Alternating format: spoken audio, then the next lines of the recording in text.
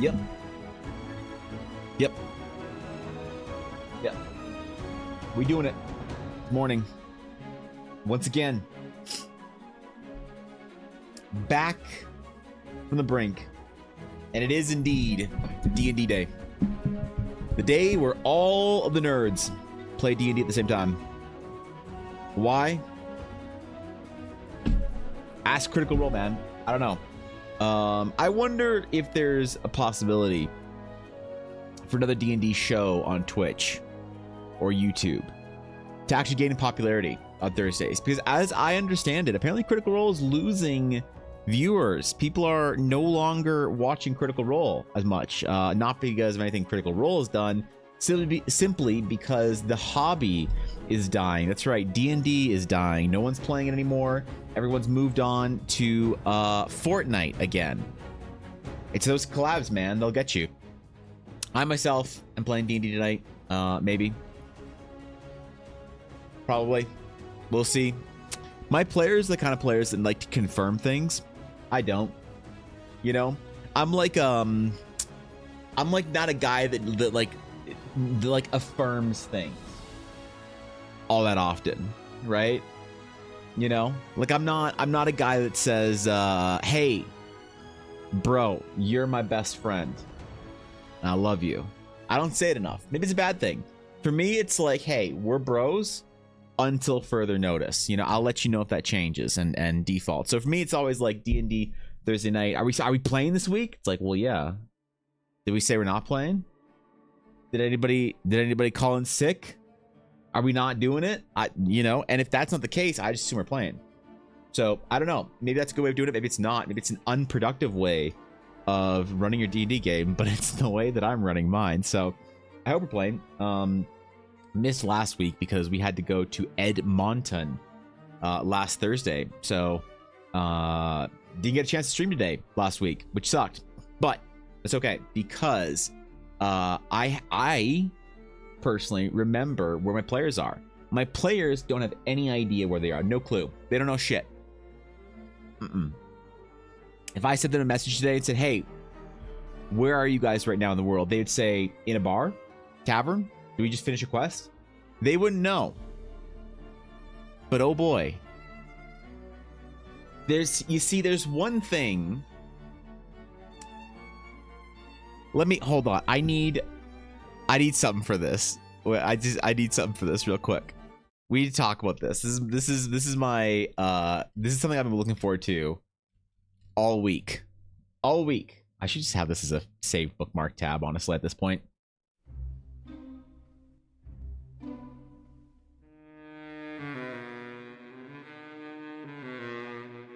You see, I know something my players should know, but I promise you they don't know. And they don't know that I know that they don't know. Because they don't know what they don't know to begin with. But I know. And that is...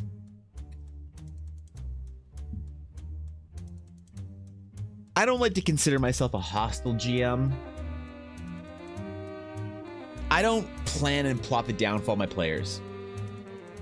I'm not antagonistic in the player-GM relationship. I'm here for them. I want to see them win as much as they want to win. But every once in a while, I get, what's the word? Predicted by them. Every once in a while, they say something that I don't forget. And they said this a couple weeks ago. They said, should I use my spell on this? Should I use my level 2 spells? And the other player said, yeah, of course, why wouldn't you? And they're like, well, what if I need it later? No, come on, this is Evan's game. You only do one big combat per long rest.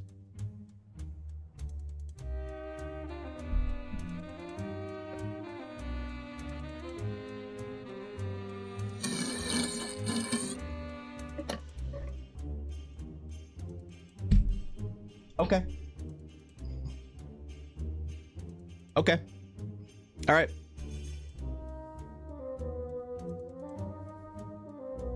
I remembered that. I filed that back in there and thought, you know what? Fair. Like, look, I can't get mad at him. Fair. And so last we played, not 1 week ago, not 2 weeks ago, 3 weeks ago, which was 3 weeks after the comment was leveled. 3 weeks ago, they started an adventure, a new quest. They went to a new area, did a new thing, got a ship, got on the boat, got their water and supplies, went across the Shattered Sea to a desert island. And on this desert island, they did a combat. Next week happened. They went down into a dungeon, did a big combat. And then we took a week off.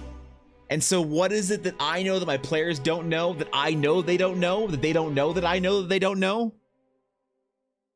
And that's that they haven't had a long rest in 2 weeks. No long rest for 2 weeks. And I remember this. HP's down, man. Short rests, hit dies, expended. Spell slots.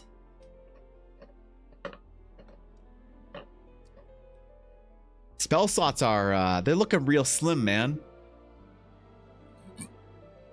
They're looking a little lean, you know? A little lean on the character sheets. Besides Ella, because here's the thing. Ella, when the comments were made between my players about how Evan only sends one short or one combat per long rest, I could see her through the downstairs, like through Discord. She made a little sound.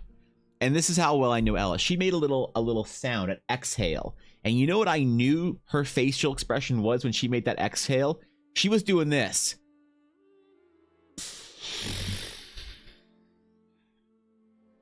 I know Ella. When they said that comment, she was thinking, you fucked up, man. You guys fucked up. I don't know what you're doing saying that shit. Y'all fucked up, man. She was doing that. So guess what? She's been very careful about her spells on this little quest. She has a lot of rune slots left over. And my player, yeah, but the rest of my party, their lay on hands is gone. Their fucking level 2 slots are gone. Their whatevers are gone, and they're on their ship on their way back to safety.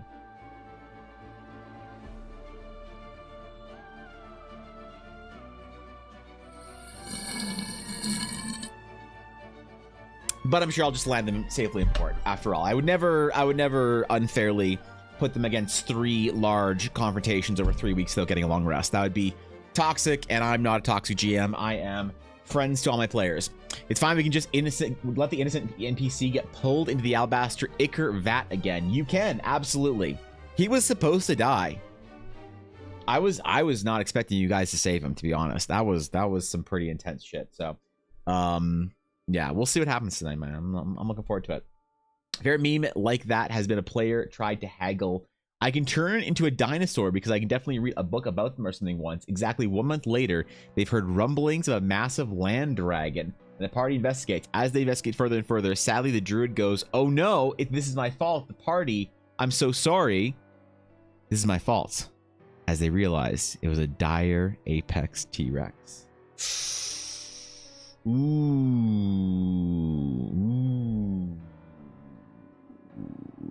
That's something, man. That's something. No, I'm we'll just say tonight the adventure isn't over. So the adventure's not over. They might get a chance to long rest before some stuff happens, but I'm a little like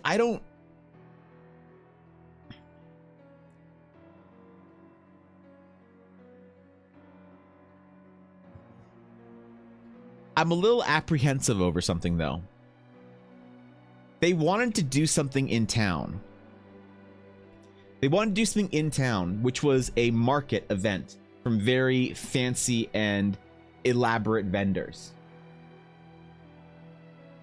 They wanted to go see them. They were invited to go see them. I think my players forgot it was like today in game. And so I was assuming players would go to the market, do that thing, and then go on the quest. But they just decided to wake up and go on the quest. And they're like, "Oh, we'll go to the market when we're back home. When we're back at the city." And I'm sitting here thinking, it's gonna be over when you get back. You are aware of that, right? But I didn't want to say anything because I'm not gonna interject. That's like the DM overstepping, I think. So I am worried about that. I am worried they're gonna get home back to the inn after whatever and be like, "Whoo, what an adventure, man. Well, let's go to that market and see those vendors we were talking to," and it's gonna be an empty square with crickets. And there's gonna be like a guy sweeping being like, "Oh, you're a day late. The market was yesterday."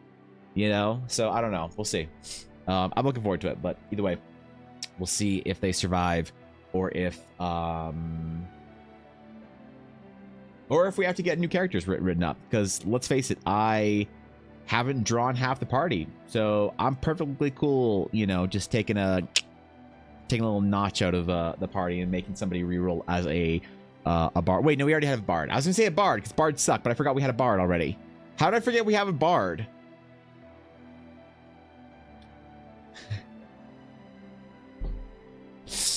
How did I forget we had a fucking bard already? Okay, never mind. What's up, Soja? What's going on? How you doing, bro? I make sure my players have the information their characters would have. They might have forgotten. That's my line. Yeah, I don't know. Like, yeah. Is this my fault somehow? I don't know. They'll probably forget they wanted to go there. You're right about that, Atari. Actually, they'll probably get back and be like, "Whoo, we gotta get ourselves some steaks up in here, man. We gotta get some gold. We gotta go do a thing, and we gotta get the thing from the place where they get the gold." And they're just gonna fucking leave the island. I mean, you're probably right. It's probably not gonna matter. So, speaking of crazy things in D&D, my version of Faerun is being invaded by biomechanical monsters based on Phyrexian. And we talked about that. That's a fucking sick idea. And in one combat, I asked my players to secretly roll wisdom saving throws. They don't know what this saving throws were exactly, but one of my players has failed twice. Oh, I've had a similar thing, actually. Wisdom saves as well. I've been getting my players, when they're in the proximity of Eldari runes, to roll wisdom saves in combat, and they think it's something that somebody's doing.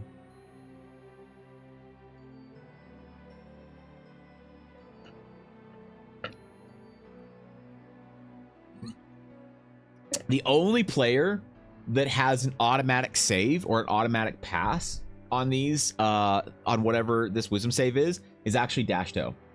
His save is irrelevant. I get the party to roll a save, but his save, it's irrelevant because he's a Duskwatch Paladin. Everyone else is vulnerable. Do you guys ever have that in your game where you like say to yourself, like, this person is from this order or this magical tradition or this or that, so they're like immune to the effects of this thing happening here? So I think it's cool. I think it's cool to be like, oh yeah, you know, the arcane currents of this are difficult to manage and whatever, and so your party is discombobulated in some way. But like the wizard, you're okay. You're navigating this all right. You know, you get either advantage on your saving throw, or you don't have to roll it or whatever, because your training has been, you've been around this environment before. This is nothing new to you. This is like, you know, I like doing that. I like making my players have like a little moment of their background sort of mattering in the story, and their background mattering mechanically in the game as well. You know, question is there any spells that you hate? Are there any spells that I hate? Well, so the most disliked spells that I have, Jeremiah, are spells that are extra dimensional. I don't like anything. So I don't like Bags of Holding. I don't like Haversacks. And I don't like mystical mansions or tents or whatever. I don't like spells that just you snap your fingers and you negate the survival component of D&D or the danger component of D&D or whatever. Or like, I like my players to build all that stuff up. Like if you want a campsite that's always protected and whatever, I like my players to get enough gold and to progress through the story, get a nice carriage. have the carriage be reinforced and fancy, get some hirelings in a second carriage, have a camp cook and a couple of camp guards, things like that. I like my players to progress like that, as opposed to just one day they're like, oh, I just hit level 8, now I can snap my fingers and make us a dimension door magical mansion we can't be ambushed in. It's like, this is kind of boring to me, you know? So I know players like it because it's like this overpowered sort of solution, but I think that it removes a path of gameplay that I think is fun when you homebrew that path of gameplay. If you aren't homebrewing and you're just using Wizards of the Coast rules as written for survival and existing in the environment, I think, yeah, it is completely boring and may as well just snap your fingers away. Like Encumbrance. I think Encumbrance is fine. I like Encumbrance. I use it all the time. I give my players difficult choices. One of my favorite things to do with a low-level party is to give them, like, 500 gold at level 2 in copper. Like, you invade this kobold or goblin or whatever small little, like, you know, gremlin creature. You invade their little, like, warren, and you clear them out, you kill the goblin king, whatever it is, and they have this massive pile of treasure behind them, and it's all copper, because it's they've been collecting little copper pieces for, you know, generations in their little warren, raiding the villages. And what do the villages have on them? Copper, you know?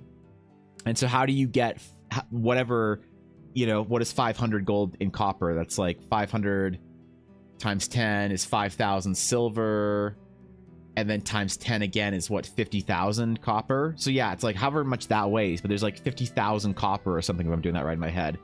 And it's fun to see how my players do it, how they figure it out, how they manage those things. And it's fun because then they'll get like, they'll get back to town, they're like, oh my god, we should buy like a cool carriage, and they'll go carriage shopping, and they'll go cart shopping and buy some mounts and whatever and all this that. And it's a gameplay vector that few GMs interact with, and players claim to hate, but I think they hate it because it's nothing but a nuisance, the way that D&D writes it. So I don't like things that take away those vectors of gameplay.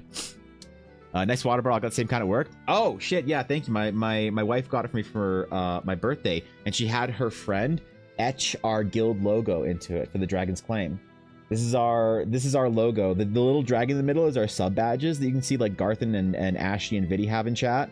And when your scroll, Jeremiah, evolves as a sub badge, if you are gifted or choose to sub, then you'll eventually get the Dragon's Claim sort of dragon. And it's really cool. It's a really cool gift. Nice water bottle too. So I'm really pleased with this. I'm not a drink vessel enjoyer like Ella is. That is the whitest girl thing about Ella, is that she enjoys drinking vessels, you know, and she's aware of it too. I had radiation a setting that constructs were immune and party could not figure it out. Oh, did you have a construct party member in that video? My Princess Bard had a necklace of disease protection, which is normally garbage, waste of a slot, but it was great flavor for no, she's rich, she has health care. We bumped into Slads and pretty funny for the rest of the party. That's actually hilarious. That's like one of those things you try and play D&D to get away from. Then automatic skill check success on knowledge rolls based on origin. Knowledge rolls too, yeah, like I'll do that sometimes too. I'll say like, you know, they're like, oh, what's this whole thing about? I'd be like, well, I did that actually in the last dungeon. I told Dashto that he knew what this thing was because they ran in with had a run with the Alabaster Consortium, and they had all these like texts and like prayers and stuff out, because the Consortium's kind of like this religion, like sort of like dark Catholicism, whatever, like creepy Imperium of mankind, 40k kind of stuff. And I just said that they're like, oh, we should do a knowledge roll, and I was like, oh, do a religion check. And I was like, wait, you know, Dasher Remington would just know what this is, so I just gave him 20 on it, you know, because he's a paladin of the Duskwatch located in the Shattered Sea. Of course, he would know what the fuck the Consortium's all about.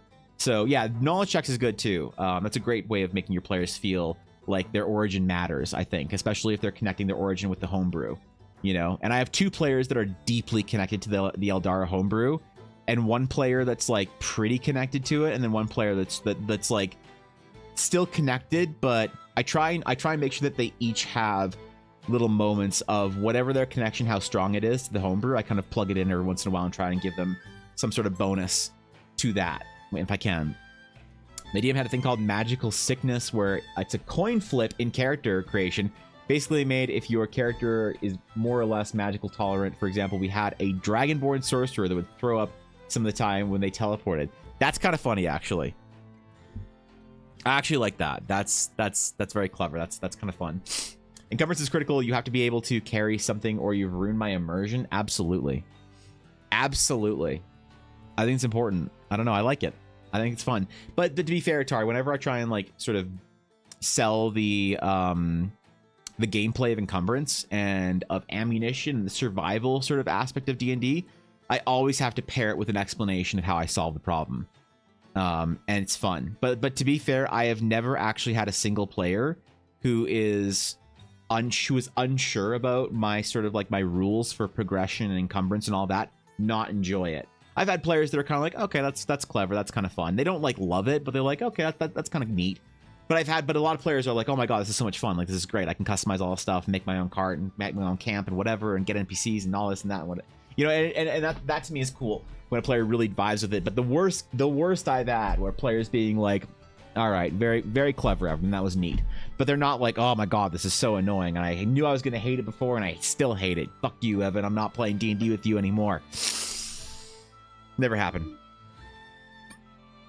Actually, to be fair, the only player that has hated my D&D game enough that they didn't want to actually continue playing was recently. I had a game going with another streamer friend of mine, and I won't say who, but Fishy decided she didn't want to play. Ooh. Oh. Oh. Oh. Oh, I said it out loud. Oh. My bad. My bad. Yeah, delete the VOD. Delete the VOD. Don't let her see it. God, we still need to find time to play now. You have on the crest of your wall too? Dude, the Dragon's Claim crest is important to me. This is important to me, man. This is our guild. This is our family, right? This is our little guild identity. This is important to me. One thing I want to do, Viddy, that I'm gonna do. Okay. I shouldn't be talking about this kind of stuff because then people are gonna expect me to do it sooner rather than later. One thing I'm planning on my like list of like medium priority things that I want to do this summer that are fun, dumb things is I'm gonna make a bunch of like Dragon's Claim sort of like badges like I did for other events and stuff. But I'm gonna make a Dragon's Claim guild badge that's just like a membership badge kind of thing, and people who hit 1 year sub can get their badge. And I'm thinking about doing one for 2, 3, and 4 years as well, where if you want a badge, I'll have like an open, like I gotta figure out like maybe a form or something where I can like do like you can like submit to a thing. Like maybe I'll do it through via my print store, where it's like you can like order the print of the 1 year whatever, and it's like a link that's only given to like the guild hall. It's not like a public link. So you could click it, add it to cart, and it'd just be free shipping, whatever, unless you put other things in there, and then it's not free shipping because obviously. But yeah, because it's like the badge costs me like what, like $1.50 to print, and then shipping mail to the US is like another $1.50, so it's like $3 to send a badge to whoever wants one. I think it'd be kind of fun, and it would have been unreasonable when like D&D was really big on Twitch, and I had like a fuck ton of subs, but a lot of people kind of fell off because, you know, COVID ended and people went back to work and stopped playing D&D and stuff. But now I think it's manageable. So I really want to do that. I want to do it for a long time, but I think I'm actually going to try and do it this summer. Cuz I'm going to do a big open thing for people who don't have their badges, cuz a lot of people forgot or didn't know they had to like ask for badges and stuff.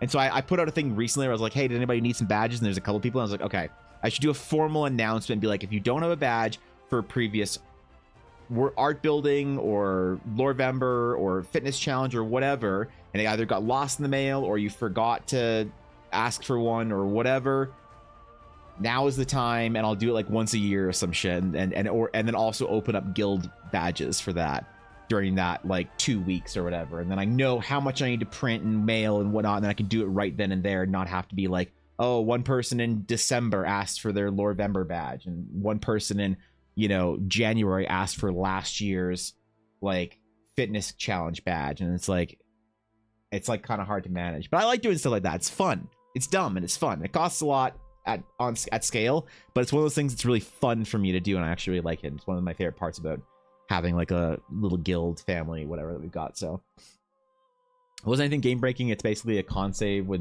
magic third or higher is affecting you. If you fail, you lose your lunch and need to eat another ration. That's clever. That's cute. I like that, Jeremiah. I like that shit. So I like it. It was actually a peaceful Warforged village they came across who had settled in the area because no one came to bother them. I created a table based on radiation points and any non-constructs who gradually get sicker and sicker, a non-magical effect that can be cured or treated, but is unavoidable. That's cool. That's cool, man. Give your players the Chernobyl experience. Let's fucking go. That's a really cool. That's actually a really cool original idea. I like that. Bet that's so cool. Yeah, I think it's fun. I think it's a cool idea. I always like to sort of build value into the sub, which I think I've been doing a poor job of for the last year. It's one of the things I want to change. But I always like to have, it's like the crumb rewards. Like I haven't sent them out in a while. You know, haven't got a chance to. It's been fucking nightmare trying to catch up on other things. But now that I'm actually caught up on stuff, it's one of the things that I'm going to be doing this summer. Is it stuff like that? I just think it's fun. I don't know, man. I like that kind of shit. So, there's something about the little badges that are fun little, because I can print 9 to a piece of paper, and the paper is like $5 a sheet or whatever, and the ink is whatever. The ink's pretty expensive too, so it's like whatever that divided plus the actual cost of the envelopes, probably $1 per. Like it's manageable. It's actually really reasonable. So, I think it's something I want to do. I don't know.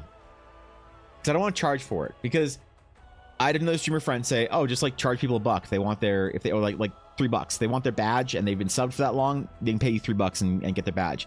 And it's like, that make it easier, but it just doesn't feel right. So I gotta figure it out, but it'll be fun whatever we do. Just my take, and I know it's a reward, but I personally wouldn't mind if it was like a badge request item in the shop that was like 5 to 10 covered the badge that people earned.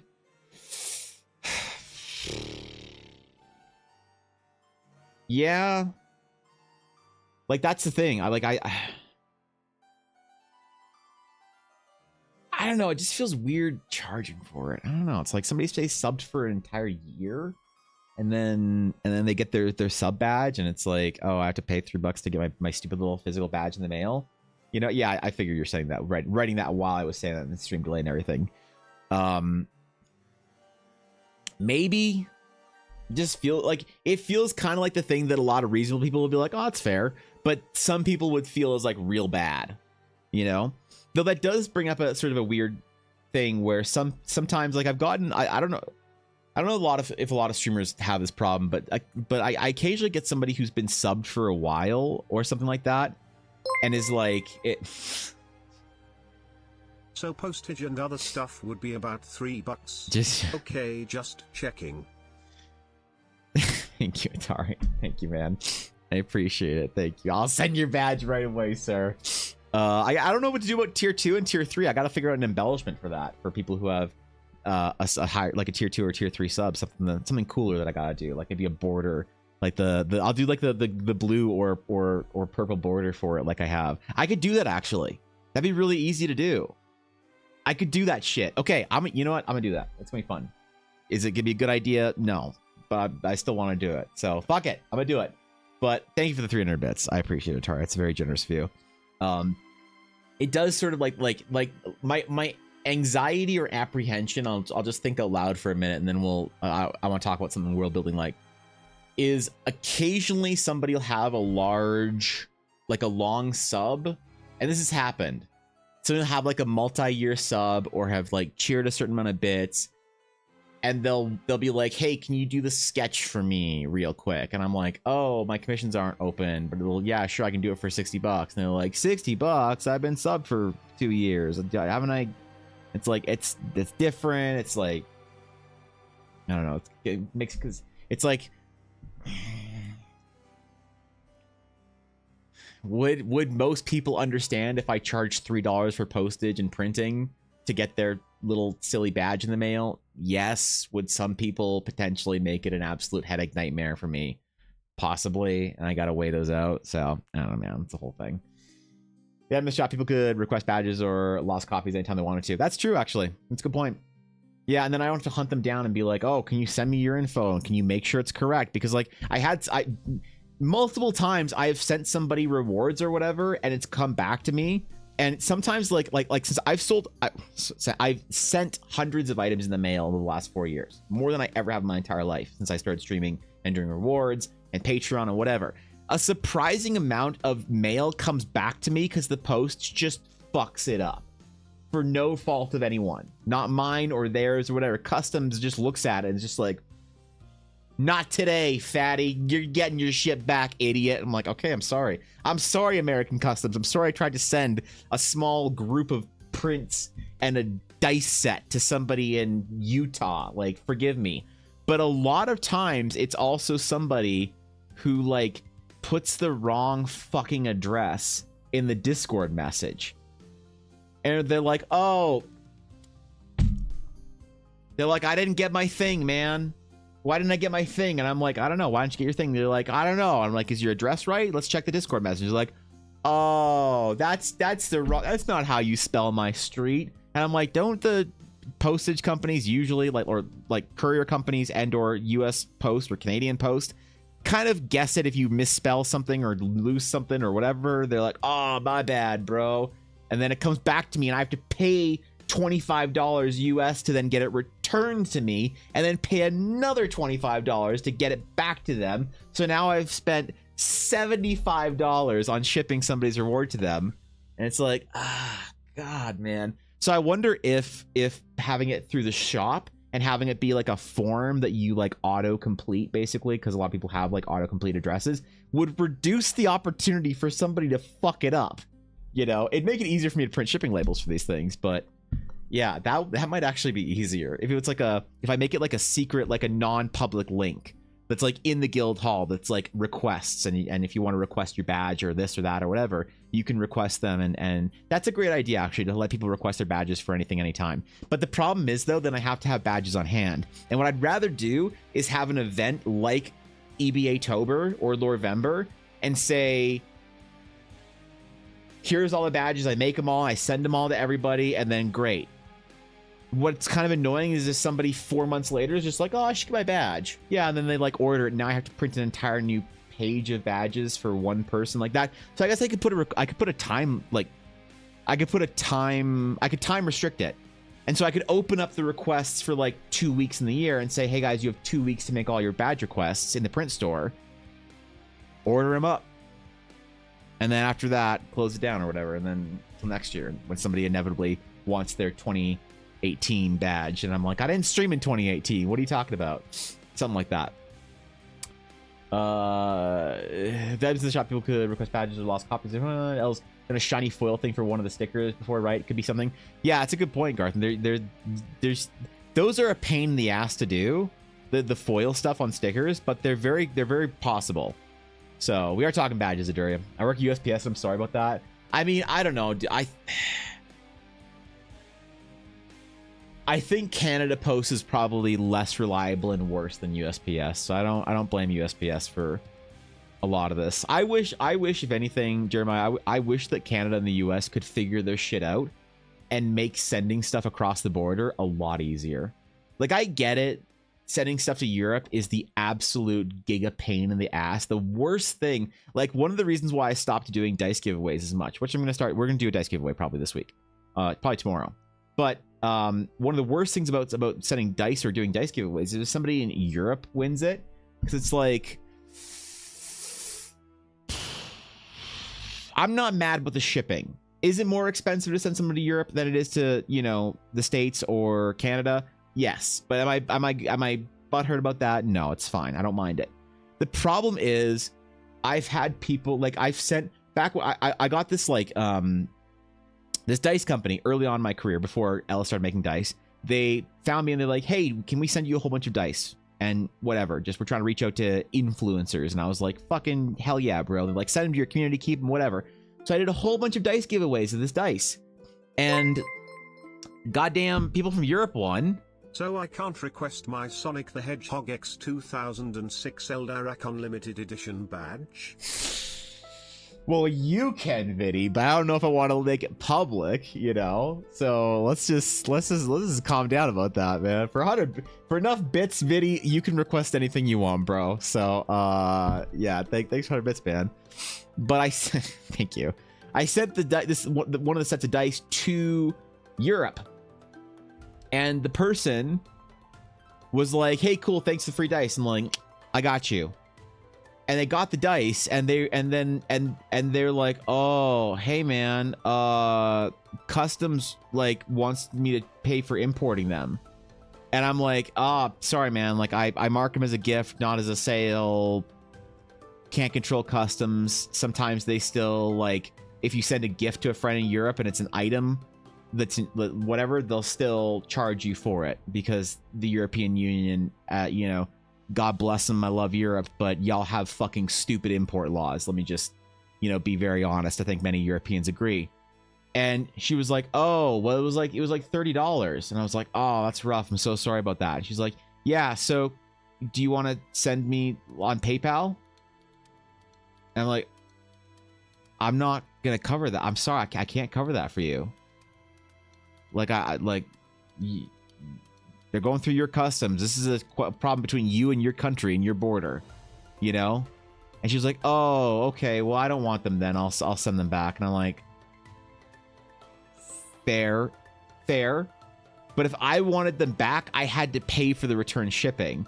So I'm always very, like, whenever I do a giveaway or something, I always have to make sure I'm saying, like, if you live in a silly European country with silly import laws, and there's a chance that depending on the day of the week and the flavor of gum that the import officer is currently chewing, you might have to pay money for your fucking free thing that you're getting in the mail. So if you're going to enter this giveaway, please be aware of that and okay with it. So it isn't as bad to send things to the US, but it is still annoying. So you could amount the requested within those 2 weeks to... I could, yeah. That's maybe a good way of doing it, Soja.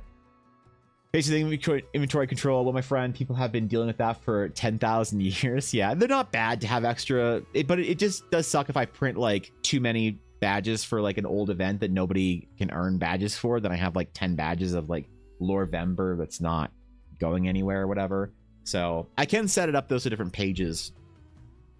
Have like different, like I can kind of print to demand, but I have to print 9 badges at a time. But I can organize those badges however I want. So it's doable. It's definitely doable. I can figure it out. Probably add an address, autocomplete, Google Forms, and just have a link for it up during the time you want it open. Yeah, I mean, I think the easiest way would to just be use Shopify for the print store. You know, so if you're ordering your badges, it's just you process an order, and it's like whatever, either maybe charge $3 for postage or not. And it doesn't really matter either way, I guess. So I'll figure it out. It'll be good. What's good, Thorkin? What's cracking, man? Hi, are you dealing with the heat wave there, bro? Are you okay? Am I getting water all over myself? I think I am. That was unfortunate. But yeah, so I got D&D tonight. Badges thing. We'll figure it out. There's a bunch of fun stuff I want to do this summer that I really have been looking forward to, doing like projects and stuff with the guild and dumb fun things again that I haven't been doing, mostly out of not having the time to do anything. So now I feel like I'm kind of returned back to being able to do cool shit like this. So we'll talk about some fun stuff. You know, I wanted to do a digital EldaraCon this summer with some previews and releases and stuff. And some dumb streams and shit. We might still do that, and then have an EldaraCon badge and like a little cool something to do with it. I don't really know exactly how it would work yet, but it'll be fun and dumb, and hopefully people are interested in it. But as far as today, I want to finish the painting portion of the landscape that we did, and do some world building on it, and also the TikTok from yesterday. Did very well. People like the process of it. I don't know. I was wrong, man. I thought that people only liked characters. But yesterday I was proven wrong, or today I guess when I posted this, the landscapes are doing pretty good, man. Landscapes doing decent. You know, I do a cool character and gets a couple hundred views. Do a landscape, 4-figure. Who'd have thought, man? So I don't know, maybe they're satisfying to watch the process of. I don't know, but that's pretty cool. So I want to do the painting portion of this, and it's not going to take too long. And then we got some world building to do. We got a Gideon to paint. We got I mean, a whole mess of projects that I got on the go. And I like this. I like the chaos of having a ton of stuff going at once. Projects, commissions, whatever. I love not having to focus on one thing all week. I can work on something for like, you know, Monday, Tuesday, and then not think about it again until Friday. Because I don't know if you guys feel this way for your projects at work. If you have a job where you do projects in whatever capacity, I feel like I do best when I balance between multiples. I'm not sure if this is a good way of doing it, or if this is just like sort of one of the phenotypes of creatives or whatever, but I like to step away and get distance from a piece, and I find that if I come back, my time working on it is more efficient and better. Right? Like I'll go away, I'll work on something else, a different character, a landscape, whatever, and I'll like solve problems for that one project in the back of my mind while I'm doing other stuff. And it's why I don't name things on stream, for instance. When we make maps, I never name stuff on stream. I'll use temporary names for things. A city here, an encampment there, a forest here, because I'll have the map open as a Photoshop file for like a week and a half, just in the back. It's one of my tabs that I have, and I will, out of nowhere, be like, oh, Novalia. That's what I'm gonna name this map. Novalia. That's what we're calling the region. Okay, great. And I'll go into the map and I'll add that name. But if I sit down and like, okay, we like gentlemen, we have to name this region. What kind of names should we apply for this region? Let's brainstorm this. Like I just don't do that shit very well. I don't know. I'm very much happier doing other things, and it kind of comes to me, or like writing lore or whatever, or mechanics. I try and think about how a mechanic's gonna work for the Astral Knight. One mechanic I haven't figured out is, I've been thinking about this for 2 or 3 weeks now. I still haven't figured out the spell reflect, and I might post in the Discord for some ideas to how to make the spell reflect work at higher levels for Astral Knight. This is currently, the spell reflect is the last thing, the last core mechanic that I have to think about how it works before I can post the full proper beta version of the class. This is the issue. Because currently the way it worked was, at level 3, you can basically do the arrow deflect thing monks can do. Reduce the damage by 1d10 plus your strength modifier plus your Astral Knight level. That's replacing the dex modifier plus monk level. If you reduce the damage to 0, you can reflect the spell in any way. You can do one room to blah blah blah. So you can reflect fire bolts and things like that, and guiding bolt and whatever. But I wanted you to be able to reflect chain lightning, lightning bolt, and fireball. But how do you do that if it's an area of an effect attack or has multiple targets? And I want the progression to be at higher levels. You can start doing that. But I don't have a good way of wording this. So I've been thinking about this problem in the back of my mind for the last 2 weeks, and I still don't have it. So this is one of those things, though, an example of where I might need to sit down and just be like, I'm going to just try and solve this problem now. And not think about it in whatever, not figure it out at my own pace, but just sit here and ponder it until it's finished, you know? Those art restoration videos, same vibe, same audience. Oh, maybe you're right, actually. I didn't think about that. Yeah, people have said video. A very like strange, not unappreciated, but a unique compliment I've gotten to landscapes is that people find it relaxing. So maybe the process is satisfying or something. I don't know. It's a good insight, actually. Type in with your current project. You're bouncing between maps. Oh yeah, I mean, yeah, definitely when you're doing like level design or anything, or game design or whatever. Totally understand. It's a very similar. Jump around a lot since I have the freedom to do so, and then I do personal projects in the evening. Yeah, man, trying to find time for personal projects. I mean, it's all a personal project, but I guess, yeah, that's good. You're finding time for that. Depends if project is time sensitive. I prefer focusing on just that. Juggling multiple time sensitive projects is difficult for me.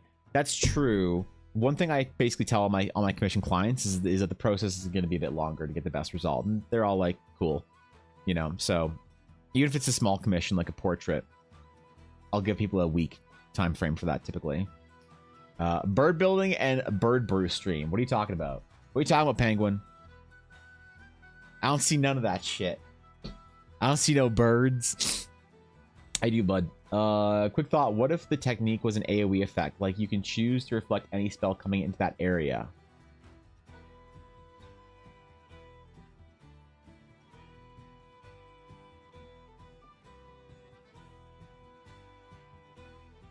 If an area of effect spell, if you would be hit by an area effect spell, you may reduce the damage. But how does the damage? Okay, so here's the problem. Like that's a great idea, actually. Here's the question then. How do you reduce the damage of the spell in totality for everyone, or is it just for you? Is the question.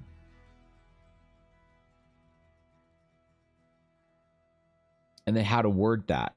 So a fireball comes in and it clips you and you can deflect it. If you fully reduce the damage of the fireball, then you can deflect it and throw it somewhere else. But if you don't fully reduce the fireball, then you still reduce the damage of the fireball for everyone in the square or whatever. Or what about, okay, so that works. What about for chain lightning? If you reflect it,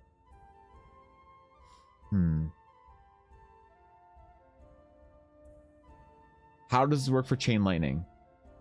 Because that works for, but also then how does it work for lightning bolt if you're fourth in line? You know what I mean? This is the complicated part of it. This is the complicated part of it. How does then lightning bolt if you're fourth in line? Fireball makes sense. It's an AoE like circle. You are kind of getting a part of it and you reduce the fireball damage. Sure, but how does chain lightning and lightning bolt work if you're not in front? Do you say something like if you are the primary target of chain lightning or lightning bolt or something like that? Like the problem is we all know how the spell is supposed to work. Gut check, everyone here, you know it, I know it, everyone knows how the spell reflect is supposed to work. But the problem is wording it, is I have no idea how to do it for these weird and small situations. But maybe I'm overthinking it. Maybe you just word it as best you can, and it's like, you must jump over this bar of being relatively intelligent to use this spell or this effect or whatever, you know? Maybe instead of return to center, they can shield it for themselves and adjacent targets, half damage. Think Paladin Passage of Arms, the big wings in 14. That's really cool. The fantasy is them cleaving through it, and if they cleave through it hard enough, they can deflect it entirely. So really, thematically, it's if you are in front of the spell. But that's...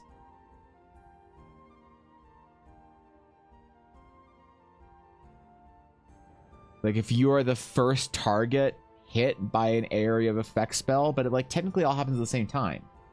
So just flies over and just the bard, chain lightning too, it all goes to the bard. Listen, I'm fine with killing off the bard.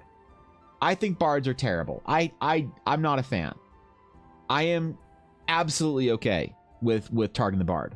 The problem is the good people of the internet don't like it. So unless you give me yes, wife. You for gore? No. Let me write the parts that I remember then in a Discord message. What do we need from the farmers market, guys? What do we need from the farmers market? What else? What else? We have fancy pepper, dill, smoked salmon, honey, lettuce, and spinach. What else do we need from the farmers market? What am I forgetting? What are we running low on, guys? Farmers market stuff only, not like Costco stuff. I think that was it, actually. Tomatoes. Can't eat tomatoes. I can't eat tomatoes. Weapon size leaks. There's actually 2 in the fridge right now, Penguin. Good thinking, though. Ella has 2 leaks right now for her Korean soup. What else? Fancy pepper, dill, smoked salmon, honey, lettuce, spinach. Berries? Oh shit, yeah, you're right about that. Nice berries. If they have them. We already got some berries from Costco because the berries from Costco are so ridiculously cheap. Like, I try and balance like high quality foods with like affordability. So some things like honey, I'll only buy at the farmer's market because never buy honey in a grocery store ever. It's not actually honey. Maybe it is in the US. It certainly isn't in Canada. But you buy that shit at the farmer's market from like an actual honey farm, you know? So that's something. But at like a Costco, I'll buy asparagus because it's like $2 for a giant thing. So we just bought some Costco berries, but I think we could probably do for more. Not Capri Sun. I'm really trying to work in a bar for the next story. God damn it. If AoE, then you wouldn't be the fourth in line. Anyone within the AoE would be protected.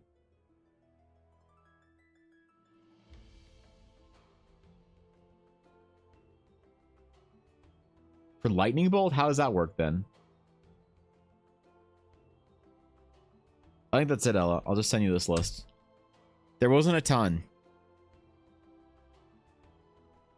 There wasn't a ton on there, so was there any meat that we needed? I don't think so.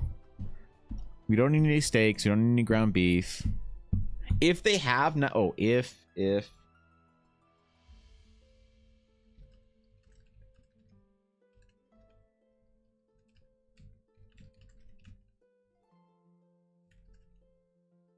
all right, lamb, if they have it. Eggs, we got eggs. We got a ton of eggs, man. I go through so many eggs. My breakfast this morning was 3 eggs and 100 grams of egg whites and aged cheddar on top. I go through 1 billion eggs in the mornings. So we got eggs. We got the good eggs too, the farmers market eggs. What was breakfast? Breakfast was 37 grams of protein. Not bad. I think that's it, Ella. I can't think of anything else. We're good on fish. Ooh, if they have halibut and it's not unreasonable. We haven't had that in a while. I don't know. All right, list sent. So yeah, I don't know how to make this the wording on, because the problem is the reason why. Okay, why do I need to do this? The reason why is if you can deflect a single target range spell attack, basically, then that leaves you deflecting like 4 things. Kind of boring, if you ask me. This is supposed to be cool, big boss fight, reflecting shit. So,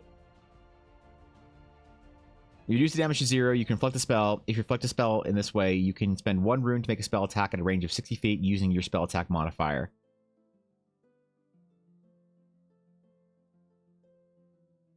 Why do I have change wording to add in your spell DC? Or why do I need your spell DC? Wait, what? If you would reduce... Is there anything wrong with this wording? If you would reduce the damage to 0, you can reflect the spell. If you reflect a spell in this way, you can spend 1 rune to make a spell attack at a range of 60 feet using your spell attack modifier. Why do I need the spell saves DC?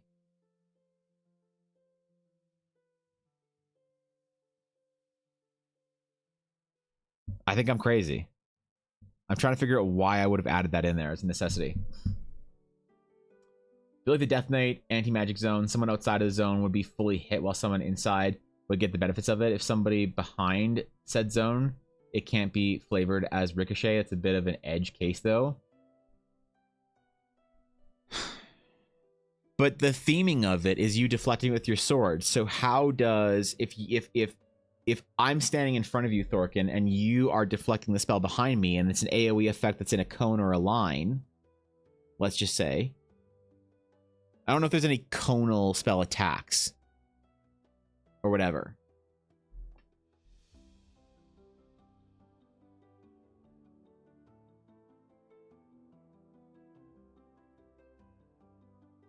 Yeah, this is I'm not smart enough for this.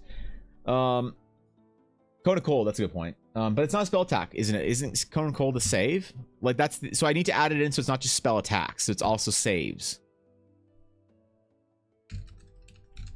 Because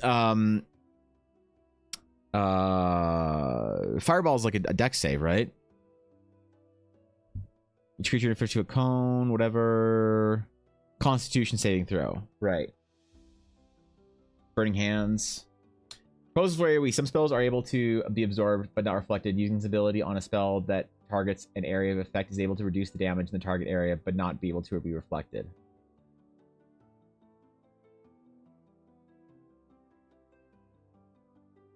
But how does that work if you're not the first in line of Lightning Bolt? You know what I mean? Maybe they only absorb enough magic to protect themselves, but not cancel the spell, so you soak up the fireball near you and use that to fire back a generic magic attack. Yeah, and then it takes away. So that's an easy way of doing it. Actually, that's a really simple, like, nice, elegant way of handling it. But then you lose the sort of the theming of then you reflect the fireball and boom, you send it back to them. You know? It says using your spell attack modifier, so maybe you meant it as a spell save DC like counterspell. Is that what I meant? I'm wondering why I added that in. At 9th level, you may also use Tanrai Technique on a single target spell that requires a dexterity saving throw. You may reflect the spell or a spell this way if you are the only target. Is this okay? Just is this wording of this part good? At 9th level, you may also use Tanrai Technique on single target spells that require a dexterity saving throw. Or on spells that you may use this. You may also use Tanrai Technique on spells that require a dexterity saving throw. You may reflect a spell this way if you are the only target. Does that make sense now? So you can reduce the damage of Chain Lightning, but you can, or Lightning Bolt or whatever, but you can only reflect it if you are the only target. That kind of solves it, right? Then it's not as you aren't protecting the group as much. So it takes that away. The heroic moment of the Astral Knight jumping in front of the guy and deflecting the fireball, but it makes it kind of clean, right? I think we solidified this part. What? Oh, whoops.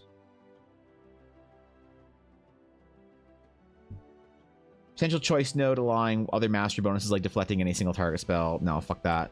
That's dumb.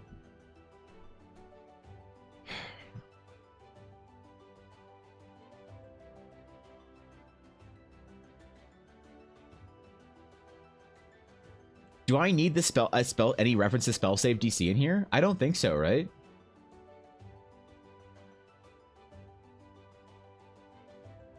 What I need is I need it down here. So at 9th level, you may also use Tanrai Technique on spells that require a dexterity saving throw. You may reflect a spell this way if you are the only target. Spells reflected use your spell save DC.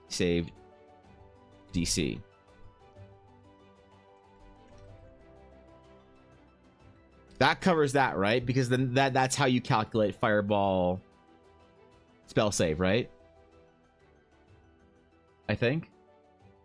It still bends or cracks around behind you like a cone of cold. Burning Hands will still hit people behind you. Exactly, right? And you can't deflect it if... Okay. If someone isn't right behind the paladin doing passage, they don't get the buff. Aren't they removing... Just real quick side note, Ashley. Aren't they removing passage? Safe passage or whatever it is for Dawn Trail? I'm kind of butthurt about that. I remember hearing something about that. But that makes sense. You slash down, split the bolt around you. The ability to only reduce damage for the knight, not the spell itself. Right. It's less cool that you can't reduce the fireball for everyone. But... It's mechanically and more elegantly written, I think, like this.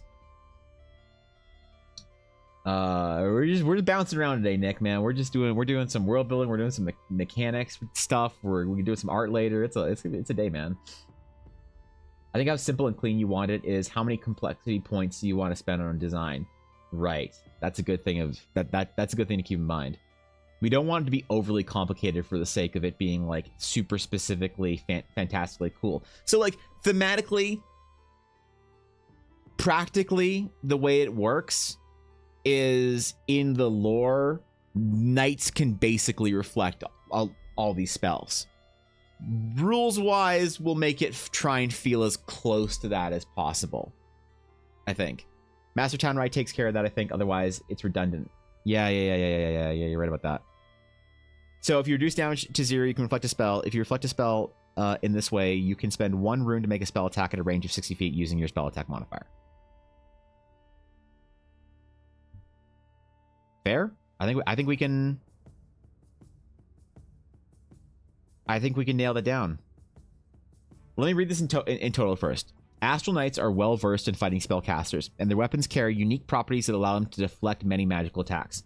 Starting at 3rd level, you can use your reaction to deflect a spell when you are hit by a ranged spell attack. When you do so, the damage you take from the attack is reduced by 1d10 plus your strength modifier, plus your Astral Knight level. That is all directly pulled from Monk's fucking flick away arrow bullshit. If you reduce the damage to 0, you can reflect the spell. If you reflect the spell this way, you can spend 1 rune, like key points, or whatever, or spell slots, to make a spell attack at a range of 60 feet using your spell attack modifier. The only thing I'm unsure about is if I need to put at the range of 60 feet. If I can word this to say, you may make a spell attack,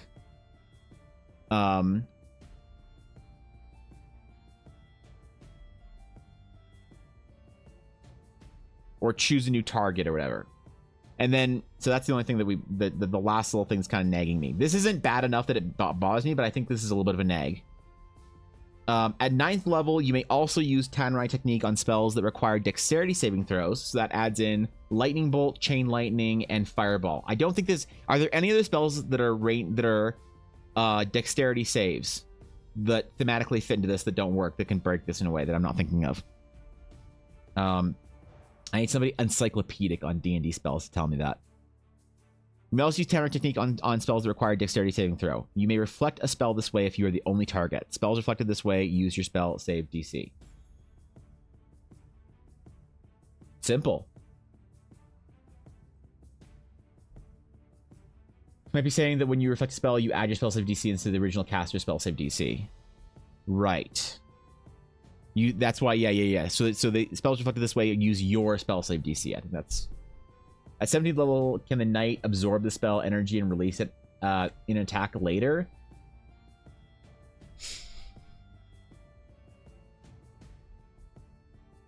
So the armor has magic absorption power, whatever, built into it. The blade itself...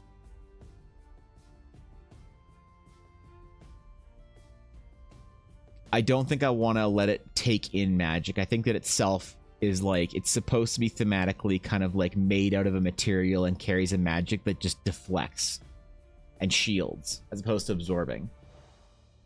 You still give the feel of deflecting the spell if the rules are simple. It just won't feel as perfect. Right. How else would be able to reflect for the group so that folks using the spell at, or the ability at a single person 9th level, and it's nice perk that fits in the prestige of hardened warrior at like 15th level. But I don't know how I'd even word that. Even if I, like, let's say we want to do that and it's not imbalanced or whatever, or overpowered. I don't even know how I'd word that, you know? Wall of Fire. Oh, is that a dex save?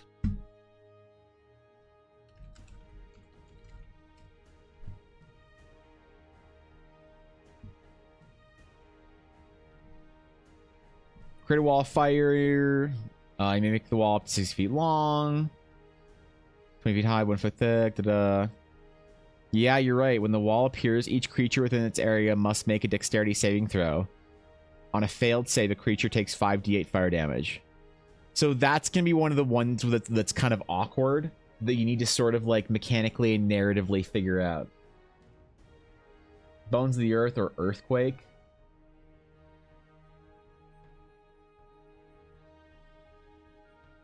Hmm.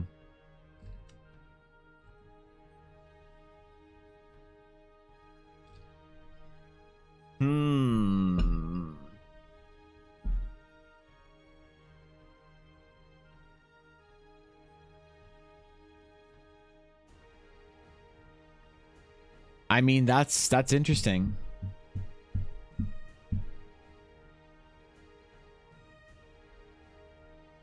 Is this cool enough that the awkwardness of like earthquake and stuff and spells like that doesn't matter?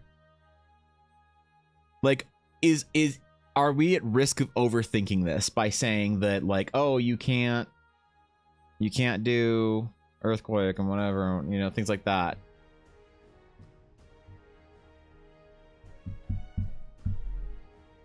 Make spell attack equivalent to their spell range. That's interesting. Yeah, I don't know how to word that though, right? You spend 1 rune to use the deflected spell as your own spell attack. You spend 1 rune to make a spell attack using your spell attack modifier.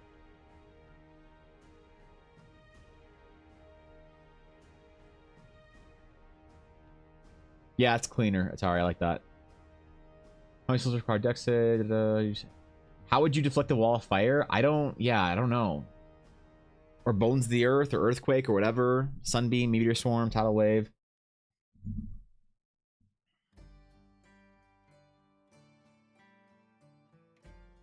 Did those spells that are more of a problem make the whole thing feel really dumb? Or does it not matter? Is it still cool?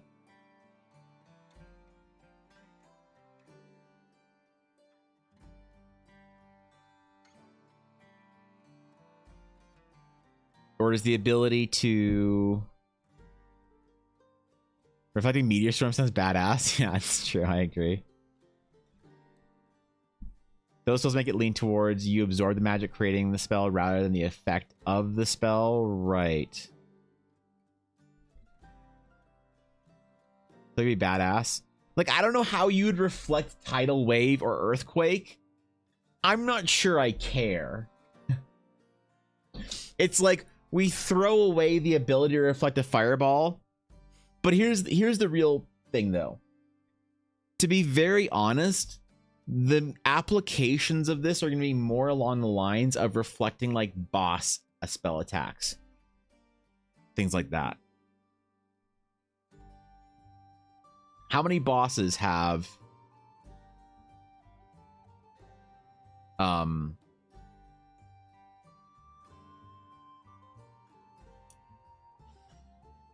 many bosses have unique spells that aren't just like game spells? Not that many.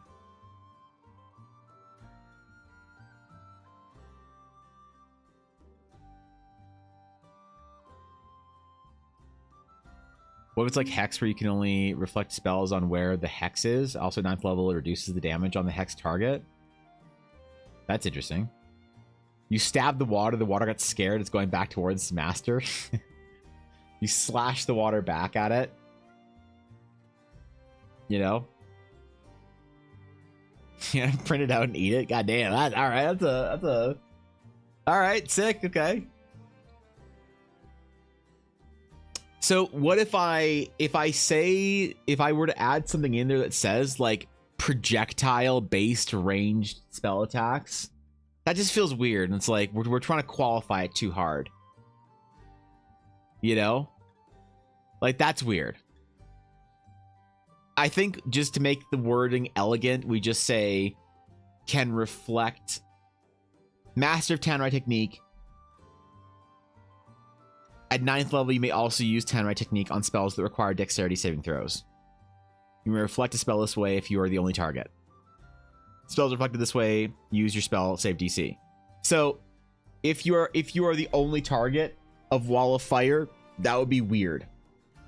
So, I'm not so much worried about the reflection part or the deflection part. It's not like you're gonna deflect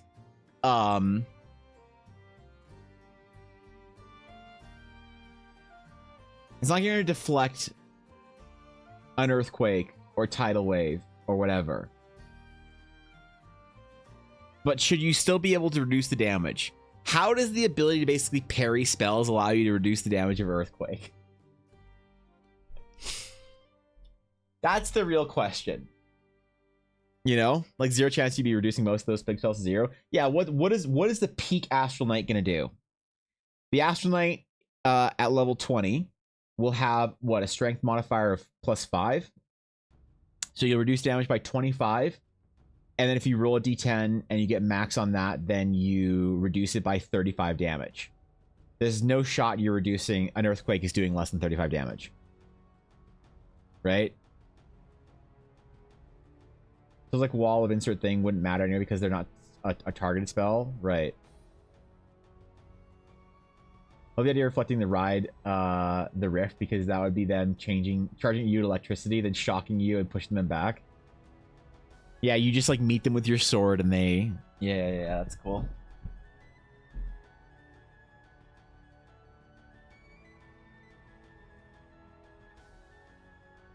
Do I need to put the... Yeah, okay, so...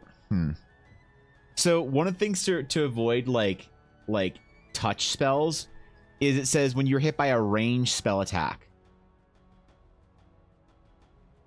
That still qualifies for dexterity for... Do I need to put the word ranged right here?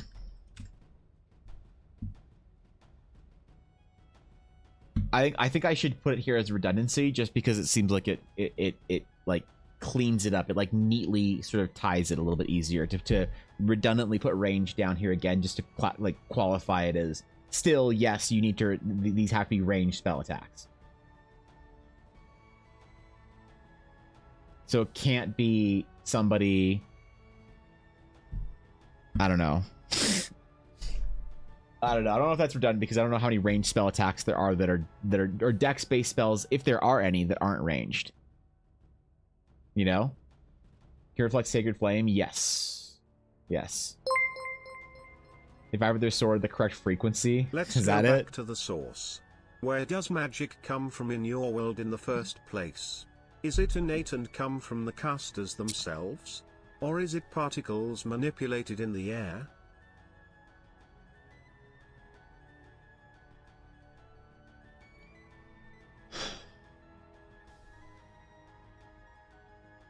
That's complicated.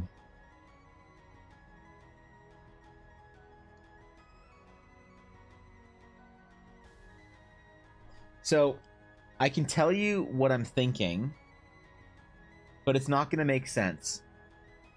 Because it doesn't make perfect sense to me. I would say that the presence of magic is similar to the physical world. Like, you could say maybe the presence of dark matter is. It's like present but not accessible unless you are sort of pulling it through some sort of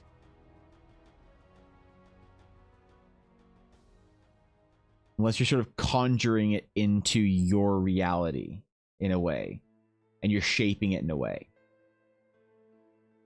But it's not present like in the air necessarily all the time. You can't like feel the magic. Makes no sense to reflect the touch spells, in my opinion. It makes most sense to reflect touch spells. Snare is a dex save touch spell, technically.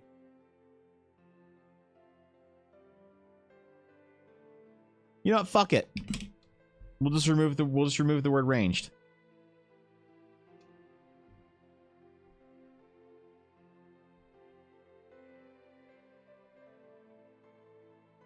Yeah, screw it.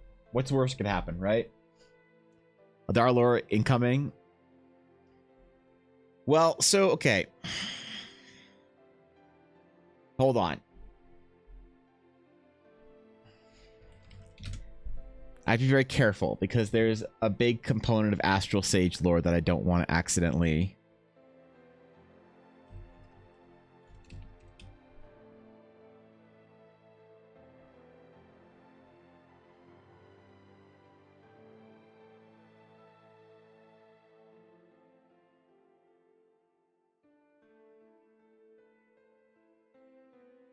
Okay.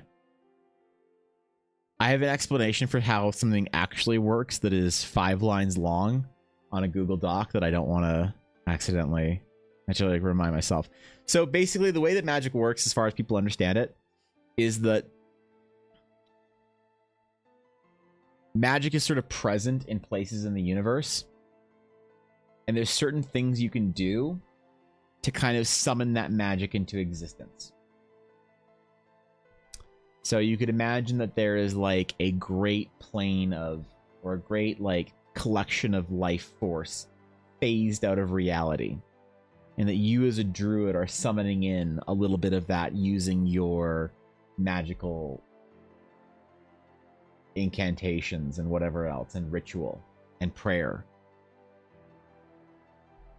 And that summoning process is poorly understood by even academics within like the mage circles and things like that. The sages have a bit of a better understanding of how it works, but even they don't really get it. They just kind of know what to do. If that makes sense. Let the DM figure it out. It's what we call a white box scenario. It can happen technically, yes. Will it happen though? What are the odds? A DM throws an AoE spell at a single Astral Knight, and the Astral Knight reduces said AoE to 0, almost none. Right. Yeah. Okay. Yeah. We don't need to overthink that. Can I answer the direction of what does reflection mean? Right. I think this is good. I think this is good for Town Art Technique. If anyone has any massive complaints about it, I'm sure we'll hear about it in the beta test, which I'm looking forward to. I'm looking forward to people making Astral Knights and Astral Sages and trying them out and trying mechanically to see if they work well. Right now, for my own testing, I don't have I haven't had any problems with Town Art Technique.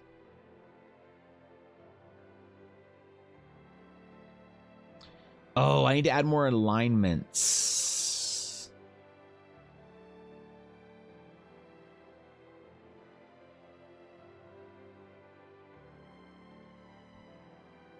Right. This is also the second most recent addition. The TB name spell or effect. At 14th level, your control over the astral aura allows you to see the very magic of creation. You no longer need a light source to see, and you gain advantage on perception checks to detect hidden enemies. In addition, when you score a critical strike, you may add your charisma modifier to the damage and restore 1 rune slot. The idea of this is basically your Neo. You can see Matrix code. You can see fucking Matrix code. You can see in magic. You can see through magic. You can see the magic present in all things and creatures and creations and whatever. And so you don't need to use your fucking eyes, man. Well, you do. Your eyes see differently. So the alignments is the thing that I need to add more. Right. So this is actually, I lied. This is the last thing I need to. That was the last core mechanic. This is the last like addition that I need to make. Is creating the passive bonuses. Because you get a passive bonus at level 6, 10, and 18. I could be persuaded to give you a one at level 1 as well. But that doesn't seem... That seems like it's too powerful because... Maybe not, actually. I don't know. These alignments are not anything massive. They're just like cool little like talent point kind of bonuses that you can pick from. Advantage on wisdom and charisma saving throws. Bonus to persuasion, intimidation. Once per turn, you can spend a rune to reroll a failed attack. Whenever you make a successful attack of opportunity, you may end the creature's movement if it's a medium-sized creature or smaller. Stuff like that.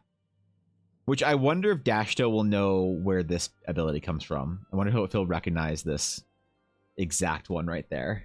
Because that's something he should know. Like the idea of party members looking at a knight and saying, I'm sorry, you could reflect a spell, but you can't dodge an arrow. Yeah, basically, you know. Would I give him true sight out at 30 foot or blind sight out to 30 feet?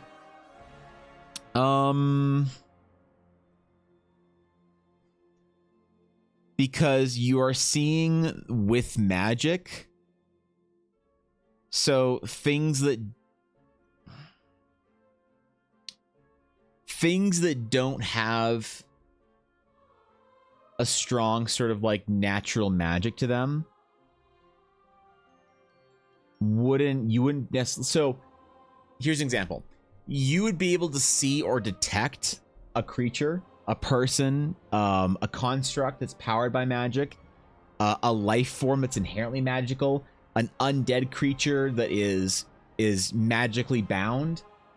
So enemies are all like, it works. But if you're like in a completely pitch black cave and there's like glyphs written on or carved into the cave walls, you can't like necessarily see that.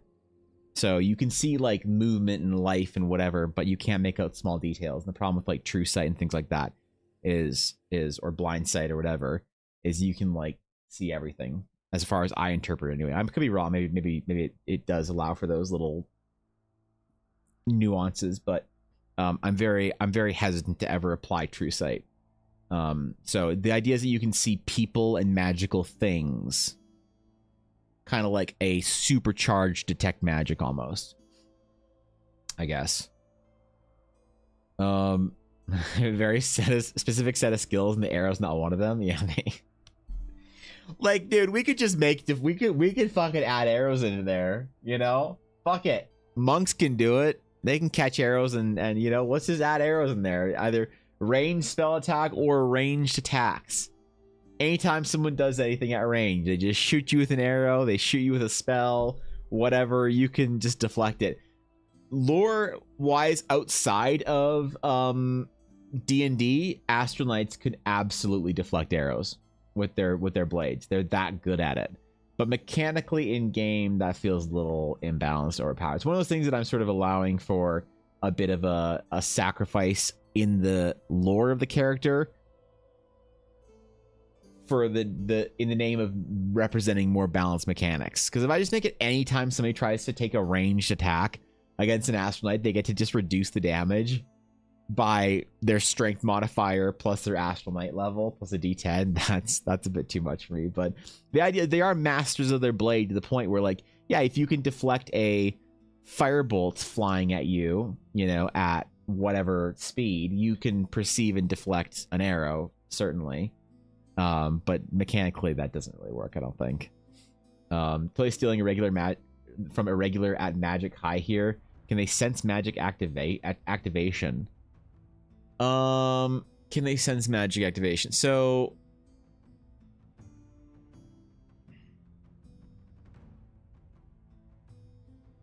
specifically, they can detect and sense not just magic activation, but the presence of astral based magic. So like when Ella and the party went into the ruins, I told Ella on both her Astral Knight and her Astral Sage or whatever, you know, there's like the hum of astral magic happening here and some spell is still residually active. So it's more of a lore thing, I guess. But lore wise, yeah, Astral Knights and Sages, they can both detect and sense if they are in the presence of it, only if they are charisma based casters. So remember, Astral Sages can be either charisma or int or wisdom. I don't know which one I'm going with yet. I think probably int. Maybe, I don't know. Charisma based casters, since they don't align mechanically with constellations, they align spiritually with constellations, would be able to detect magic that int based casters wouldn't. It's one of those things that it is more beneficial probably always to be a charisma based Astral Sage than it is an int based Astral Sage. Narratively, I want to open it up and as accessibility there. The whole point is anyone can become an astral sage. You can learn the abilities required to practice sage arts.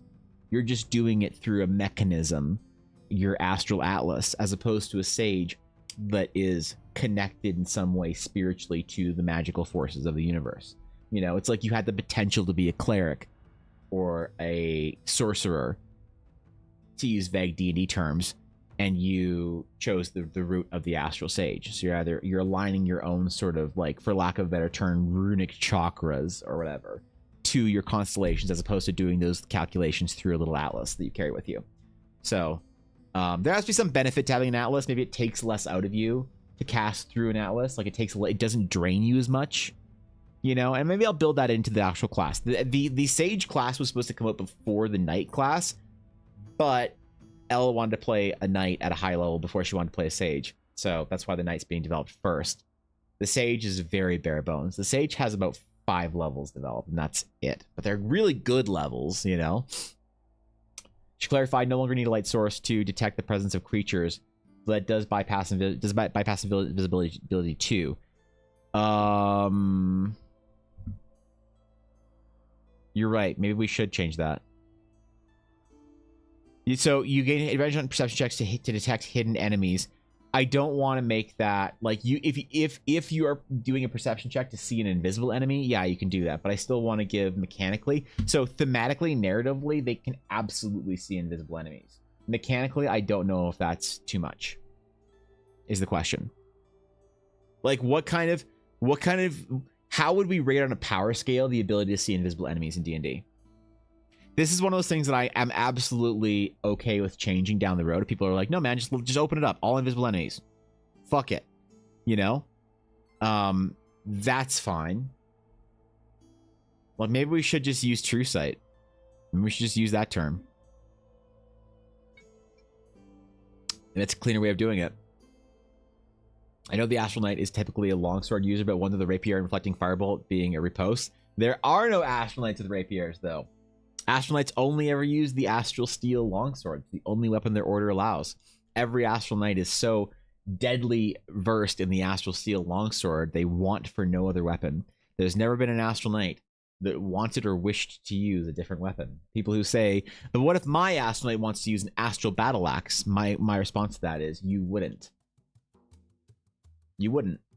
After being a member of the Order since you were very young, the indoctrination and culture of the Astral Knight Order, of the Astari, would have long since rid the ambitions of using other weaponry, for you understand the mastery and techniques developed over thousands of years of knights training, that there is no need for a weapon that sacrifices either the strength or the dexterity of the weapon. For the longsword is the perfect balance. The knights are very protective about their longsword. They love it. They don't want anything else, man.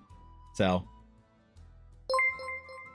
that's it's hard to get players to understand. That one Astral Knight with the Astral Butter Knife. Yeah, look, so honestly, Vinny, there is the story of the Lumari. And so this is a story that I am telling in Fishy's game, but before the establishment of the Astari, there were astral sages who started focusing their energies and their spellcasting through weapons, which was very dangerous at the time because they didn't have the right runes discovered to do it safely. So they were basically injecting their own life force into their weapons, and sometimes they would burn them up. But these Lumari recognized the power of being able to do so and becoming these like ultimate knight fighter defenders of the orders. And so the Lumari didn't have a strict sort of adherence to weaponry. They used preferential weapons. That's why Runa's game is called The Path of the Lumari, because she found a pre-Astral Knight Astral Steel spear, which would be a terribly important relic to the Astral Knights. And they have some Lumari weapons in their reliquary. But technically they don't own them, so that's why they couldn't take Runa's spear. Runa would probably feel compelled at a certain point in time to return the spear. Once her adventuring days are done, she would most likely, and I'm not speaking for Fishy, I'm speaking for her character. There's unless something crazy happens, she would recognize the safest place for that spear is in the Astral Knight Order. So when she's done her adventuring days and she's saved the world and done her thing, she would most likely pilgrimage to the temple to give the spear to the Order to be preserved. Unless she decided to do something else with it. Who knows? But there were theoretically Lumari in ancient days that used knives and swords and axes and all sorts of crazy weapons and a khopesh or some shit or whatever. True Sight is crazy strong because it bypasses shapeshifting too. Right. Like True Sight, I feel like ruins DM. Like True Sight is something that I feel like if I put the word True Sight on the character sheet or on the class, you'd have a DMs reading it through. If you, Ed, want to play the Astral Knight and I put True Sight on here and you show the class to your DM and your DM would see that and groan. She's like, oh, fucking, no, come on, man. I hate when my players are True Sight. Like constant True Sight. That 130 abs get out of here. Thank you, Ed. Thank you for the Prime. I appreciate it. Thank you for considering me your Prime option this month. Appreciate it, bro. Corrupted Astral Steel Mon Sword. Yeah, I mean, what does corruption look like for the Astral Knights? Nobody knows. That raises the question, Atomic. Are the Astral Knights uncorruptible?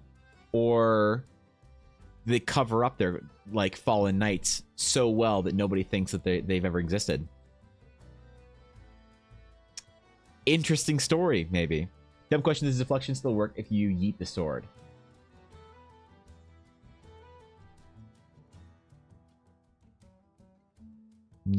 No. But I need to specify that. Then you're right about that.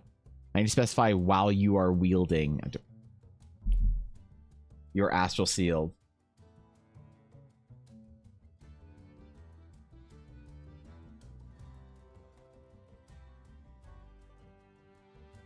You can use your action to deflect a spell when you're hit by a ranged spell attack. When you do so,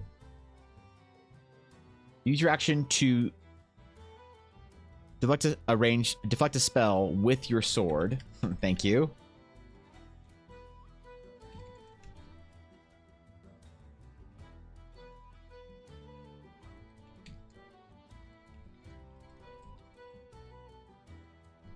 With your Astral Shield Longsword when you are hit by a ranged spell attack.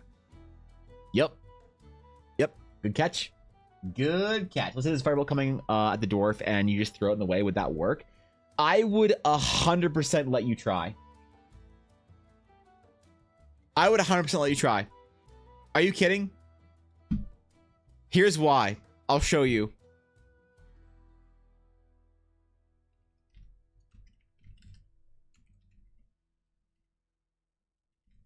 I'll show you why.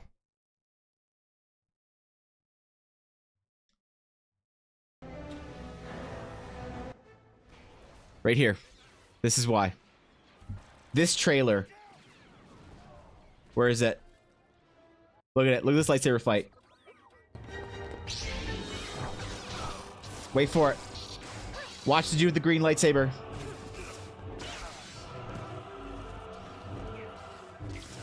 Watch him. Watch him. Here it comes. Here it comes. Oh! Oh! Oh, shit! Oh, shit! One more time. One more time. One more time. One more time. Just for those in the back who didn't see it the first time. Look it up. You get it.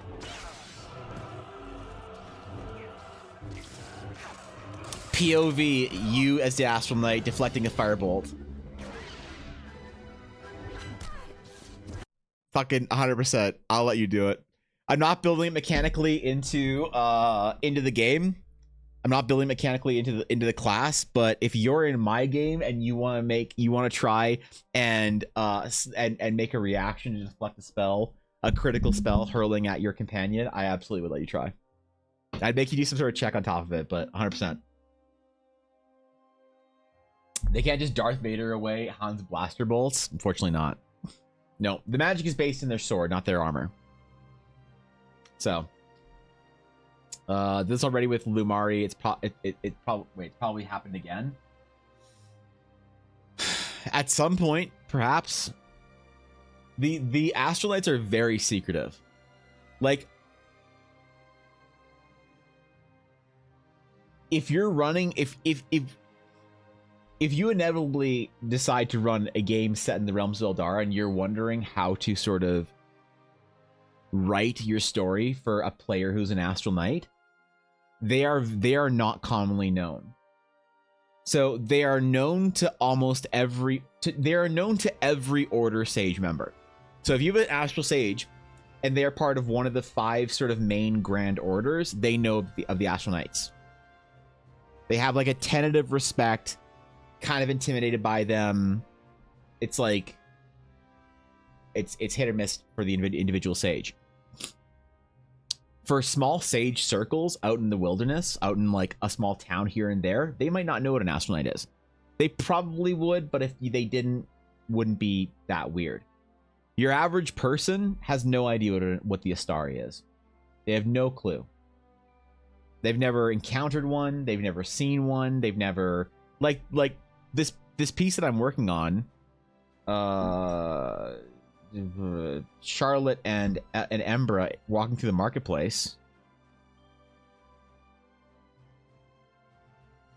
Like this painting I'm working on, like two astral knights walking through a market, no one would bat an eye at them. No one would think like, oh my god, it's a starry. Like, oh god. They think like, oh, who are those two edgelords wearing their dark cloaks and have their fancy glowing blue eyes and shit. I mean, you see crazy shit all the time in the Eldar in a fantasy setting like this. So an astral knight wouldn't stand out that much. But would they be commonly known or understood or whatever? Even people who are like there are people who are sort of in the know of the happenings of the world, diplomats, rulers, whatever. They probably have some recognition. But your local lord, man, the guard captain of the city you're in, the villain bandit that you're taking down, the zombie fucking necromancer, they probably don't even know that the astral knights exist. They never had an interaction with one, right? Unless they're fucking around with Eldari rune sites or sage orders, and then they might know what an astral knight is briefly, very briefly. So, astral steel brass knuckles, yeah. Astral sea lion companion. I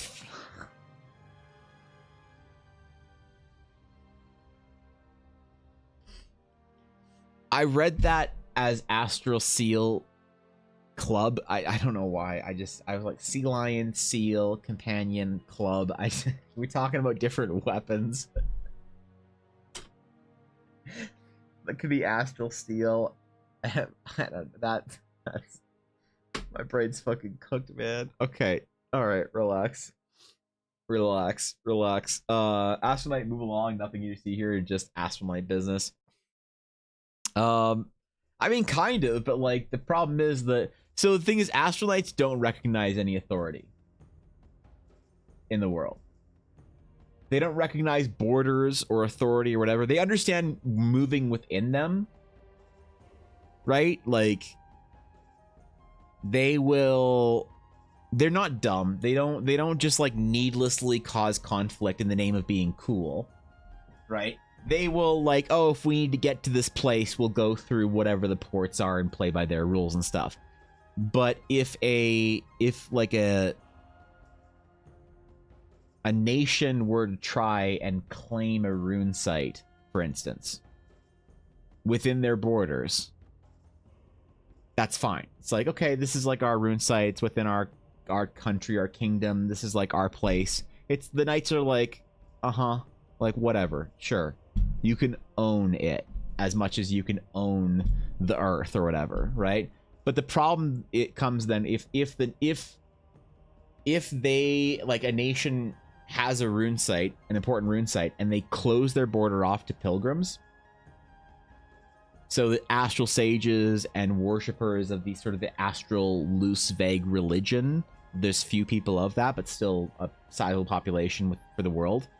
If they can no longer access a rune site for any reason, that's when the astral knights come by and say, you're gonna open your border because your border is this made up shit that I don't care about.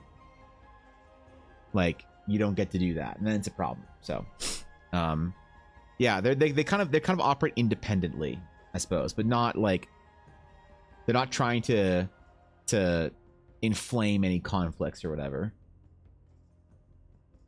Astral steel seals would be an entirely different celestial conjuration. Yeah, it'd be something that'd be something different. I just had an image of Lumari Holt looking at the swords and going, nah guys, I got it, simplicity. It has the one and only astral steel club, and he hits spells back like he's swinging a baseball bat. Look, it's probably been there.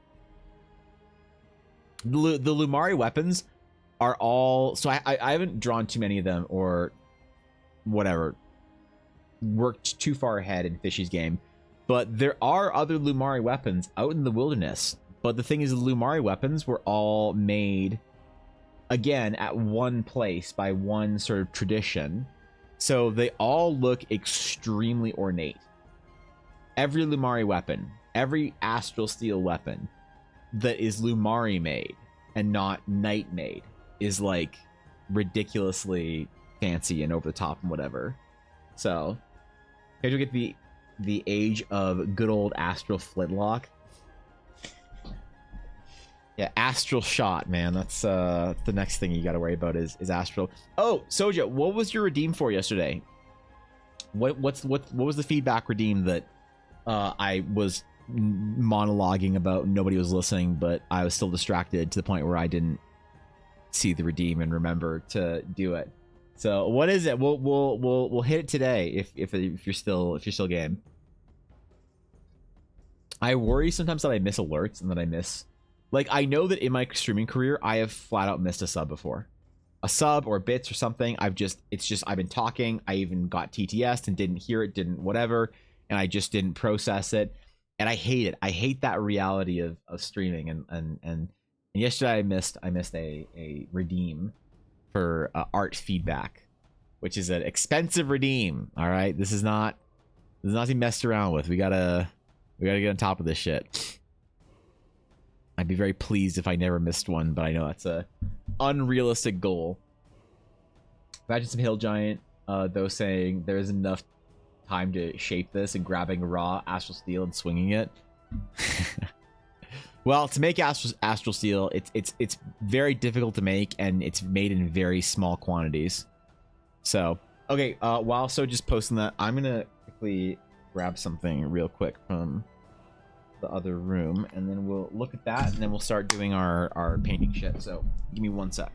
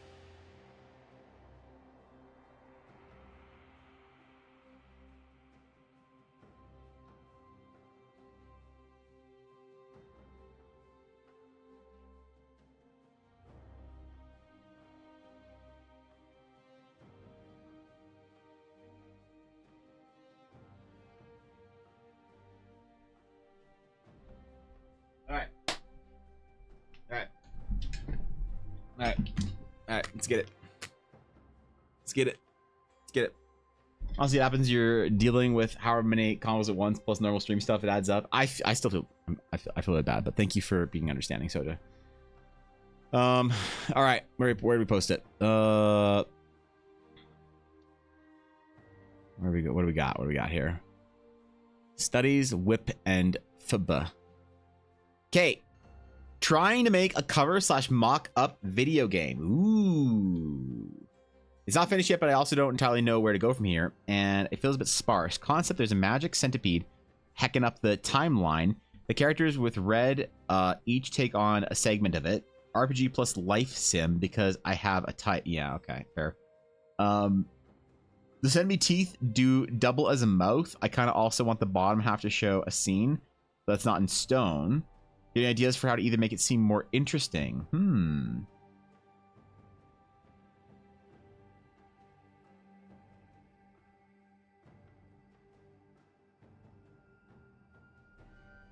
Interesting. I like this.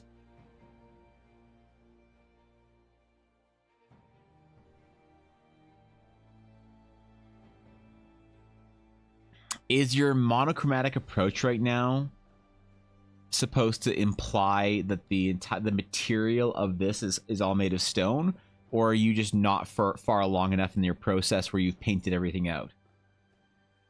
Because I really like this. We have our creature sort of wrapping around and framing whatever this event is.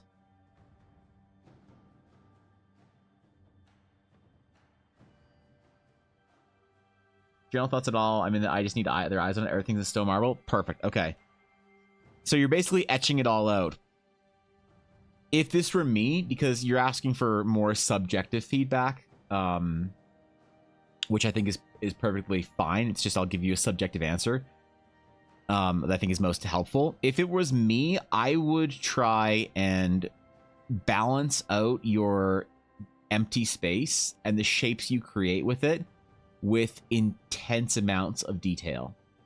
So if I was designing this from here, if you gave this to me and said finish it, I would finish the scene. Obviously, I think the scene's a really great idea. It's a great direction.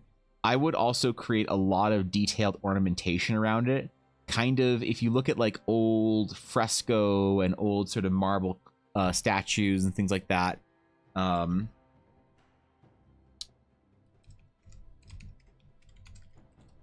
think of the right statue base. Yeah. So when you look at a lot of like sculpture, they will frame the figure with sort of design, detail, culture, and filigree to help emphasize the areas of simplicity. It's a very like the balance of the detail in hair versus the smoothness and simplicity of skin is actually something referenced by a couple of sculptors. It's one of the references for why sculpting figure in the nude is actually considered to be such a beautiful sort of way of doing it, a way of manipulating stone. So I would go in hard and I would frame this entire thing with like filigree and design and whatnot, and kind of have it more act as windows. You might also want to consider adding sort of like column and other kind of designs, because you're sort of evoking the whole marble thing. I don't really know what's going to happen in the background. It looks like some sort of a scene, and this is more of a sculpture sort of in that scene. The next place that I would consider is making the entire thing sculpture, and so making the entirety of the background also sort of the same kind of carved marble. This is just like some kind of a scene. It kind of reminds me of the World of Warcraft 15th anniversary collection, I think. Yeah, so look up the World of Warcraft 15th anniversary collection. This kind of thing. Same sort of idea where the figures are all carved out of marble or stone. So you also want to sort of maybe paint in the actual material, the weathering, the cracks, things like that. Use metallic, like this is a really great use of material where you're using this like sort of metal ring, so you can kind of use that to frame things in there. So mix your materials, mix your I want to find a bigger version of this. I guess that's as big as I can get. Mix your materials up a little bit and think about really emphasizing the fact that this is a display somewhere. So look at how they have like a lot of detail through the figures and everything. Empty space where they're showing material here, but there's all this like ornate design around it, framing it. So I would just say frame it with the background as like your scene, but then also have that sort of like wall framing, like this is all on a wall sticking out. And then these big areas of negative space where you're planting a scene in here won't look so empty. but I think it's really cool. That's an interesting concept. I like it, but the piece itself as an individual piece is really strong, and that's where I'd go with it next. But I'm excited to see what you do with it. That's really cool, Soja. Thank you, Lord Thorkin. Good luck with whatever you're working on, bro. We gotta paint some shit. We gotta paint a little sceney scene. We got some colors we gotta figure out. We got some environments we gotta reference.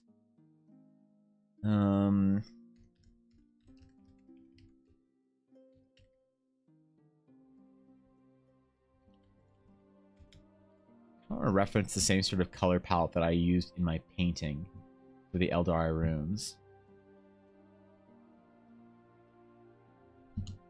We'll figure it out. Okay, we need to make selection, don't we?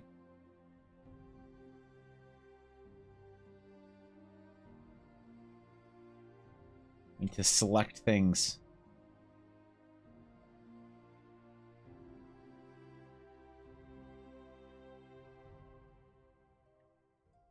Before we can actually paint. And this is going to be the June Patreon piece.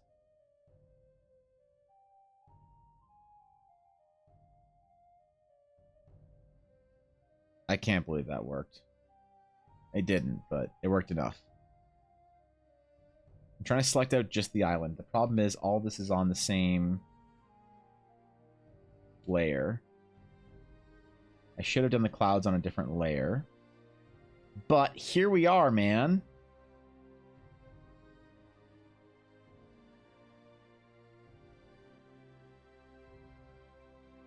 Trying our best to get by.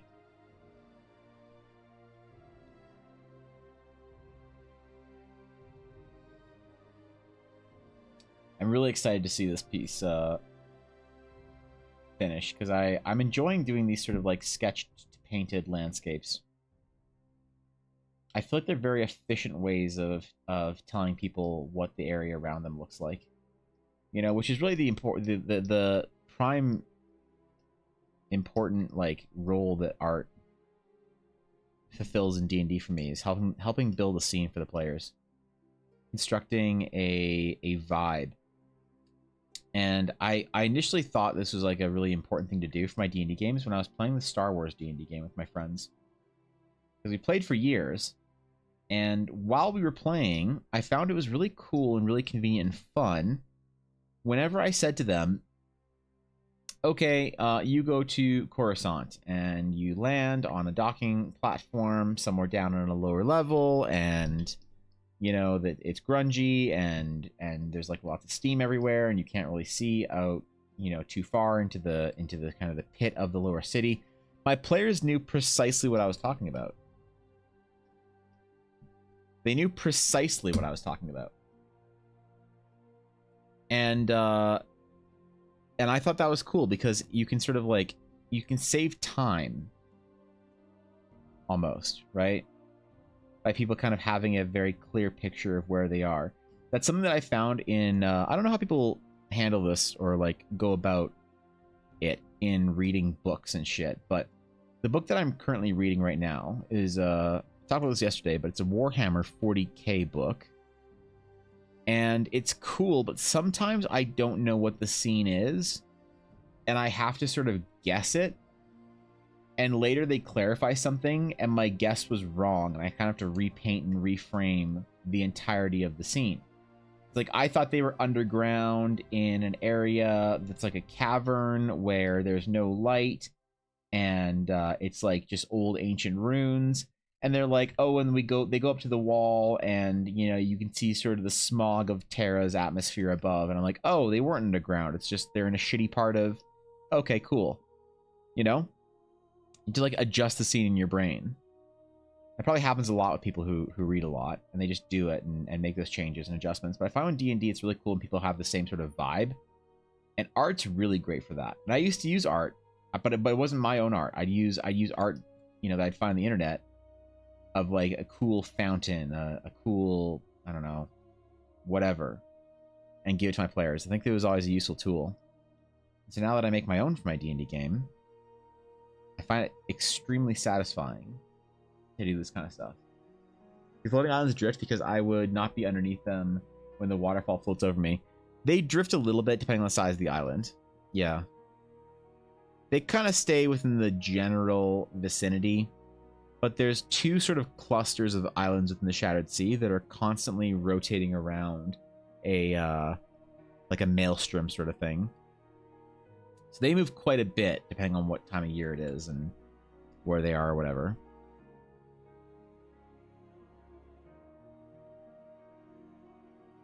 I'm going to merge all that together.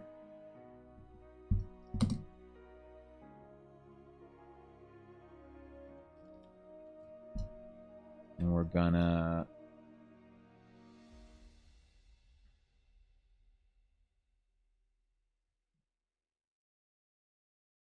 You know, it'd be kind of cool to paint it out as just the islands and then leave the background as the sketch. You'll think about doing that.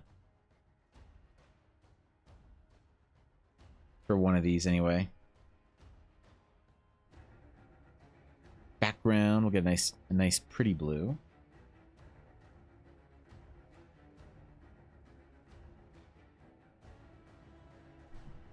And it's funny that a lot of this artwork as well is made like post a certain event happening in the game. Which is why I often paint them with like other worlds in the background. And no one's really questioned why or complained about it, so hey man. Works for me, I guess. Do a little mini cloud painting demo for Guapo. I'll show him why I start darker to lighter clouds. And watch the VOD or some shit.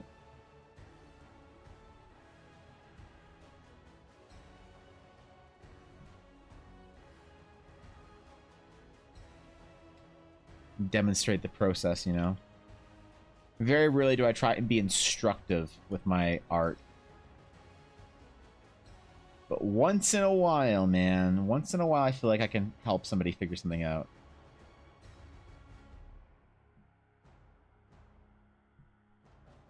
I actually had somebody who wasn't a Twitch viewer. They were an art on Twitter enjoyer, which I didn't know I had anybody that was that. And a couple months ago, they asked me if I was accepting mentorships. And I said no. I didn't have the time. And, you know, that's a lot of work and whatnot. And they're like, oh, I have a budget for that. I was looking, you know, it'll be paid, of course. Do you do, like how much do you charge for your mentorships, whatever? And, I was willing to accept my first, like, mentee student and help them out for a 2-month mentorship. But, they backed out. They found someone else. It took too long. So I was gonna give some I don't know, some stories and feedback when it was done about what the experience was like working with a student. It's something I'm willing to do. I just haven't had a chance to do it, you know.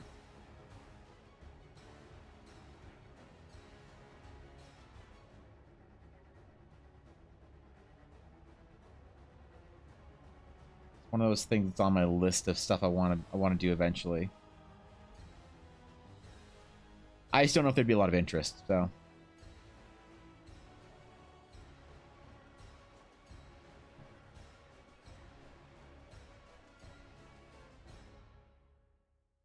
Ooh, I should have my clouds as a different layer. Part of these paintings are also trying to do them as speedy as possible.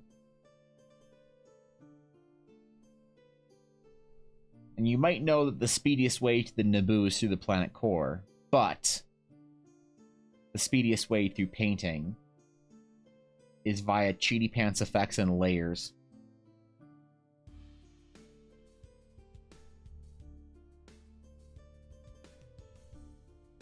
Okay, I'm done. I won't reference Star Wars anymore today. I'm done. I mean it.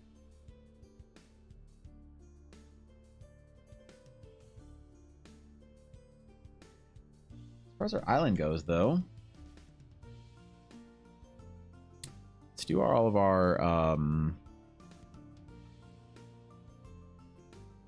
rock faces first, I think. The light and dark of it.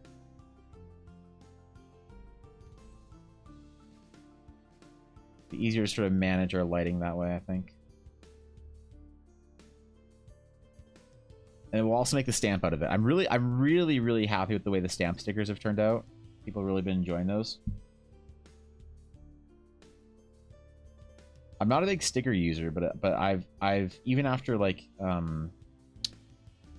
Patreon all these years, I'm still not a big sticker user, but at the convention, I found that there is a passionate fan base for sticker enjoyers. Not something that I'm particularly well versed in,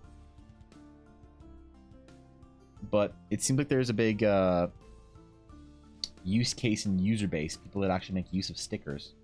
I just never want to stick any I just never want to stick anything on anything I have, right? You know.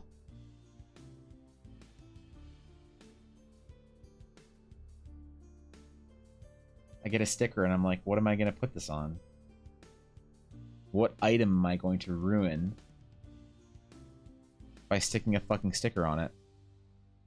But apparently there's a bunch of people that like to customize their shit. Laptops and computer cases and art book or art supply containers, whatever it is. They got their stickers going on. I'm like, oh shit, okay.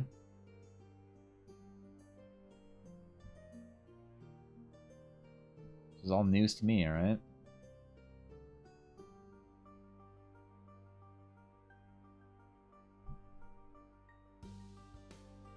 It's probably pretty cool. I just personally I think I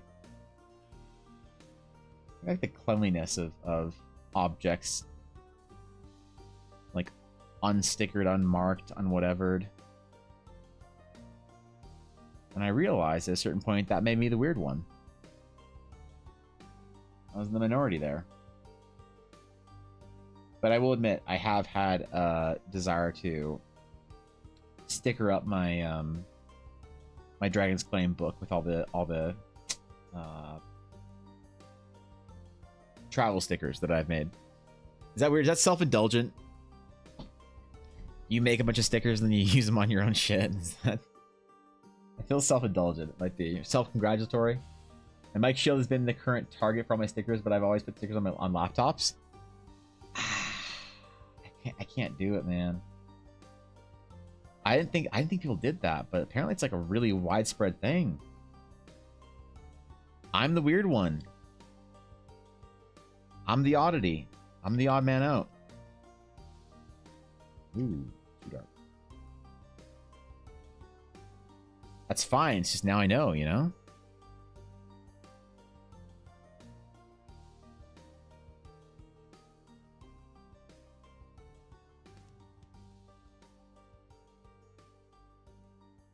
I'm okay with it. It's just weird, you know? Gotta find the right blue here. I think that's the right one. I think I found it. There's a lot of cool colors here for our rock faces and stuff. Gotta not skip any. And the right size one for my back of my phone case. Oh. How big of a sticker is the right size for your phone case? I should do that for my phone case actually. Yeah. I should try that. I should hit it up. That'd be cool. Because like phone cases, like a laptop for me is like, nah, I don't want to sticker it because it's this thing that I'm gonna own for all this time, right? But a phone case I replace every like 8 to 10 months or so, typically. I actually need to replace mine currently. It's got a cracked corner, which I don't know how much that reduces the structural integrity of it, but I'm guessing quite a bit. So I gotta replace that. Problem is like there's nothing I have like there are a few things in life that I like get less satisfaction on spending money on than a fucking phone case. Because I also don't want like a dumb phone case. I just want like a plain black, minimalist, whatever. And God help me if I ever find a pop socket on my phone case. Holy shit. I can't do pop sockets, man. I'm morally against them. Ella fucking loves hers. I am morally against pop sockets.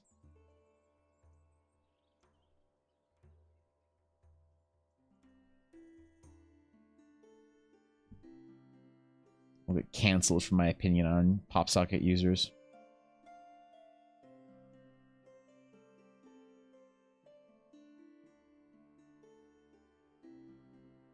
I can't share my true feelings on the internet. Will offend too many people. Get me in trouble on Reddit. Be unfriended by all my pop socket users. There's a circle for the MagSafe magnet, so it's like 1.75 inches. Yeah, it's a bit small. I usually make my stickers about 2 by 2 inches, around there. That is a weird size.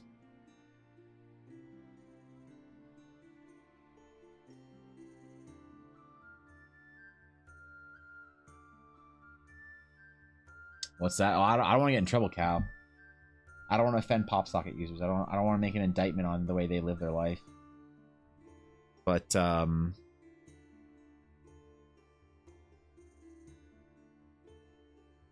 simply ask the question, why do you need a pop socket?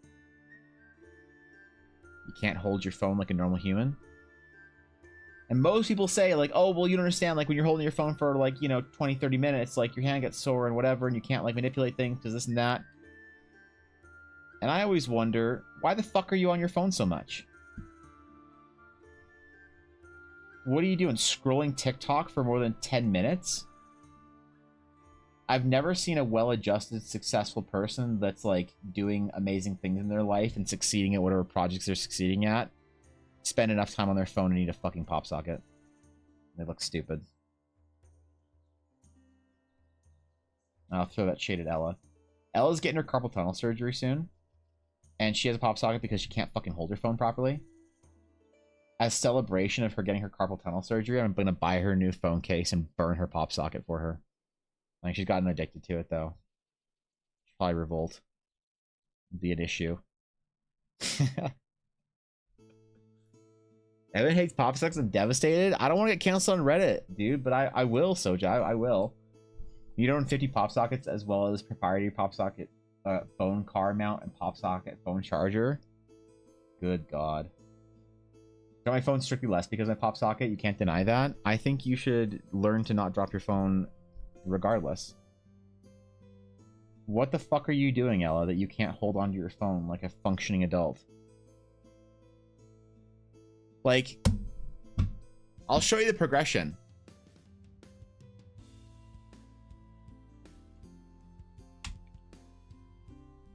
You know what happens when you like stage 1, like ergonomics are one thing. Ergonomics are one thing.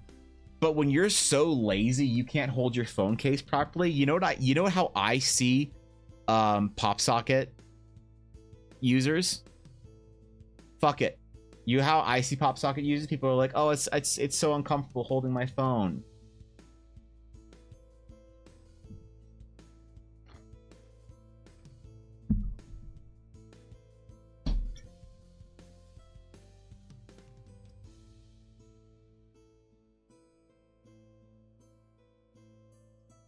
This is you. This is the dystopian pop sockets taking to their finality. It starts with pop sockets, it ends with floating chairs. And not in a good way.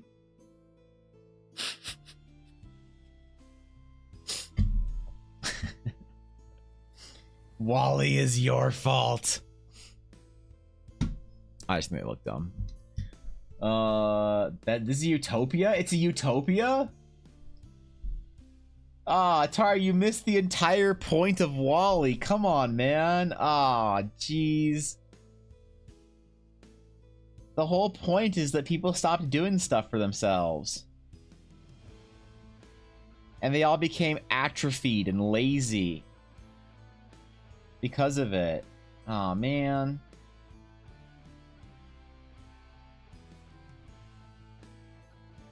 Damn it. All right, well, we'll get there next time, I guess.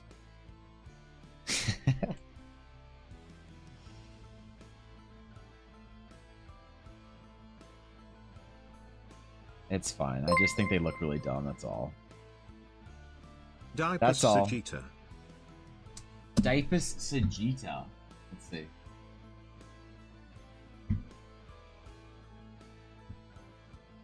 Oh, we got a new meta.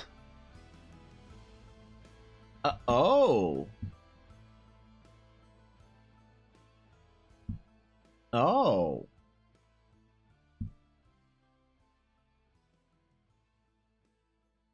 Oh, that's a long boy. Ooh.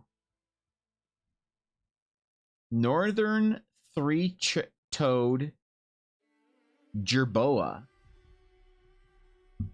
The meta this week, by the way, was things with 3 toes in the name. Oh, shit. Wait, no, I want... Northern three-toed jerboa. Now. Let's see. Where can we find the northern three-toed jerboa? Mostly through Europe, the Middle East, and Asia. Or, sorry, North Africa. A little bit of Europe, Middle East, and Asia. Of creatures with 3 toes, I think this does it better than almost any other one. Yeah. Of creatures with an odd number of toes, less than 4. I definitely think this is a stronger case. You know what? I'm gonna go high on this one because I feel good about this one. I'm gonna go like a solid I'm gonna go with like a 9-4. I think it's a great example. When you think of a 3-toed creature, you think of one of 2 things. You think of the part of your family from the West Virginian hollers that you don't talk to anymore because you can't, because they haven't had a phone line in 40 years. And you also think of the northern three-toed jerboa. So that's why. Those are the, you know, that's great, dude. That's a great example. You want 12? What do you do with 12, Fox? Pock sockets equal the scrunchies of protection on a hydro flask. What is a scrunchie of protection on a hydro flask? Yeah, what? 9.4 is much better than 6.11. Yeah, it's pretty good, I guess. Yep. It also had 3 toes. Wait, what do you love, Fox? The northern 3-toed jerboa or your West Virginian relatives with 3 toes? This could go either way. So, I don't... The jerboa, okay, got it. Got it. Just double checking here. You know? That's the way it is. What's up, Gunda? You... What is that? That's just a... That's just square. I thought that was a emote that didn't load. All right. Okay. I thought my computer was bugging out of me. What's up, Gun? Love 12 of them. What would you do with 12 northern 3-toed jerboas? Tell me. Would you make one of those like you know those like hamster resorts people make out of cardboard? You know what I'm talking about? Hamster cardboard house. What is it? Search luxury. Yeah. One of the like these fucking videos. Yeah, would you make one of these? Make a whole like Jabroa neighborhood. Look at him, man. You make a whole fucking scene and little ladders and shit. Give them a resort, they live like kings. Yeah, okay. Fair enough. That's too many toes? That is too many toes. God. So in underground, the people who brought around Hydroflax started to have hair scrunchies on them, specifically so if they fell over, they wouldn't sound like the angels of heaven were arriving for the second coming. Okay. Okay. So when you inevitably knocked it over, that's fair. Onto your desk or some shit. Okay. All right. Makes sense.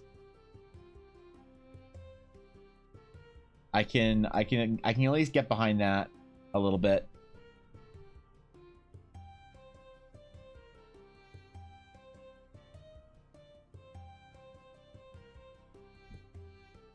I guess. Ella talked about wanting to get a hamster for years. She talked about wanting to get a like hamsters for years and years. Ever since we watched the entirety of Umaru, she wanted a hamster. She wanted hamsters. She wanted 2 little fat hamsters. Conveniently, that conversation stopped happening when we got a dog. And I asked her why one day, and she said, because I can't believe you let us get a dog. I'm not pushing my luck with fucking hamsters. And I was like, all right, I respect it. I respect it. She knew what was up. He said, nope. Not pushing the luck, you know? I couldn't imagine owning hamsters or any kind of like small cage rodent. You know? Like ferret owners freak me out. Ferret and like chinchilla owners, like that's a lifestyle, man. They gotta commit to that shit. And like, I mean, like, go for it, man. I got nothing but love for y'all, but that's too much for me. That's too much. Gotta have a whole setup. Or like large bird owners, you know? People who have large birds, like parrots and shit. They have like a whole room for them. That or you just let your parrot fly around, just shit all over the place.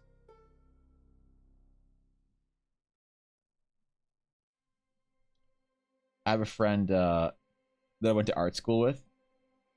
She had a little tiny parrot. And he just like come to school with her and just sit on her shoulder, like sit in her hoodie hood. And it was always so cool, but I wonder what it was like living with one of those at home.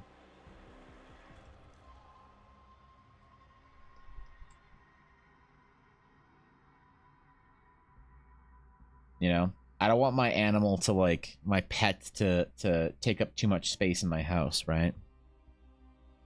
And I certainly don't want them to have access to the upper reaches of my house. It's like one of the reasons why even if I wasn't allergic to cats, I'd never own a cat, because Yuna stays on the floor. She jumps up on couches occasionally, but she's never on any shelves or tables. Now, that's not fair, though, because she did, when she was a puppy, jump up on our chairs, and she still does. She jumps up on our computer chairs, and then she used to jump up on our desks, until one day she jumped up on Ella's desk when she was about a year old, and ate the Canadian emergency hotline for animals record for antihistamines. Yep. She had all these antihistamines off of Ella's desk, like 7 of them or something, like powerful prescription ones. And so we take her to the emergency vet immediately, and we were like, hey, help, dog ate a whole bunch of antihistamines, like, help. And they were like, oh, did you call animal poison control? And we're like, no, we brought her to the emergency vet instead. And they're like, oh, we can't help you until the animal poison control talks to you. We're like, what? Our dog just ate a bunch of like human prescription medication. Like, can we what do we do? They're like, so here's the number. You can give them a call, and if they tell you that you should get your dog's stomach pumped or something, then you know we'll let you we'll help you out. We're like, but what if like that takes 20 minutes and the medication absorbs into her bloodstream? They're like, that's crazy. Well, it doesn't usually take that long to talk to them. It took half hour to talk to them. So we're in the car outside. Yuna is like on her fucking side drooling, and we're like talking on the phone. And thankfully, the animal poison control Canadian line, whatever, you had to pay money for it, which is fucking ridiculous. They were like, well, I guess not that bad because it's pet stuff. They're like, oh no, it's okay, this is safe, like your dog's not gonna die, but like, you know, for like a 7-pound dog, that's a lot because you're supposed to take one of those for like a regular sized human. And you know, they're like, well, she should be pretty tired, she'll just be completely conked out for the night, but she should be okay, probably don't need to get your stomach pumped or anything like that, whatever. But hey, on the bright side, this is the most of this antihistamine that a dog has ever eaten that's been called in. And we're like, so like this is a record? They're like, yup, your little pup's got a new record for us. And we're like, I don't care about that. Okay, fucking drove home at midnight or 1 in the morning or whatever. God damn. So we have to be careful there's nothing that she can fucking destroy on our desks or whatever. Like I shouldn't even have this pack of gum on my desk, to be honest, to be perfectly honest. But she doesn't jump on desks anymore, thankfully. She used to be more exploratory when she was a puppy. What is...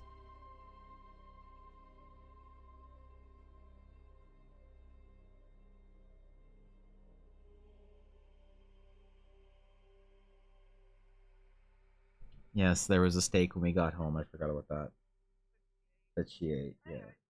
Okay, you call it to remind me of... Thank you. Okay, bye. Ella reminded me that when we got home, we got home, it's like 1 in the morning or whatever. Maybe it wasn't quite that late, I don't know. It was very late. Because we had a late dinner and dinner was like still out or whatever. And we were out there for a long time. So we had steaks that night. And so we like Yuna, she's like asleep, like conked out, her tongue's hanging out of her mouth. She's fucking out, man. They could have done surgery on that dog. And we placed her on her little blanket on the couch, like, okay, Yuna, whatever, like it's okay, baby. And we both go upstairs to change because we were gonna change, and then we were gonna go downstairs, and Ella was gonna sleep on the couch with Yuna through the night just to make sure she's okay. Whenever Yuna's not feeling well or whatever, Ella will sleep on the couch with her, just because like Yuna likes being pressed up against one of our butts because of the butt warmth or whatever. I don't know, whatever, weird dog. So Ella's gonna sleep on the couch with her. We come back down, and Yuna is on the kitchen table because I guess we left the chairs pulled out. And she's eating the leftover, like, chunk of Ella's steak. So then she ate, like, ounces of steak afterwards and had a terribly upset stomach. Like, this fucking dog. She wanted on top of places that night, man. In a weird way, she's never been like that since. She doesn't jump up on chairs anymore to, like, get on top of the table or anything. You know, I guess like we thought she was like out, dead, tired, asleep, done. She was asleep. She was asleep in my arms. I put her down, moved her asleep, talked to her. I even opened up her eye to look at her eye, and she was still asleep. Because like Yuna will sleep with her eyes slightly open. It's really weird if you ever seen a dog do that, because her eyes will be like bouncing around while she's like having dreams and stuff. But it looks like she's just looking around, but you know she's asleep. I open up her eye and like look at her, and she's still asleep. So we go upstairs, and yet somehow she woke up and was like, steak? Yo, I go for a steak right now, man. Hey, yo, I'm just gonna clean this up real quick, just one time. I'm gonna get this for you guys. Fuck, man. Wait, ferrets, plural, Fox? You gotta go where the water comes from these islands, or is it supposed to be where does the DM shrug and say, I don't know, where does the water come from? Absolutely. It's one of those. Yep. Absolutely that, Atari. Glad you're on the same page. Did you diploma with a record on it? No, we didn't get any sort of certification of our record. But I was not pleased. I was not happy about that record. But they were like, this is actually good to know, because now we know that a dog can eat this much of this antihistamine and not shut down. We're like, glad we could help, I guess. So I imagine that, like, at some point in the weeks or months after, somebody has called and been like, help, help, my dog, they just ate 3 of my antihistamines. And they're like, how big is your dog? And they're like, she's only 8 pounds. And they're like, oh, don't worry about it. We had a Morkie a couple months back eat 7 of them, and she was just fine. So, you know, like, at least there's that, I guess, right? I didn't stop your dog's heart or some shit. Yeah, me too. A record holder. That wasn't a great day, man. Stop. You have 2 ferrets when you're super young, like 7, 8. Oh, that doesn't count. You didn't have ferrets then, Fox. Your household had ferrets. Come on, what do you mean? What were you taking your ferrets on walks and shit every day? I think not. That's pretty cool. I've learned so much about ferrets from Pirate Software over the last year of watching Thor that I didn't know, nor did I want to know. Like how ferrets are strict carnivores and cannot be fed a vegetably based diet. They'll fucking die. But all these cat moms want their ferrets to be organic. My ferrets are sick and they don't know why. I had no idea about these things. This is all new information to me, alright? Let's do this on a new layer? New layer with a clipping mask. Let's cheaty pants this a little bit, eh? Let's get in there.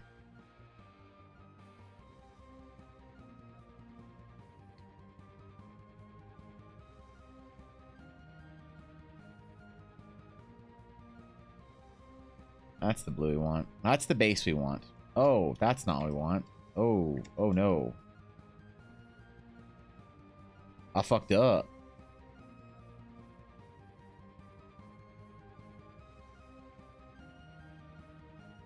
Oh, I didn't even finish that part. That's why I didn't see it, because I'm dumb.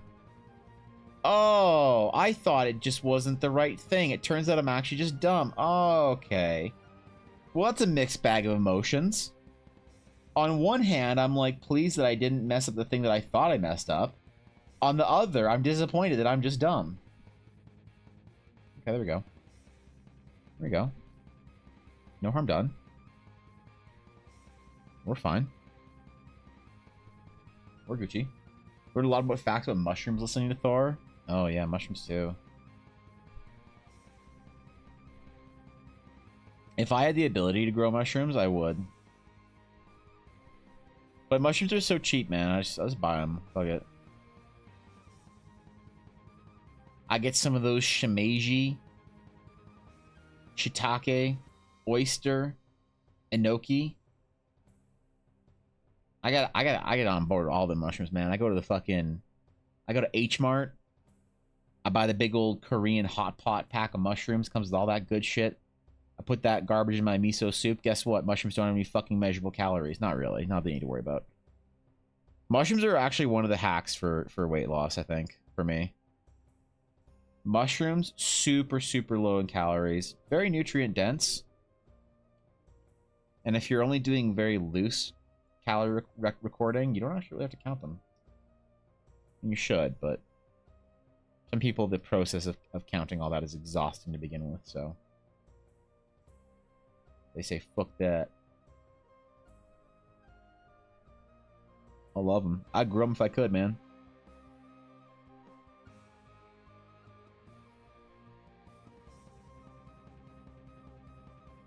You gotta stay away from them Joe Rogan mushrooms, though. They'll fuck you up.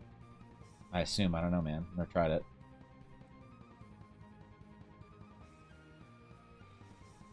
Never tried them shrooms. I mean, you can. They sell mushroom growing kits. They do, but where am I going to put it is the problem. I don't have room to grow mushrooms. Like, you right, I could. There's nothing stopping me except for a socioeconomic status that doesn't allow me to have the space that I need for that, or a go-kart track. So I'm working on fixing both of those things. Working on the important shit.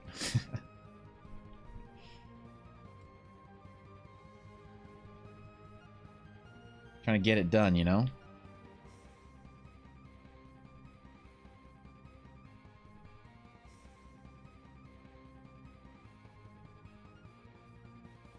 Trying to stay fairly cool with our green here so that when we lighten it up, it gets super bright and warm. It may look weird, but it is working as intended. You know where it'll look good? On the TikTok when it's made. That's right. But yeah, I'd love to do more gardening in general and growing my own food and stuff. I'm a big proponent of hydroponics. I think it's great. I wish that I had room for a large hydroponic setup. I do hydroponic like dill and mint every summer.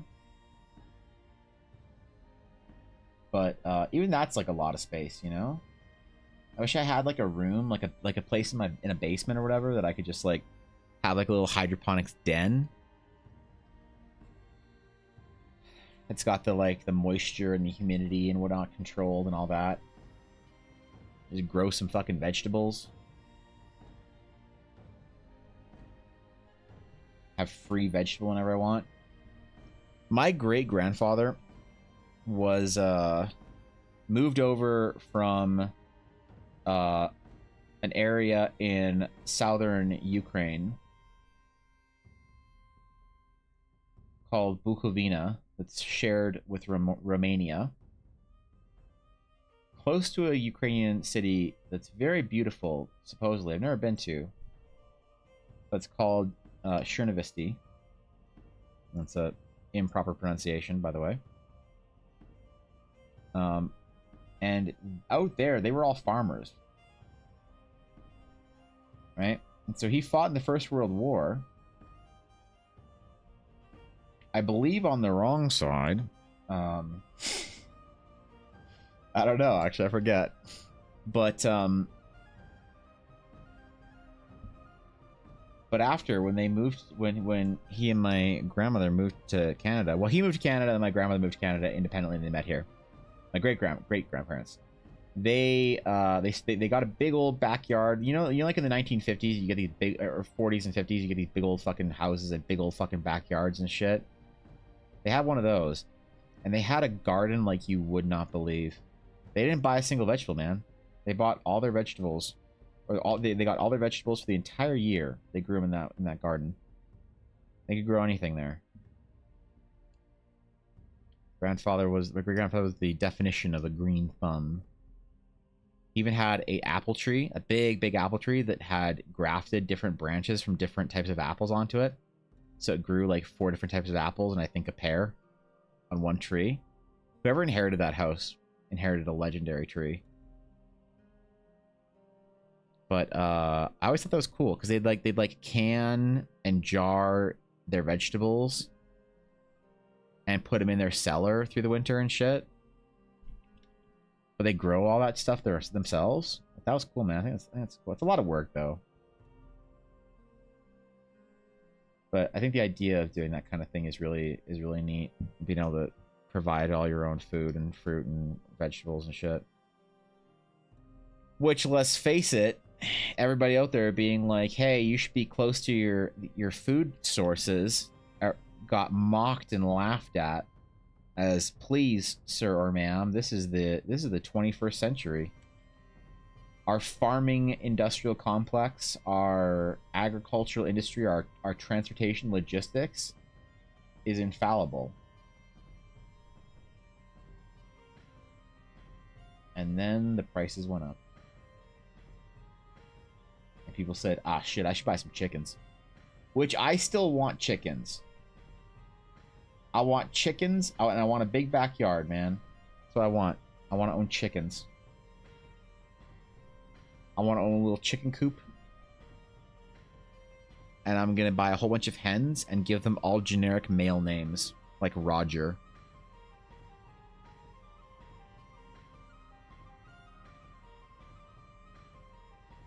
That, or I'll do none of that and just continue to buy stuff from the grocery store for the rest of my life because Costco's fucking lit.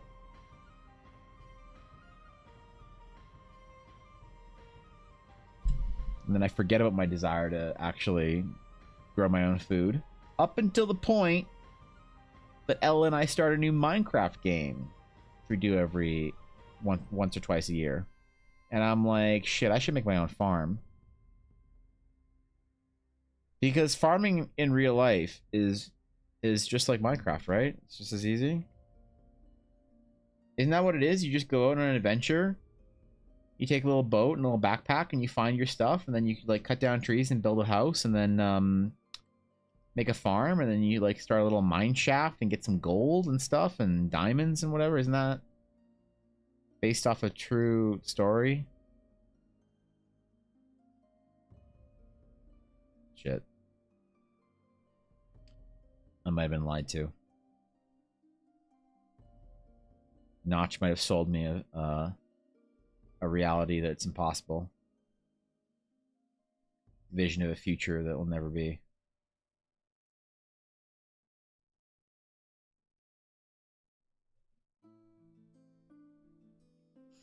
All right, I was looking. Ooh, kind of clean, actually. Kind of clean. Let's fill in our garbage over here just so it looks good. For the video, anyway. For the stage. Kind of nice, actually. I don't mind that. I don't mind that at all. I'll clean our edges. The nice thing about these, like, sketches, you don't have to be super, super, super clean. It's actually better if you aren't. You know what I mean?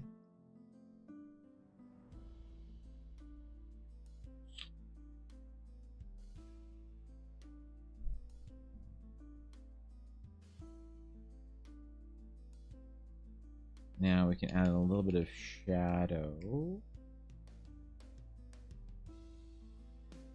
Again, keeping our blue as our primary. The cool shade here.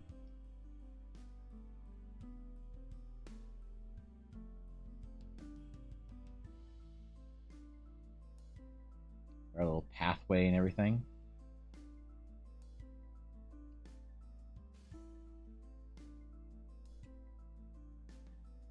You know, I don't know. I never really thought it was for D&D, but one of the like concerns or whatever, or like challenges with floating islands, is getting your players to do anything but land their airship immediately where they need to go. The wilderness adventure idea sort of falls apart a little bit when you're doing floating islands everywhere. You know what I mean? Like, you have this whole idea for like a cool forest with encounters and whatever. The player's like, I'm just gonna fly right over it and land at the thing. Shit. They right. So I have some things in place for that, some solutions to that problem here and there, but I feel like if I do that too often, it'll feel forced. There's a magical storm you can't get past. Be wary. Oh, great. Another magical storm. Crazy, Evan. There's another one right here. I guess we'll have to land on the outskirts of the island. Yes. Need some creative solutions for that, you know? Crash the ship? I tried, man. Well, I was willing to.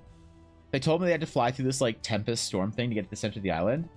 I said, you sort of have two choices. You can kind of land the ship on the outskirts of the island, because there were like these, like, there's a kind of like a rock, like a mountainous crater range thing around this like central desert area. You can land the ship on the outskirts of that and go through the rocky kind of passageway, whatever, or you can try and fly through the storm. It looks like you can fly through it, but it'd be very difficult. And I made them have to check to complete a skill challenge to do it, which they did.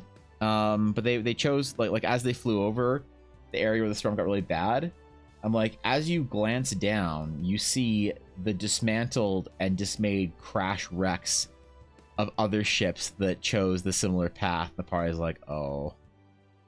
Uh-oh. Oh boy, okay. And and they made it. They made it through the skill challenge, so good for them.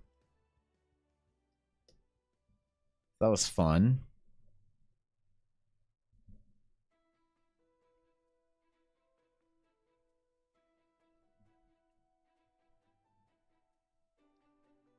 They survived at the very least.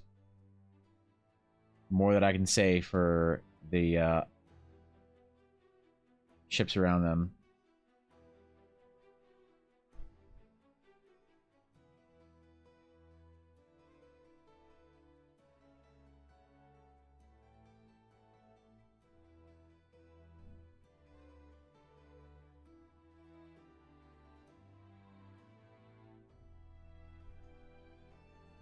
Looks okay. I don't mind this.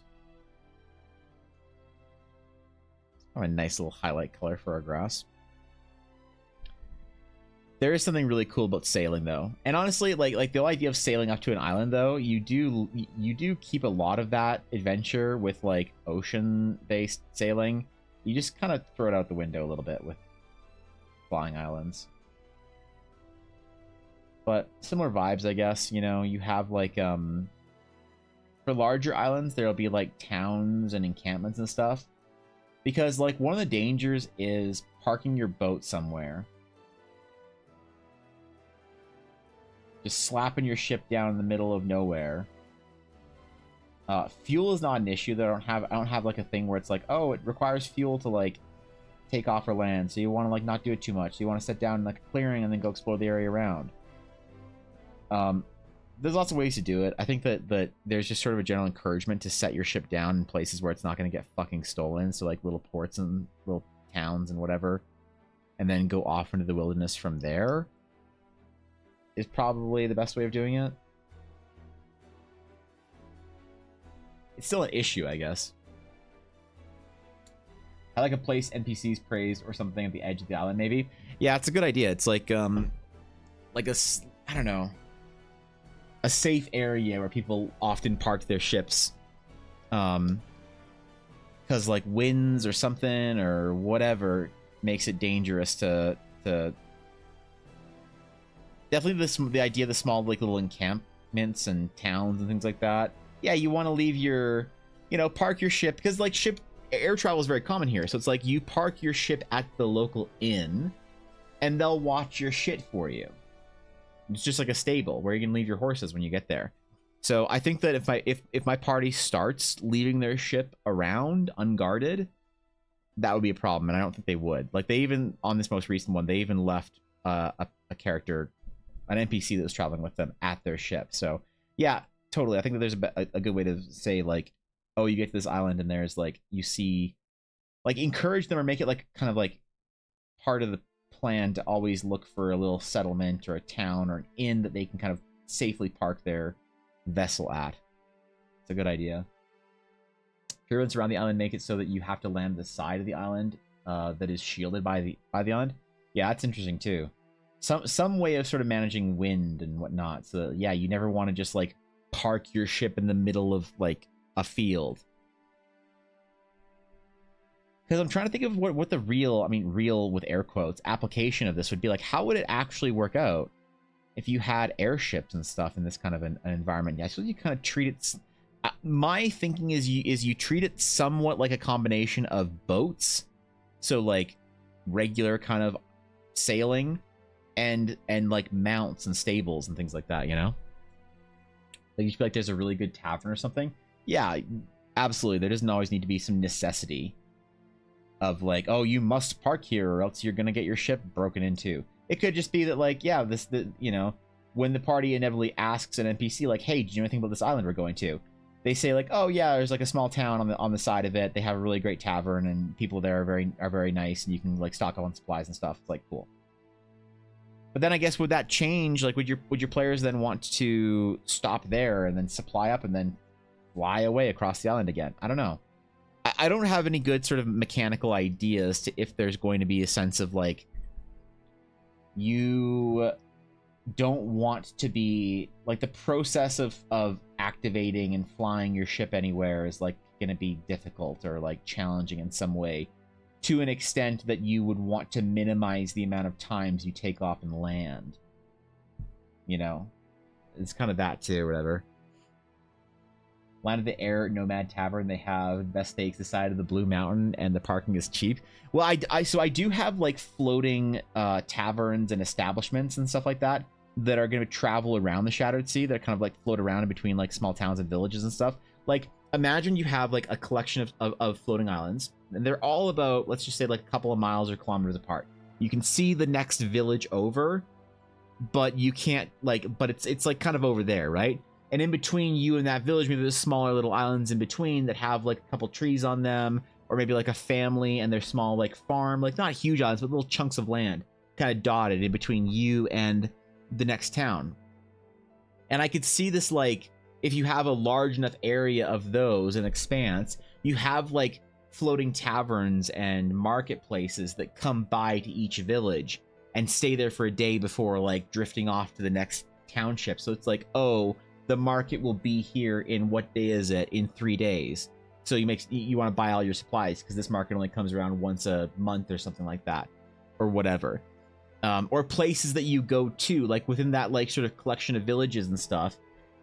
You have like floating taverns and things that are, or a floating market or something that is a destination that everyone from the other villages goes to. So there's that too, you know, which I think is kind of fun and cool.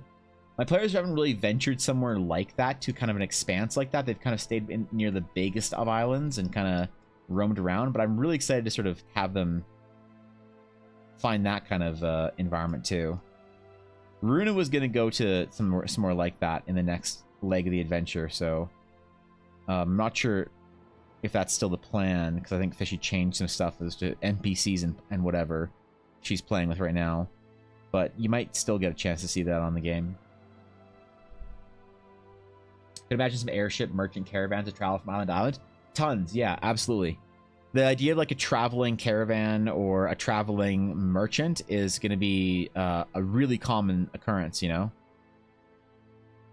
You can kind of go, like the market is kind of like a, I imagine like at the edge of the market or the harbor, there's like a section where people can kind of pull up like food truck style like barges up to the edge of the island, and you know, you go down the market, you're like, oh shit, there's like a cool, you know, goldsmith here, and they're gonna be here for a couple of days, so I'll maybe ask them to fix my whatever or something, and they'll move on at some point in time. But I want that kind of like that kind of drifting nomadic vibe to be very strong in the Shattered Sea.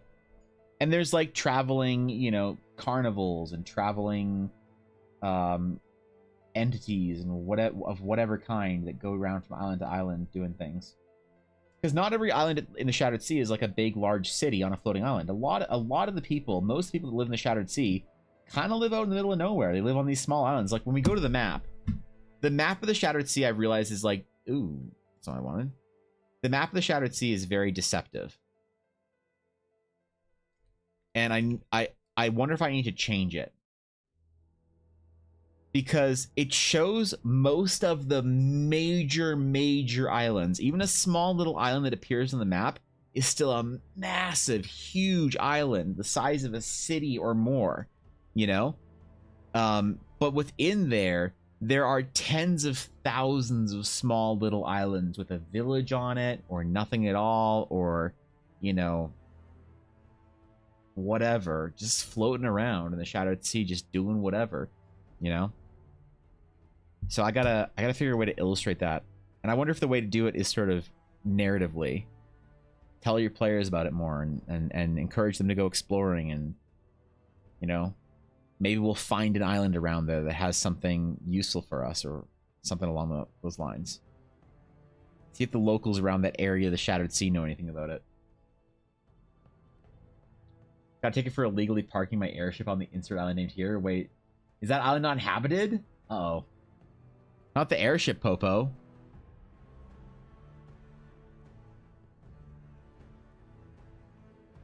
Yeah, imagine there's like a like as far as local town guards and stuff goes,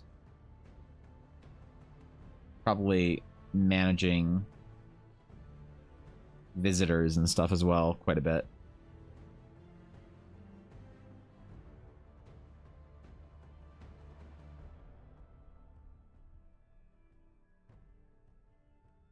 There's lots of things about the Shattered Sea that I haven't like written out yet that I need to. Clarifications on how things work, you know?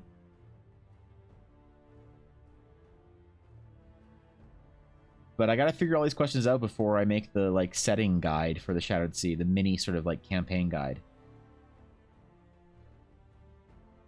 So I know what kind of things, problems players and GMs will run into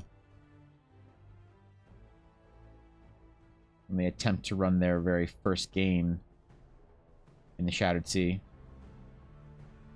If anyone decides to, I don't know, I'd be kind of not holding my breath for that either. I want to set up that expectation if the project isn't up to standard for people. But I'll do my best. Maps don't have to be accurate. Just look as real world maps that evolved over the years. Yeah. I think the same way, Nick. I agree completely. It's a narrative device for me, but what I worry about is that it limits the imagination of people. You see a map with like, let's just say I list 10 cities in Ashasari on it. People are like, oh, these are the 10 biggest like big cities in Ashasari. It's like, dude, there's like cities everywhere. It's just those are the 10 biggest ones that made it to the map, you know? And you gotta like give people room for adding their own stuff. Like that, the point of the maps is not to overcrowd them. So when somebody's running a game in the world, not every single like chunk of world has been mapped out perfectly and precisely, so that if a player wants or a GM wants to add a location or a region or whatever to serve some goal, it's like you could do that and it's accessible and whatever, you know. I was thinking in my head if airships need to be tethered or cabled vertical takeoff, and immediately thought of an island had a bunch of ships tethered like balloons on a mountain range, but the ships are unmanned and abandoned because the sailors never returned to them. That's a cool idea. I mean, the thing is, sky shards are so valuable that if there were like unclaimed or unwhatevered ships, somebody would have come by and yoinked the sky crystals or the sky shards out of them. The crystals that like power them are expensive. So sky shards are a currency after all. It's a big problem, honestly. Like a local, you know, fisherman or whatever, or sky herder will park their boat somewhere and some thieves will come steal their crystal out of it. Like it's a big narrative point for the pirates, like mining crystals out of islands and sinking entire cities or sorry, entire towns into the abyss because they didn't realize pirates were on the other side of the island mining out all the shards, you know? That encountering abandoned air ghost ships float aimlessly in the Shattered Sea. Well, that's always dangerous, yeah, is if you see a ship drifting. Experienced sailors will be concerned that it's a trap. Others will not want to bother with it out of concern. It's a tense situation there, you know? You never know what's going on. You gotta be careful. Flying Dutchman ships? Yeah. The Dutchman style ship disappears out of nowhere and starts sinking other ships. Just yeeting them.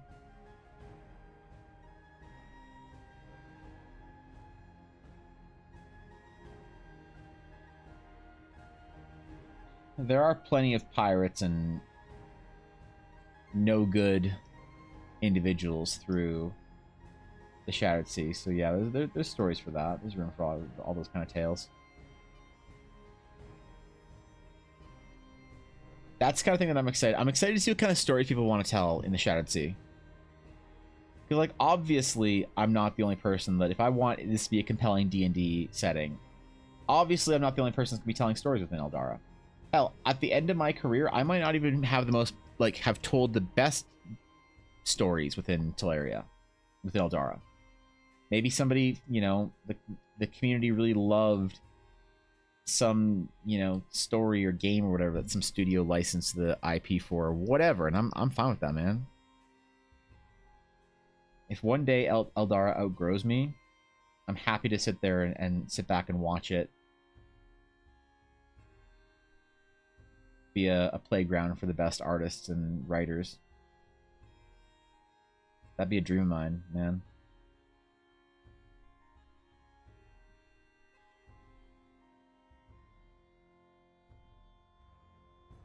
Just have to not sell it. Just have to not sell it. Nobody let me sell it. Let me sell it.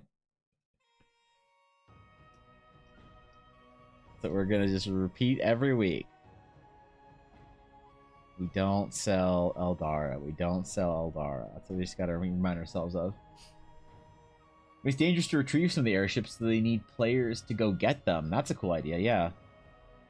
It would be dangerous, because once you remove the, like, crystal core from an airship, the airship immediately would begin to plummet. So, removing the sky shards from a floating, drifting ship would actually be very dangerous. Very difficult to do. You need to abandon your ship. There's, like, not a lot of great ways to take your shard with you. Airship mimics? God. I kind of wish I could include mimics in Eldara. Sometimes I have a love for mimics that I wish I could keep in, but it's so ingrained in WotC setting that I don't think I could. I don't think I could touch it. A Tarrasque that has embedded sky shards? Yeah. There are some large creatures that fly around the Shadowed Sea. Some, like, very, very large, substantial creatures. Oh, yeah, they exist. You know, again, not a Tarrasque, because I can't add Tarrasques, because that's a wizard's property. But there are similarly dangerous monsters as the Tarrasque. You know? Skyshark Kraken? Absolutely. Absolutely, dude.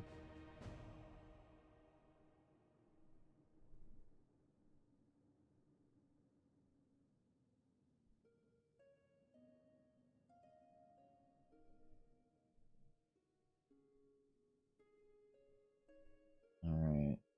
Almost done our highlights. We'll do our pools and our rocks. Might do the pools last, because it might be the most satisfying thing to see.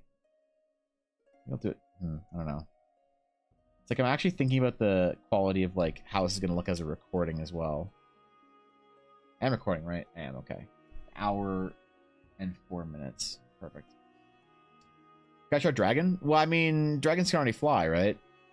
But also, dragons are very, very rare. Nobody's seen a dragon in a long time in Teleria. In the regions of Stonemark and like in Western Teleria, so Stonemark, the sort of wild northern lands, Lemashire, Shattered Sea, Relic Coast, those areas, majority of people actually don't even believe dragons exist. They think that dragons were very large wyverns and, like, were mythological creatures that were sort of from old stories and things. So, depending on where you go and who you ask, dragons are either fanciful tales or an extinct creature. No one's seen one in a long time. Well, no one that's told the tale of it, that is. Question, I'm trying to GM my first TTRPG. Do you have some tips for balancing combat? Yeah, absolutely. When you're balancing combat, don't be afraid as the GM to change certain stats or certain numbers around if it doesn't feel good. Right? If you're like you created a creature to deal a bunch of damage when they attack with their fangs or whatever, but like it just kind of like glances off armor, doesn't hit very often, then doesn't really chomp damage as much as you thought it would, make it do more damage. The only thing I would say that you can't change is really, I mean, you can, there's you have to really manipulate it narratively. The only thing you really can't change or shouldn't change is armor class. Because if a player rolls, like, if you're like, oh, this thing has AC 14, and then everybody's like crunching it because you forgot that your players have a +8 to attack, you're like, oh, that's kind of squishy, okay. You can't really change that. You can add more health to the creature. You know, you can I've done that. I rebalance combat on the fly all the time. I did that last week that I was playing, actually. They were fighting a big consortium brute, and they were just getting their asses handed to them. and he had an extra like 75 HP, and I was like, wait, this guy at like 150 HP or whatever it was, like that's a lot, man. I think I gave him way too much health. All right, like I made him easy to hit, but for the amount of damage he was doing in the rest of the encounter, yeah, don't be afraid of messing with combat in the moment. A lot of GMs are very, like newer GMs are very rightfully so concerned about sticking to the rules, because the rules are there to help you, obviously. The rules are there to help guide you through the game, to help your players and you be on the same page of how things work. But I think the best skill a DM can learn of any variety is to improvise for their own game and their own player's experience. And that happens all the time for like encounters and puzzles and shit. It's like widely accepted that you do that with encounters and puzzles. But I think it's less accepted that you do it with combat. It's like combat balance is so difficult that people think it's like sacred, and that like only the genius minds at Wizards of the Coast can balance combat. And they're partially right. Combat is very difficult to balance. So it's like if you're doing stuff like for print or whatever, you need to have combat feel really good, and mechanics and stats and whatever feel really well balanced for the largest majority of people. But if you're just doing it for your own table, I'd say, play with that shit like it's a made up idea. As long as the combat's fun for your players and dramatic and presents danger, it's all you want. You don't need to adhere to any principles of like, well, in the book it says these zombies only have 10 hit points, but I only gave the party a couple of them. Okay, well, you can either have more zombies burst through the door, or you can make the zombies, hit harder or have more health points or whatever. Yeah, don't be afraid to balance on the fly. You'll be fine. Those more like guidelines anyway. They are. I mean, the rules are important in some areas, obviously, so that players know what to expect. But I've always believed that. I've always believed that the rules. I mean, people say like rules are guidelines and you can change them, but few. Like every big D&D content creator on the internet has given the speech, the permission of like, remember, the rules are just guidelines. You can do whatever you want. But few times do people actually follow up and say what that means and how to actually only use them as guidelines. Because then sometimes they'll say like, you'll see a big YouTuber be like, the rules are the guidelines, and then you're like, okay, great, then I'm not letting players do this, and it's like, whoa, champion, I didn't say they were that much of guidelines. It's like, it's a difficult balance, sure. But I think that I balance stuff on the fly all the time. I invent shit all the time. I homebrew stuff at my table all the time. I improvise stuff all the time. I've read enough monster stats. I've played enough D&D that I basically don't pre-write any monsters or any stats.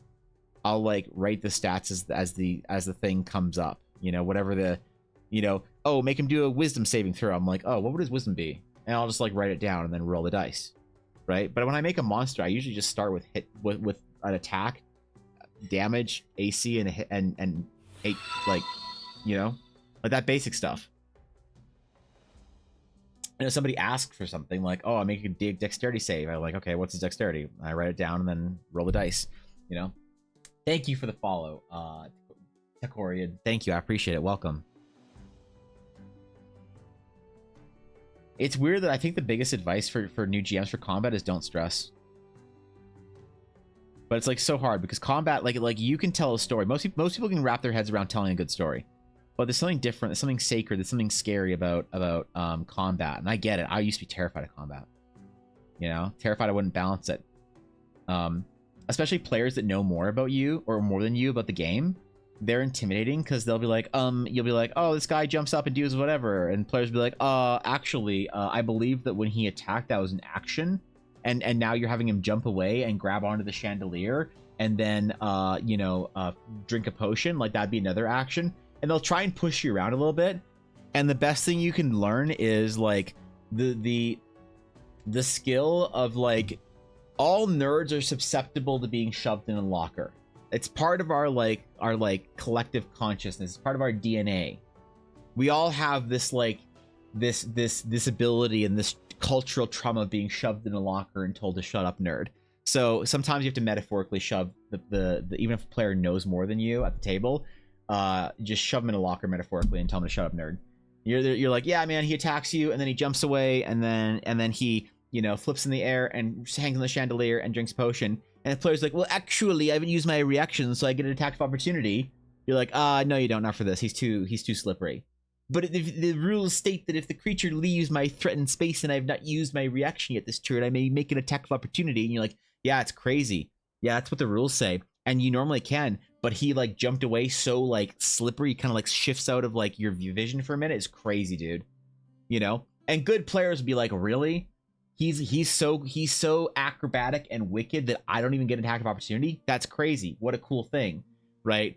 Whereas players sometimes like worse players will try and bully you and like actually that's not how it works. And you just have to like kind of have confidence. Like, no, that's the way it works, man. This guy just jumps away, does this thing. Obviously, you have to manage that power with. You have to like never be so. You have to use that sparingly. Those like out of my way, nerd, get back in your locker, loser moments. But don't be afraid if somebody's if you feel scared and you kind of mess something up in combat and you need to like, you're like, ah, fuck, I gotta figure out how to like fix this thing, this problem. I need to make the boss do this or the monster do that. Don't be afraid to fudge it around a little bit. If players complain, then they're bad players and you should call them a bad player. They probably won't. They probably won't. Players are a lot better than we give them credit for. So, you'll be fine. Confidence is the biggest skill a GM can learn. I think it's the one most important skill. It's less than improvisation. People often say the most important skill a DM can learn is improvisation or knowledge. There's kind of two camps. Either the DM needs to be able to improvise and think on the fly really well, which they do, or they need to like think about, you know, they need to be able to know encyclopedically. Like Matt Mercer knows way more in the rules than anyone else about the game. So it's like some people argue about like, oh, GMs need to be encyclopedias. They need to know more about the game than anyone at the table. Other people are like, oh no, a GM needs to be able to improvise anything and be able to like, you know, work on the fly as fast as possible. Both those skills are important, but I think that the most important skill that I have seen that predicts success as a GM is confidence. You can make anything happen in this game. It's a made-up game. It doesn't exist. The rules don't exist. There's no mechanics. There's no video game interface that you're plugged into that dictates how things work. And so if your players trust you to run a good game, they trust you to have their best intentions at heart, you need to just sort of confidently approach it. I don't know. Yeah, of course. Happy to help. I say hope I help. When it comes to monsters, I think about how much damage the party typically does per hit, and then think about how many hits I want the monster to take. That's how I set HP. Yeah, that's a good way of doing it. I don't think I think about it that literally. I think I do that sort of calculation more from my gut ish. And that's why I'm wrong sometimes with Tar, and I have to change hit points. It's probably a better way of doing it, but it's perfectly good way of making stats and stuff. Like when I write the adventure, one thing I found myself writing during a combat encounter is you want this combat to challenge your players, but not to feel like it slogs on or is like deadly dangerous. So feel free to adjust hit points or damage a little bit, depending on your party. And I give GMs a lot. Like I am not making the Horizon adventure. I think for brand new DMs that need a lot of structure. I think they'll find my adventure quite I don't know what the word is. Frustrating, maybe. I don't want to say like daunting or intimidating because I don't want to imply they can't do it, but just like they don't want to do it, you know? If you need a lot of that stuff written down for you and you can't balance your own combat, you can't make up your own encounters, you can't improvise your own scenes, I don't think the adventure is kind of the right place for a lot of people. The adventure is a guideline that I'm writing for a cool story to tell and some cool stuff to happen along the way and some cool resources to make those cool things even cooler. But ultimately, if somebody needs to have their hand held the entire way, and I'm not saying that like dismissively, there's nothing wrong with wanting an adventure that runs itself. All right, I mean that. The Pathfinder adventures I thought were so cool when I would see a party come into the game store, and these DMs don't want to prep, they don't want to do shit, they just want to play games and have fun with their friends. I would see the whole party come into the game store, so like 5 or 6 friends. I'd see the DM quickly, like hurriedly rush over to the new releases, pick up the new Pathfinder adventure, bust it open and start reading because the DM's like really interested in what happens next. And the adventure runs itself, right? And the players know this. The players say like, hey, we came to the town, like I want to like is there a blacksmith that specializes in dwarven armor here? You know? And the DM's just like, the book says there's 5 vendors. One's just a general blacksmith, so no. And the player's like, I'm gonna go looking for a blacksmith that looks like they have dwarven runes on their door. It's a city of thousands. There should be one. Like, those kind of players suck. Because, like, you know the GM is just, like, wants to run the adventure as written, so stop being a problem in their fucking, you know, week of having fun playing games. Whatever. So, there's nothing wrong with playing an event, wanting an adventure that is so packed full of, like, whatever options and things and stats and everything in dialogue that it runs itself. Nothing wrong with that. But I just don't think that I have the patience to write that, nor the desire for people. I want to write. I don't want to write. I want to write adventures for people the way I write adventures for myself. Guidelines, and you make shit up as it feels good, as it fits, as you go along the way. I think it's the best way of doing it. But I don't know. We'll see if people like it. Who knows? Maybe it'll become the most popular adventure to ever release from a scuffed Twitch artist, and then people from all over will crawl over each other to have access to our Discord to get the download the adventure. The Kickstarter will sell millions.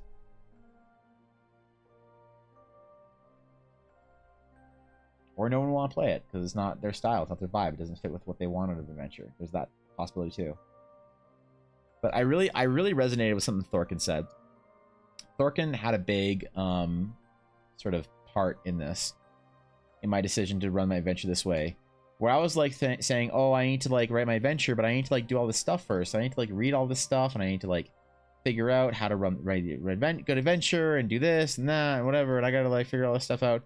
And Thorkin was basically like, why don't you just write an adventure the way you want to do it, not influenced by anyone else, and see how it goes. And I thought, shit, that's reasonable. Because you don't get anything interesting by trying to do what everyone else is doing. So might the adventure be a colossal fucking mess? Absolutely. But you know what I think it risks more if I try and influence myself too much by other adventurers and other writers, is I risk making something formulaic that's not interesting. I think that's a much bigger concern. Right?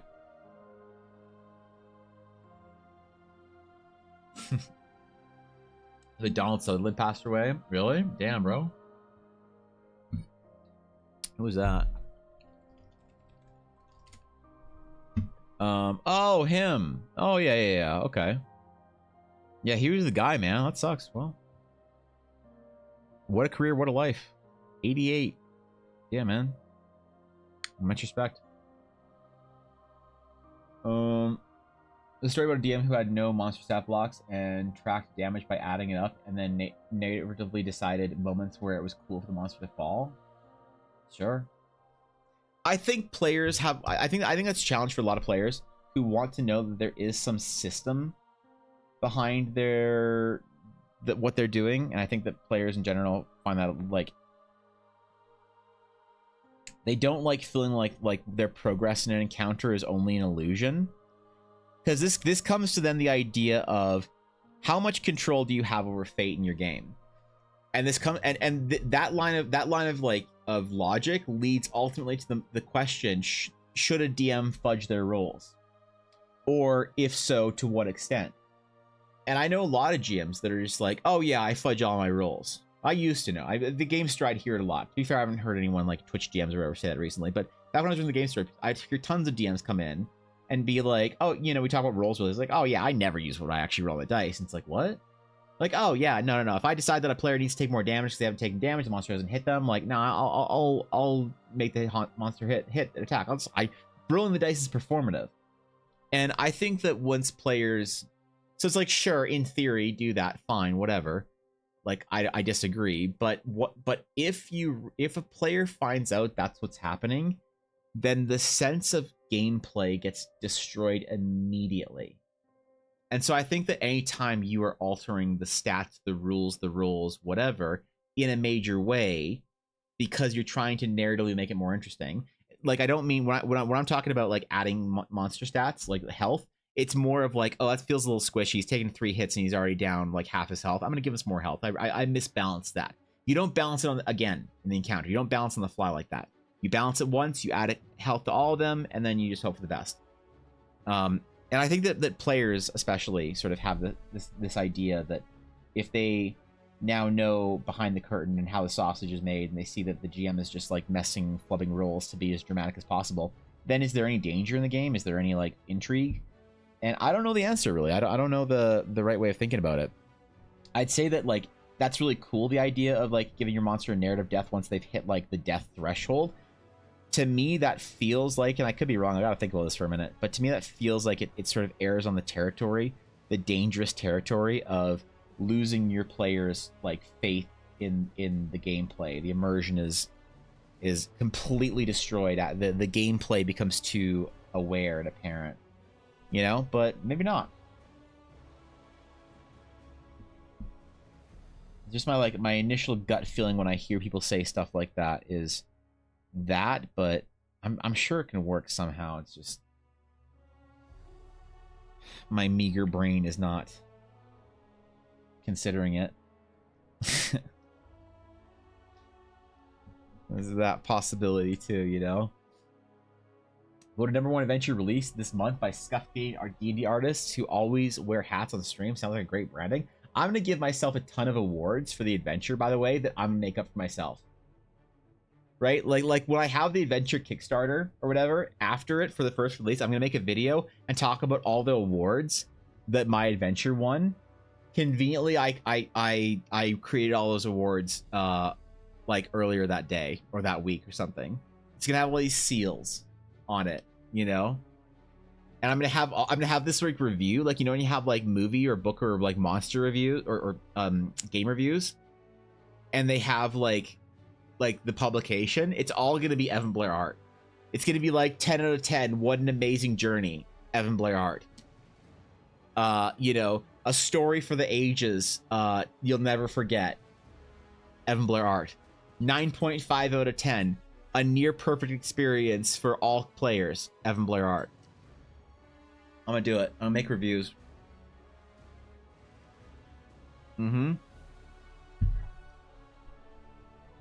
Yep. And then I'll accept all the awards. I'll be like, I'd like to thank the Canadian Gaming Union of EBA for these awards. I'm honored to be the first recipient of Game of the Year and Setting of the Year for the Realms of Eldara and Horizon Adventure 1.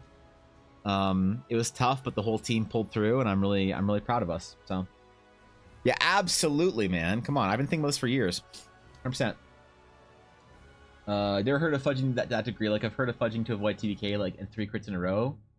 No, I think that if you fudge the dice at all, I think that's, because I used to be of that mind that I was like, okay, well, 3 crits are like, you know, come on, that's a little much. Like, isn't that crazy? Do you really want the possibility of your D&D party wiping because you rolled some crazy numbers? And I kind of thought to myself about that for a while, and I agreed. I was like, yeah, I mean, I would fudge those numbers and not kill the party off. And I did once. I did that because I was like, okay, this is ridiculous. I'm not gonna let all 3 of these monsters hit to that degree. 2 of them crit, 1 of them whatever. They're not gonna like I'm not gonna do that. I'm not gonna do my players like that. That's ridiculous. And afterwards, I was like, I am like, that would have been one of the coolest, rarest, most interesting moments I've ever seen. And I deprived myself and my players from that. And I felt really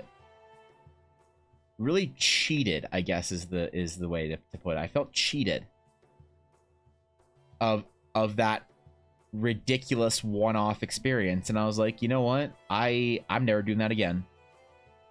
Doesn't matter how egregious the critical strike, doesn't matter how unfair the dice rolls. I'm not fudging and fucking with dice rolls anymore, because it just, like, even on those crazy cases, even if a player dies, even if a TPK happens out of it, I've realized that, like, everyone jokes about TPKs. I joke about TPKs all the time.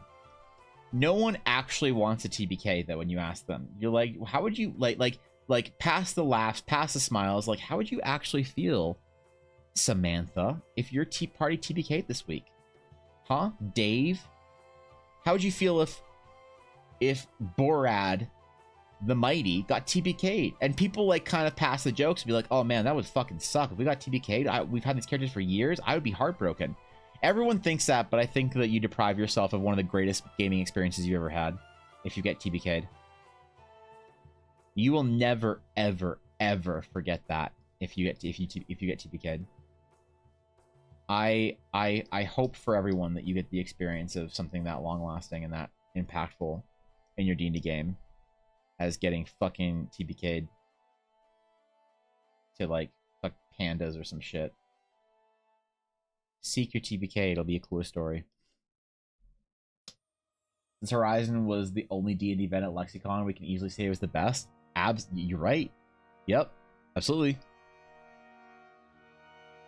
We can have the official Eldaracon, like, Best in Show award. What I'll do is I'll get reviews from people in chat to write positive reviews for the game, and then I'll put how much long they've been subbed and how many bits they've cheered in chat. The Adventures of Eldera, awarded Best Game Design on BlackwoodDice.com. Oh, Winner yeah. of Most Evan Blairiest Game on evanblair.art. Yep. Yep. Blackwood Dice's favorite RPG of 2024.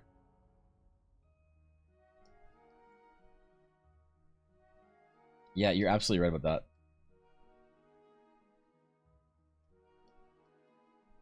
I'm doing it.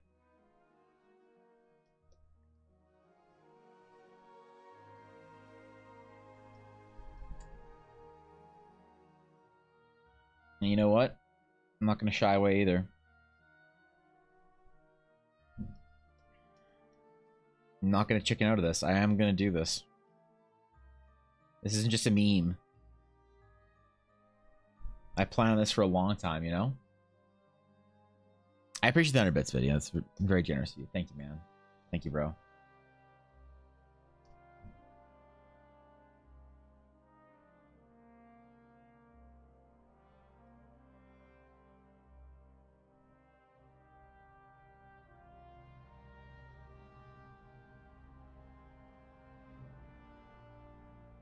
Okay. Got a little pink trees. We need now... What do we need? We need our little stony boys.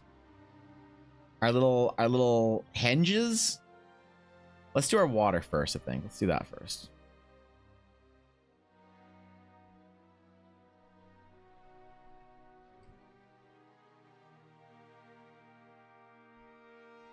You know, let's merge this down. So we keep our layers simple. Because remember what I said. That's right. Use more than 2 layers. You're a bad artist. It is what it is. I said what I said. I want this water to be kind of like glowing, so maybe I'll do a little like aura around it. Or whatever. Something along those lines. 10 out of 10 stars. COW Adventure Guild. Yep. Approved by Laura Bailey, who was once in the chat that one time before I was here. Approved by the chat that Laura Bailey was in one time. That's our credibility marker right there.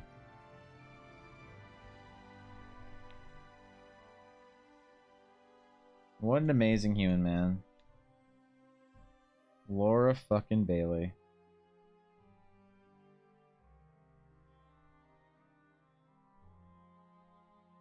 I've been keeping up on Critical Role. Is it good? Because like there was the sort of the 50 episodes of darkness that everybody told me to avoid. From episode like 30 to 70 or 40 to 80 or something around those lines. But I haven't really heard much about Critical Role recently. And I'm still not caught up, obviously. I see the spoilers on Twitter sometimes. Because I haven't muted like Critical Role spoilers or whatever as a thing. And I'll just see like on Twitter, Laud trending, and I'm like, uh-oh.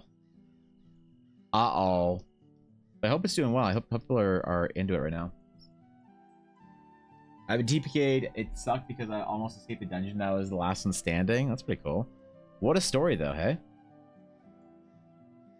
What a story you get to tell. And that's the other thing. If you want to tell stories about your D&D game, go get TPK'd or killed. Nobody, and I mean a hard nobody, cares about how cool your character is. When you're at a convention, a game store, a stream, and you want to tell somebody about how cool your character is, I guarantee that it's going to be a display of how cool, of how well somebody can pretend to be interested in it. What you're saying. But nobody cares. You know what everybody cares about and everybody wants to hear? The TPK. The time your party got fucking wiped out. The time you got actually exploded by Baal, Lord of Destruction. Like a small lamb-chopped man at the gates of Sescheron. Yep.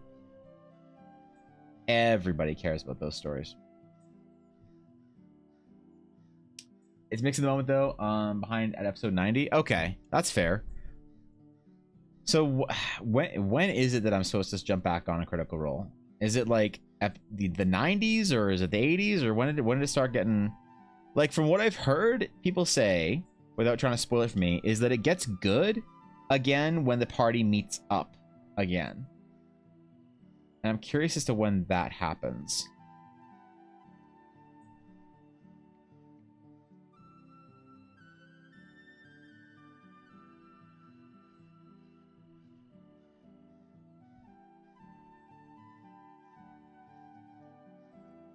That's what I'm pondering. And kept reviving me. Yeah, you're trying your best out there, I see. But yet you experienced TPK, but I have lots of character, but it was not that bad. It was a fairly new character, so it's not grown attachment. I think even when you do grow attachment to characters, it's great to lose them. Because their story's really cool then. Now, if your character died to poison because they ate an apple at a market and failed some saves, that's boring. But very, very rarely is a player character death in D&D boring. And I think that one character death makes every other character you play more special. Because it's exhilarating. Right? It's like it's like when you play a hardcore video game. So if you played World of Warcraft hardcore a couple years ago, or if you played like ARPGs like Path of Exile or Diablo or whatever hardcore, you're it's like kind of fun and like kooky and ooh, it's so dangerous. Right? The first time you lose a character, the next character you have, you're like, this is fucking rad. Bro.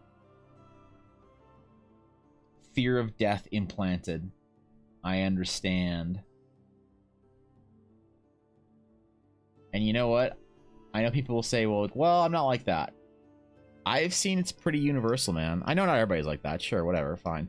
But pretty universally, I've never really seen that many people who have experienced a character death and not found that it enhanced the experience for them after the fact. But maybe you're the one that's different. I don't know. You can never speak for everybody, obviously. I just think people should give it a chance. Like, be willing to play in a game where your characters' lives are at stake. Don't like in your session 0 with your DM be like, don't you dare touch my little sweet princess. I made my little Geminos Astral Sage, and she's fucking perfect. And if you spoil a hair on her head, I will cut you, Evan. You're like, oh shit. Okay, I'm sorry, Fishy. Kidding. Jesus, man.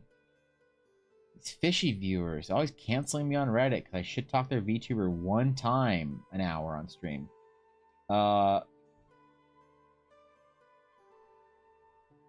Fishy's fine with it. She got that stomach, you know? She can take it. Ooh, that was a lot cleaner doing it that way, actually. I'm gonna do that again. I'm gonna do that again. Last character died of old age. Boring. Ads. Left side. Even side. Shit, we got ads. DPS, go handle it.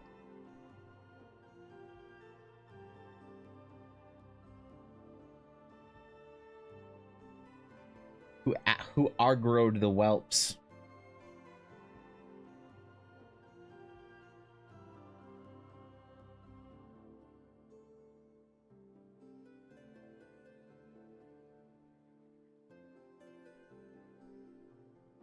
I actually thought aggro was pronounced agro for so long because I played World of Warcraft with a fucking European dude.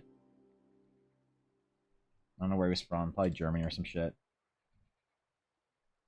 We have agro. We got what? The ads. They've aggroed. Oh shit, we got agro, guys.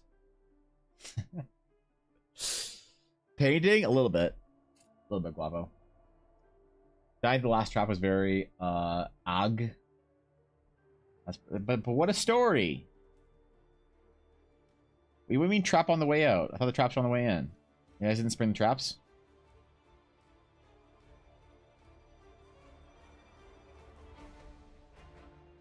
I actually had somebody, I know you guys love it when I tell like hilarious fucking not horror stories, but client horror stories for commissions and shit.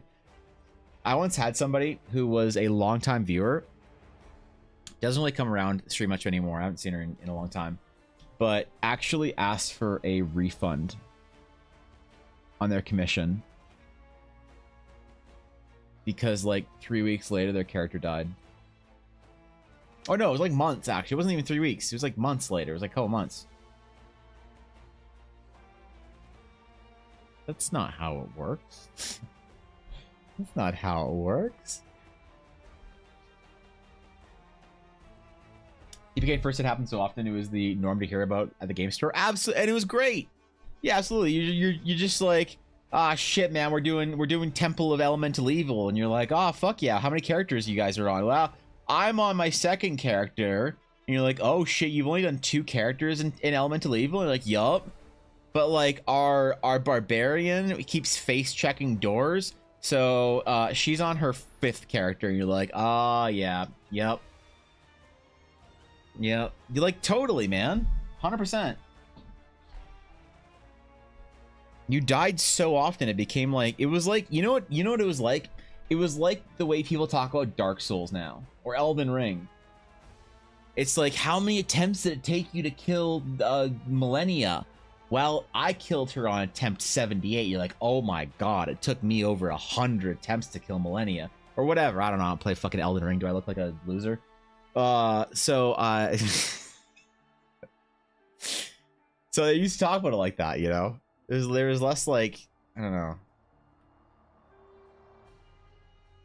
It was fun. It was always just like, yeah, how many deaths are you on? Oh yeah.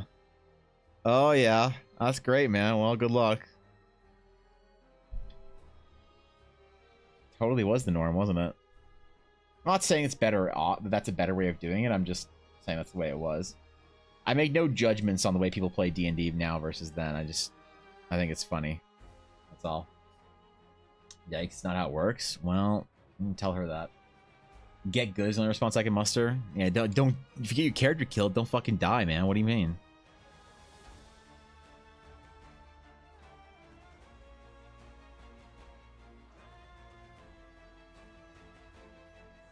Yeah. I don't know what to say, bro.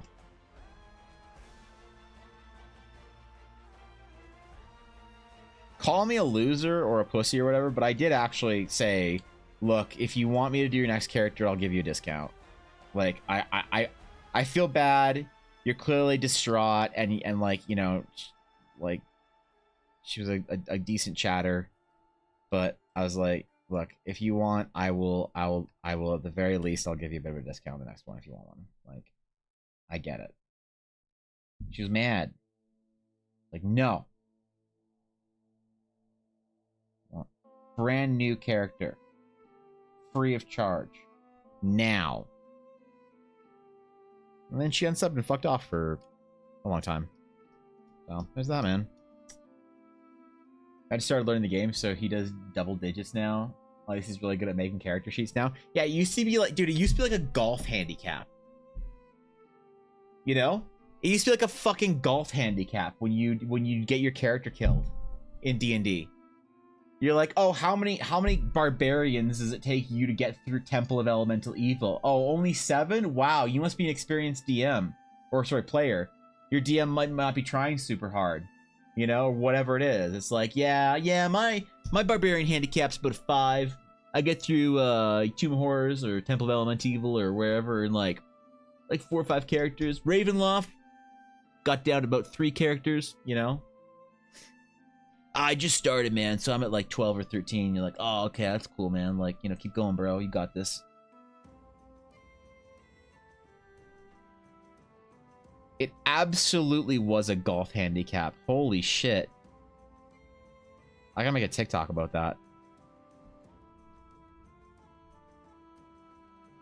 Call myself the Elder Nerd.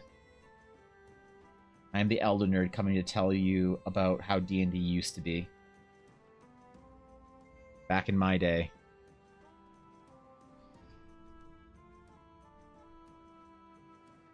Ooh, what kind of color do I want here? 2 green. 2 green! 2 yellow. Ooh.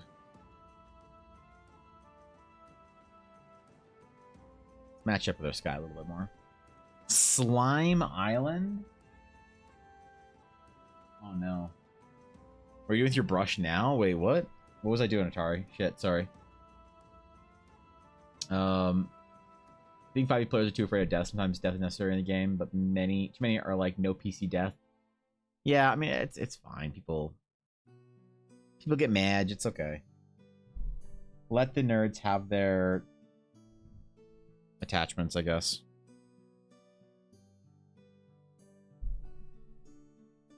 I think they're doing themselves a bit of a disservice, but, you know. Who am I to tell them what to do, right?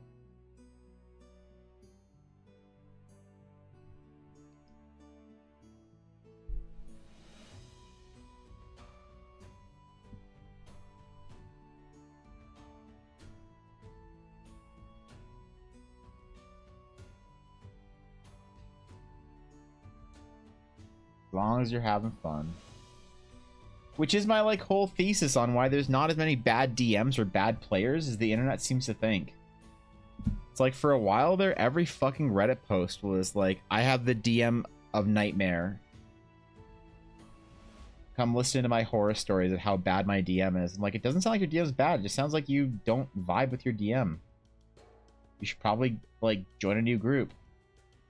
But also, I stopped giving advice to people on handling social issues in their D&D game because I found that people didn't like hearing me say, I don't think you should play D&D with those people. Which I think is a very, like, base take that people just don't want to hear because they're asking you not how do I fix this problem in my D&D game. They're asking you how do I fix this problem in my D&D game and save my group. And sometimes I think that that's not a productive way of spending your time in your game.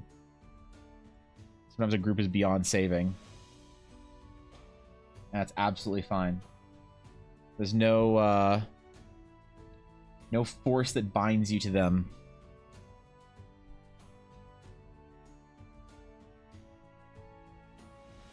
Go play with whoever the fuck you want and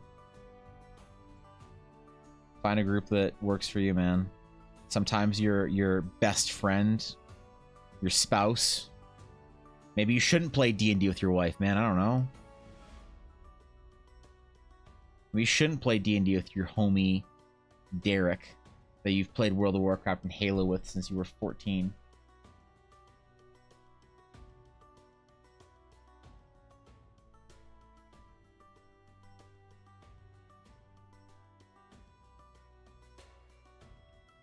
But Most people are looking for a way to get everything they want. Play with their friends, have the game they want, have the kind of campaign story they want, the difficulty, and there's nothing wrong with being greedy and trying to get it all. You want it everything, and you want it to be perfect in the way you want your D&D game, fucking go for it, bro. Let's see you thrive, man.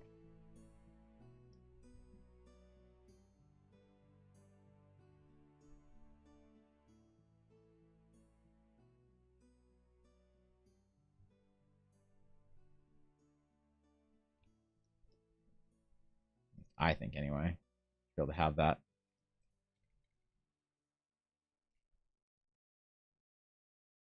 Ooh, those reflections, man, they turned out looking fine. Thank you, Cal. I appreciate it, man. If you put Blorbo in danger, I agree. I agree. Most of the post solutions, hey, have you guys, talked about it? Yeah, that's true. Communication in a D&D group in this day.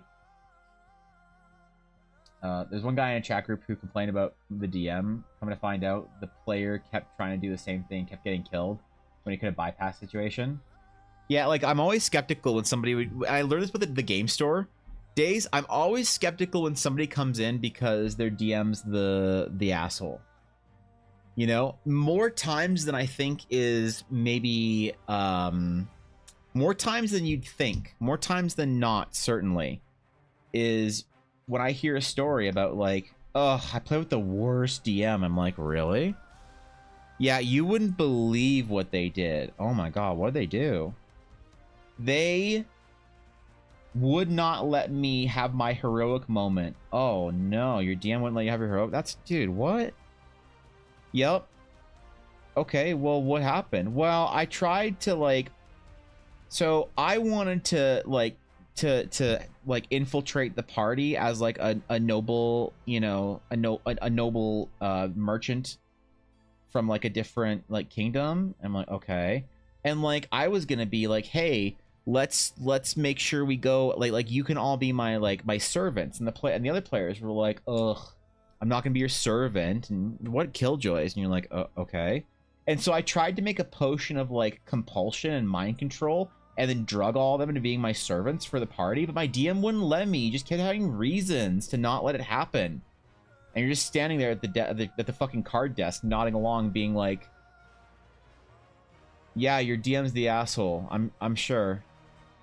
Yeah, what a man. That must be tough, bro. What's it?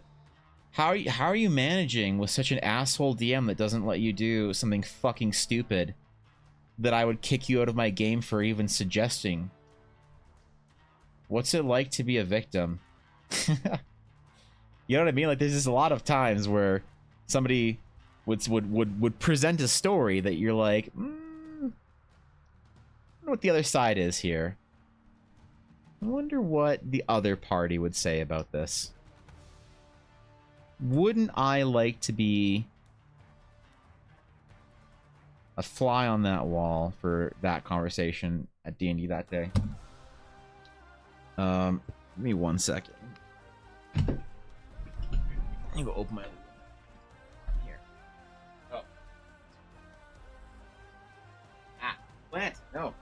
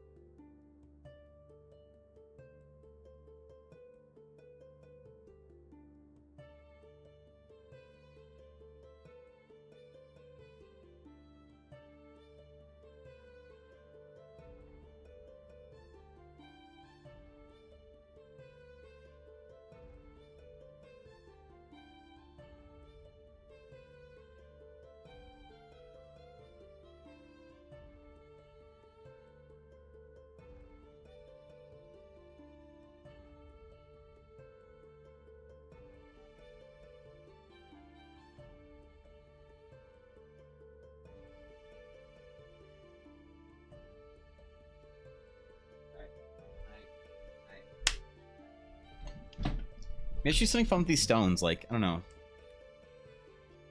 I don't know what to do with them. But surely communication is the same as posting it to Reddit to the court of people who don't have context and don't know the people involved. Yeah, like, let me real quick, Soja. I agree with you. Let me defend that. Let me just counterpoint for us real quick. I agree with you. Maybe that's their best way of like figuring out if they're the asshole, of getting the feedback. You know, like, I don't know. I think it's probably still unproductive and just self-serving in a way that they're looking for approval, that they are in fact right, and that the people that were slighted by are in fact the villains in this story. That's my intuition, but I'm just posing the question so we can identify, we can steelman the case, because I do agree. I do agree that posting the thing to Reddit and bitching about it is far less what's the word, productive than many people think, you know, far less helpful than you might have thought. You have a genuine story of undisclosed. Wait, what? Ugh, Jesus. Yeah, that's heavy, bro. There are, don't get me wrong, some crazy boys playing D&D. I wouldn't hate them weirdos. I think that they're less common than you think, though. So, fair point. Well, I don't know. I still think that it's probably not productive to do so, because you're still limiting your ability to like solve the problem. Like there's this interesting concept, Soja, that I think is very. I try and learn a lot about how the brain works, because I think that it's the best thing that you can do if you want to actually accomplish difficult things in life, is learning how the fuck your brain works. And like, there's this interesting thing that happens when people talk about doing things, or they talk about things. When you talk about something, you take away its power, right? And so if you talk about something bad that happened to you in like therapy or to a friend or whatever, it doesn't bother you as much anymore. But when you talk about something good, a lot that happens or whatever, you kind of also sap some of that like energy from yourself, whatever. And I think that sometimes people get the same feeling of like, whew, I resolved the issue by talking about it on Reddit and getting approval. And they don't have the like compulsion to try and actually fix the problem. But I just wonder if it is the poor attempt of people who are not good at this to do their best, maybe, in trying to start the steps of resolution by getting the impartial third parties. Now, most of the time, 95% of the time, I think it's just self-serving bitching so that they don't feel like they're wrong, because some people are terrified of being wrong. It's like the worst thing that they can, like, I know people like that. I've been in close proximity to like people in family that are like that are so insecurely terrified of being wrong that they will make up narratives. They'll think that things happened or didn't happen, you know, at all. They'll make up like fucking fiction, delusional, like terrifying, like, are you okay? Fiction to support a narrative that makes them not wrong, right? So it could be also just this massive constructed copium chamber that they're inserting themselves into, like a hedonistic fucking robot from Futurama having liquid copium drizzled all over their metallic chassis to feel and embrace and massage in the copium that they're a good boy and they didn't do anything wrong. We also, I'm sure, all know somebody like that, so maybe the people on Reddit are just doing that, and I'd probably strongly lean to that. I just don't want to like discount entirely, miss something that could have more nuance. I don't know. We might be on the right track though, because you didn't tell me I was crazy and dumb, which you're welcome to if you think I'm being crazy and dumb. Other topic: have you seen the new LOL champ Aurora's splash art? Can we get a few thoughts on the art? No, I haven't.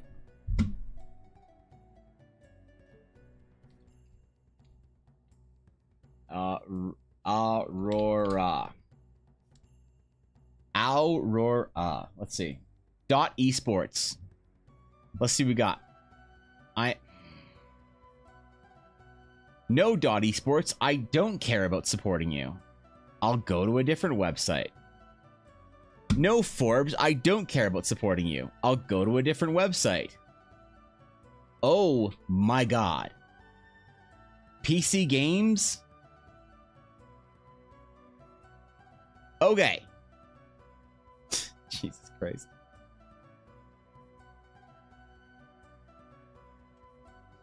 What do we got? New, is this the full size one? Or is this a cropped image? This looks cropped. This looks cropped. It is cropped. God damn it. I want the full size one.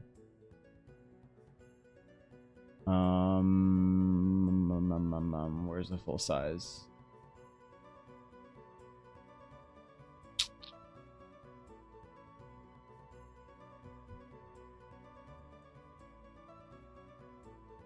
God, okay, I'll go to open it. Oh, wait. Open image new. There we go. Okay, I got it. Fixed.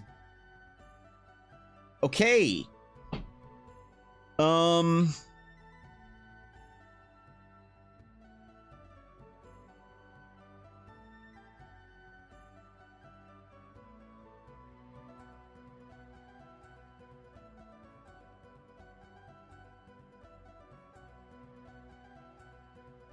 I dig it. Visitors, how exciting. Yeah, I dig it, man. I enjoy this. I think it's good. Yo, wait, holy shit. Castles and Castles. Oh, goddamn. Yo, what's up, guys? What's going on? Yo. Damn, man. It's my favorite people in the D&D category. Gnomes and Crew. What's up, guys? Wait, what are you doing streaming this early? What were y'all doing, man? What's there's no Coriander Society on tonight. There's no Loth Academy on right now, or are we doing World Building or some shit, or what are y'all doing over there? If you guys aren't following Castles and Castles, and you're from my chat, please go do so. I have been an avid fan of Castles and Castles since the Overwatch League days. Back right at the very beginning, episode 1, Castles and Castles. So. Go drop a follow over there, man. They're fantastic. I enjoy everyone that I meet over in that chat. So, we were just doing some D&D art today for my world, but I got asked briefly to review the new League splash art for Aurora. I'm guessing not support, maybe. I don't know what kind of abilities she has, Biddy, but I think this is awesome. Like, League's been doing some crazy shit recently with their art. There's a little nagging issue I have here with her ears that's perspective-wise is bothering me, but who am I to criticize a Riot principal artist, I'm guessing, who did this, so I won't start that. But short-range caster, mid lane mostly, off-roll top lane, decent jungler. Okay, shit, man. I like this. I like her design. She got them freckles, them big glasses. Going for them Lily Pichu fans. Are rabbit folk a thing in League art or in League lore already? Or is she the first? Or is she one of the, whatever Zaya and Rakan are? The furry fucking anime shit or whatever. Vestaya, yes. Yes, Vestaya. Is she the first rabbit Vestaya we've seen? I like the little guys she got going around. These little tiny rabbit dudes, just flying around. I wonder what her theme is. Vestaya and Zaya Ari, right. Okay. Wait, I didn't think that Ari was a Vestaya. I thought she was like a spirit that wasn't Vestaya or whatever. I thought she was just like some. I don't know. This is cool. I like it. Yeah, I really like it. I think that's kind of a banger. I'm like not always a unconditional fan of every piece of art that comes out of Riot. I'm not like one of those gushes over League art because it's a Thursday individuals. I legitimately like a lot of the shit that they've been pumping out. That's really cool. I wish that I could play League, man. I really love the world. I love everything about League except for the fucking game. I can't do it right now, man. I can't let myself sink into that. But that's dope. It's always like exciting for me when there's new champions coming out for League. I don't know why. You know what I mean? It's always like a cool thing to get excited about or whatever.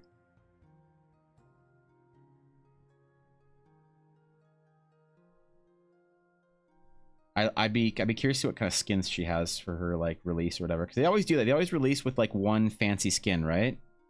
That you get for buying the like fancy pack or whatever. Like I'm not sure, the $40 pack or whatever when a new character comes out. Based on her short story, Aurora is able to see spirits and travel in between worlds. That's cool. That's dope.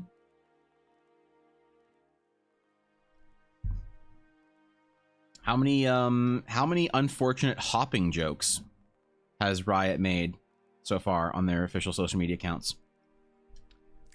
You can find Aurora hopping into Runeterra this summer.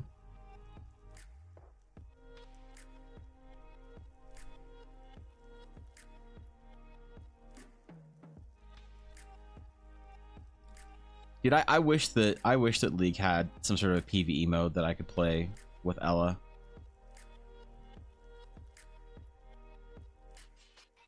I wish so bad they had something that I could engage with in their game.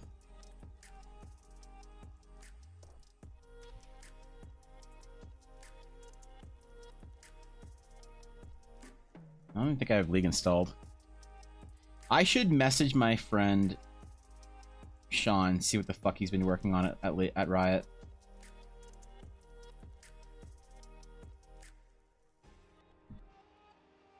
The principal artist on a secret Riot project, and I'm pretty sure it's the MMO. But I haven't seen his art in years, and I actually have no idea what he's doing. The last thing I saw was he did a map for a book, a map of some Demacian city or whatever. Oh man, I'm pretty pro Riot as far as the creative side of things goes.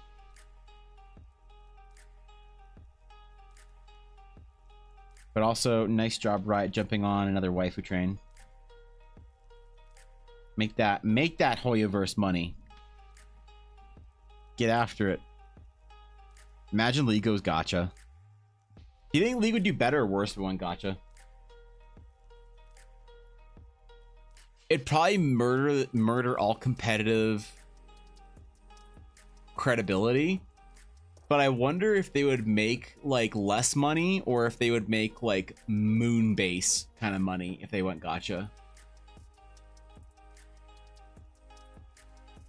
First gonna be Anima Universe, aka Battle High School. Okay, great, yeah. Yeah, sure. Went a rabbit hole, unfortunately. Yeah, all the puns. Zero Bunny jokes, more comments about her spiritual abilities. Really? That's cool. PvP mode is coming next patch. It'll be a game mode similar to Vampire Survivors. Don't know much else about it except that it's called Swarm. Oh yeah, World of Warcraft talked about having a Survivors type mode in. I'll play that. I'll play it. 100%. I love that shit. Wait, I gotta redeem my Prime. Amazon Prime Gaming League of Legends.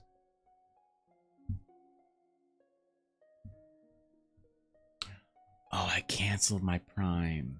Oh, that's right. Shit. Oh well. So, League of Legends experts. I must ask you, what is the time frame that I have to do fan art of Aurora before it's who asked? Do I have a week or is it less than that? Is it less than that? Because I said to myself, one thing I want to do this year is I want to do fan art every single time a new champion drops. For Twitter engagement. 3 days? Oh man. Sorry, gotcha. I burned 100k essence on icons searching for Anivia. You nerd. You nerd. The gacha was aesthetic. They could make bank. Maybe you're right about that. Yeah, 3 days is rough. I think most people who play League play it for the competitiveness and how strategically deep it is. I think doing gacha would be bad for the money in games. You think so? You think most people who play League play for the competitiveness and how strategically deep it is?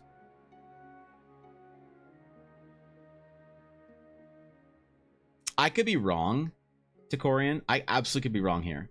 But I disagree.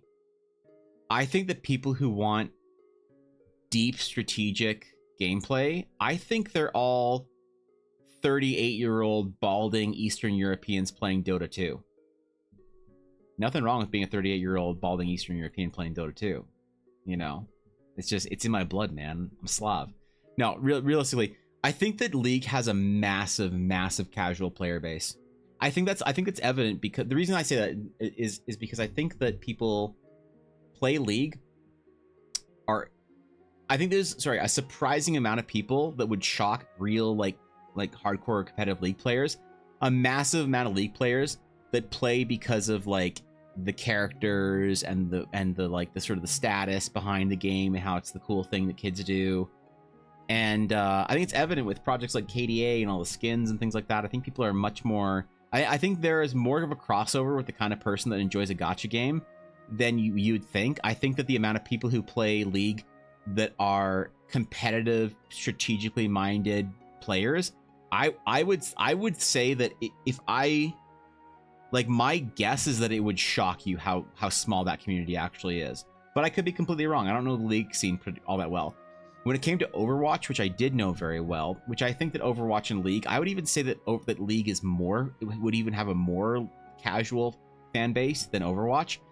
The amount of casual versus competitive players, and by that I don't mean players that take the game seriously, I mean people who are in Overwatch for the strategic gameplay versus people who are in Overwatch for the cool skins and the characters and the stories and the bright colors.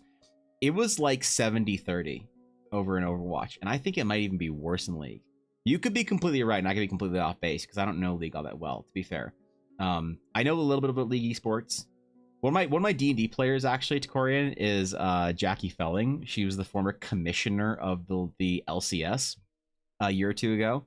So I know a lot about League esports as a sort of an organized unit. And I don't know. I think that a lot more people play League because they like the characters and the pretty art and stuff than League players would give it credit for. But I could be completely wrong. I don't know. I don't know what I'm talking about. So don't listen to me. You have until Monday or otherwise wait for the actual release and they'll do another round of Twitter shoutouts. Okay. When's the actual release? Because, oh man. Monday.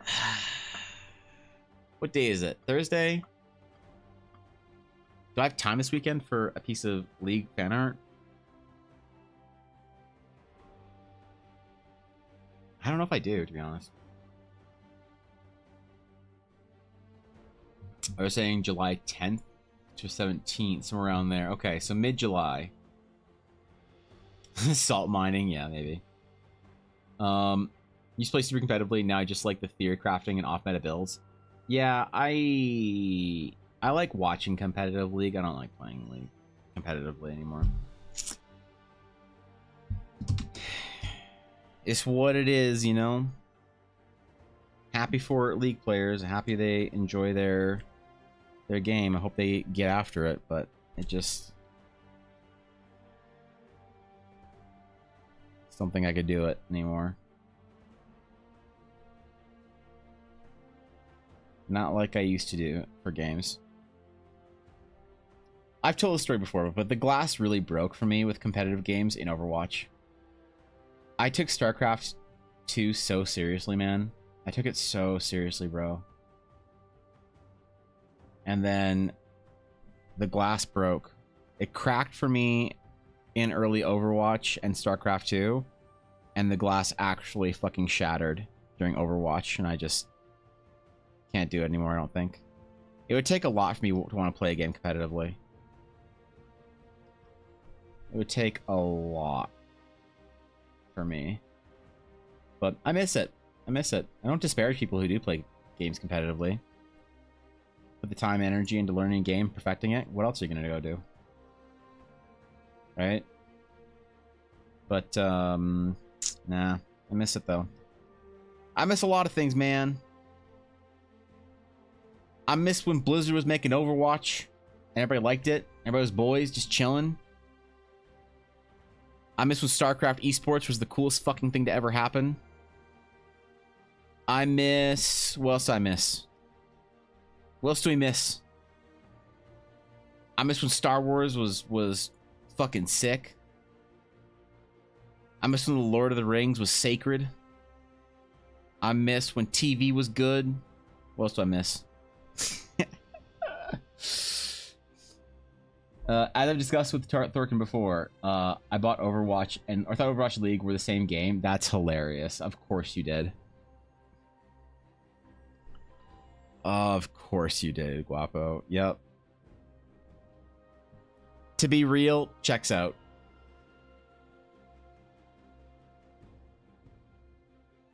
Yep. Completely checks out. I feel you, homie. I'm there with you.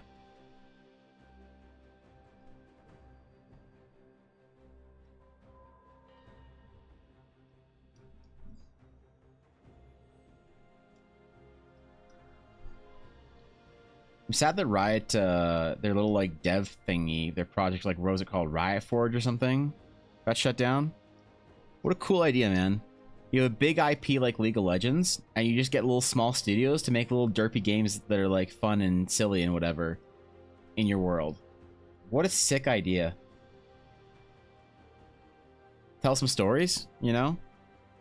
Because one of the League's best qualities, I think, is the lore, surprisingly. And for a MOBA, you know? And I love that you could like get lore from those games and stuff. What a dope ass idea. I hope they have something to replace the project. Because, like, I think Arcane was cool. So I want more, like, League of Legends IP stuff. If that makes sense. Got shut down? How come? I think it wasn't making enough money, is the reports. But I don't know what the actual public reason is. But I'm pretty sure it just wasn't clearing enough money for them.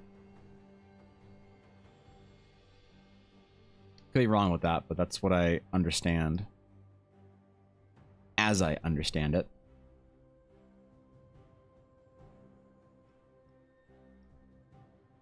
I gotta put some reflections in these boys. And some highlights, man. Thorkin was telling me about that one day. I could be wrong, too. I got into LoL briefly through a friend who's always really competitive about PvP games, so my opinion is mostly definitely skewed. Yeah, I don't know. It's there's a good chance you're right. I always thought that it was sort of very skewed to the casual audience, but you could absolutely be right.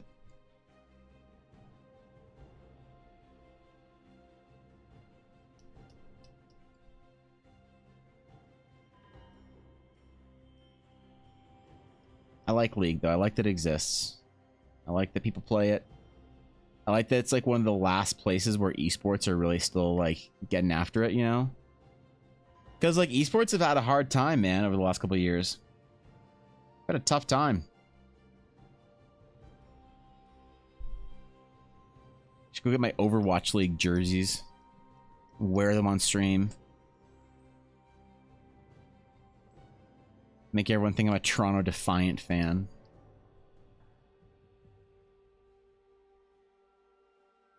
I used to wear a Dallas Fuel hat, and people would come in, they'd be like, "Is that Fairy Tale?" I'm like, "What?" You have a Fairy Tale hat, man.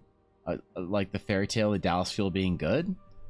No, like the anime. It took me so long to know that the Dallas Fuel's logo looked like the guild logo from the anime Fairy Tale. Like, I just like sort of laughed it off like probably 12 times before I actually looked it up. I kept meaning to, but thinking people were just crazy. Or whatever. One of the reasons Vampire the Masquerade has any fans at all anymore, considering they can't make a game themselves properly.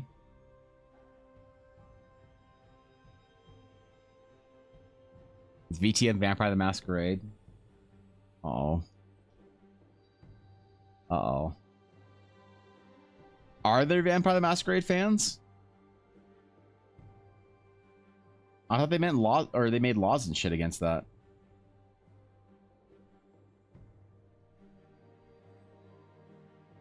Or do you mean the Vampire the Masquerade fan? Because I've met that guy. Great dude. Can't miss him. Trench coat, fedora, tiny red sunglasses. Oh, yeah. Call me a criminal? Okay. Fucking weirdos, man. Fucking weirdos.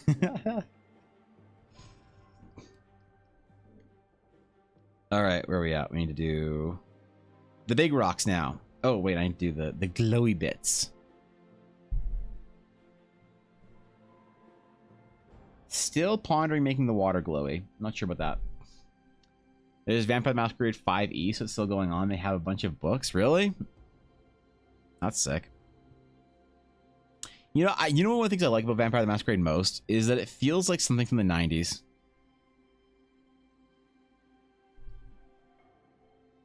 One of the few things that still feels like a historic, cultural thing. Like, it's nerd culture, man. Everyone, and I mean everyone, almost dated a girl who was into Wicca shit and played Vampire the Masquerade. It's a universal experience. It's like how everyone has gone through a kobold mine and brutalized their innocence in D&D. So, like, VTM is an important part of our cultural lexicon as gamers.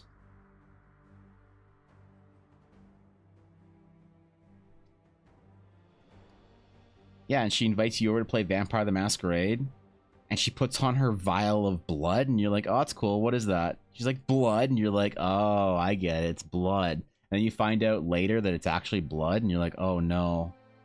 Oh, what have I done? I should have turned around to the bead curtain. I should have gone home when I smelled incense. I thought that she was just a crystal girl. I messed up. Everyone's had that experience, man, so. VTM, important for our society. What's up, Lynn?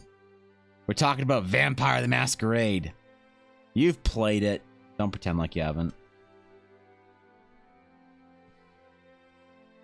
Nah, man, it's an important part of our history as gamers.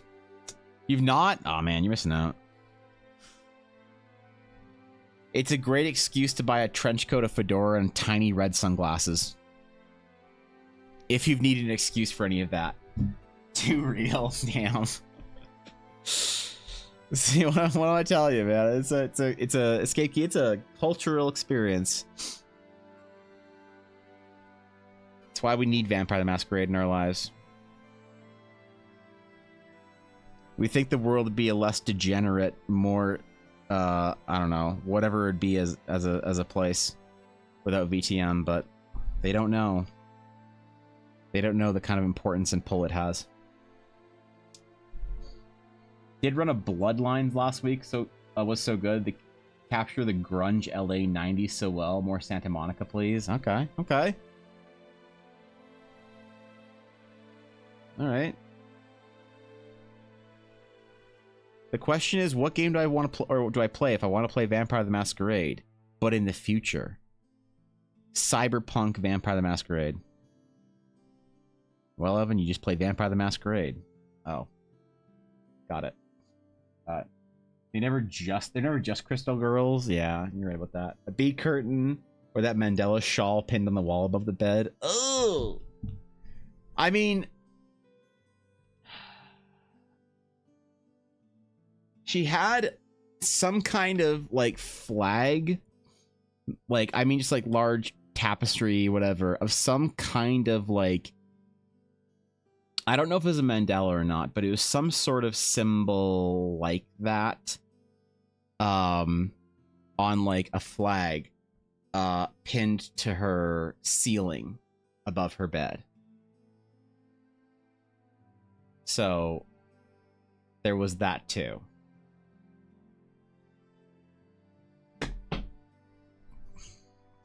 What would my life have been like? Well, how would it be different if I dated the Vampire the Masquerade girl in my class in grade 10. Yeah, girl, she had a sigil on her ceiling. You better get off that bed. I didn't get on that bed, man. What are you talking about? We sat on cushions on her floor and drank tea, questionable tea, and talked about art. And then we watched something on her fucking TV. I forget what. And talked about World of Warcraft.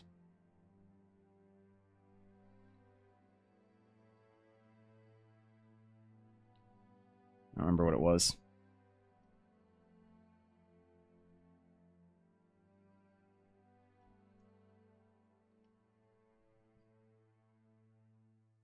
I avoided her at school for 2 weeks.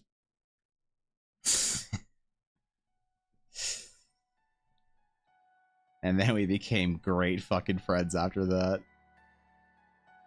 I don't know what she's doing, man.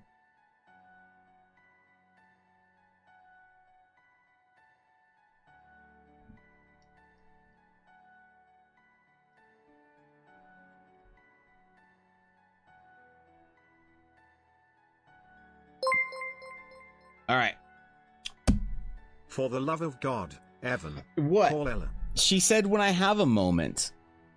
Do I look like I'm momenting?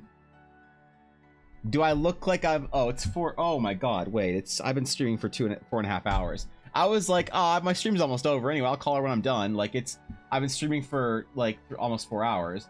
I didn't realize it was 2:30. I gotta go for a walk, man. I only got 5,000 steps today. Holy fuck.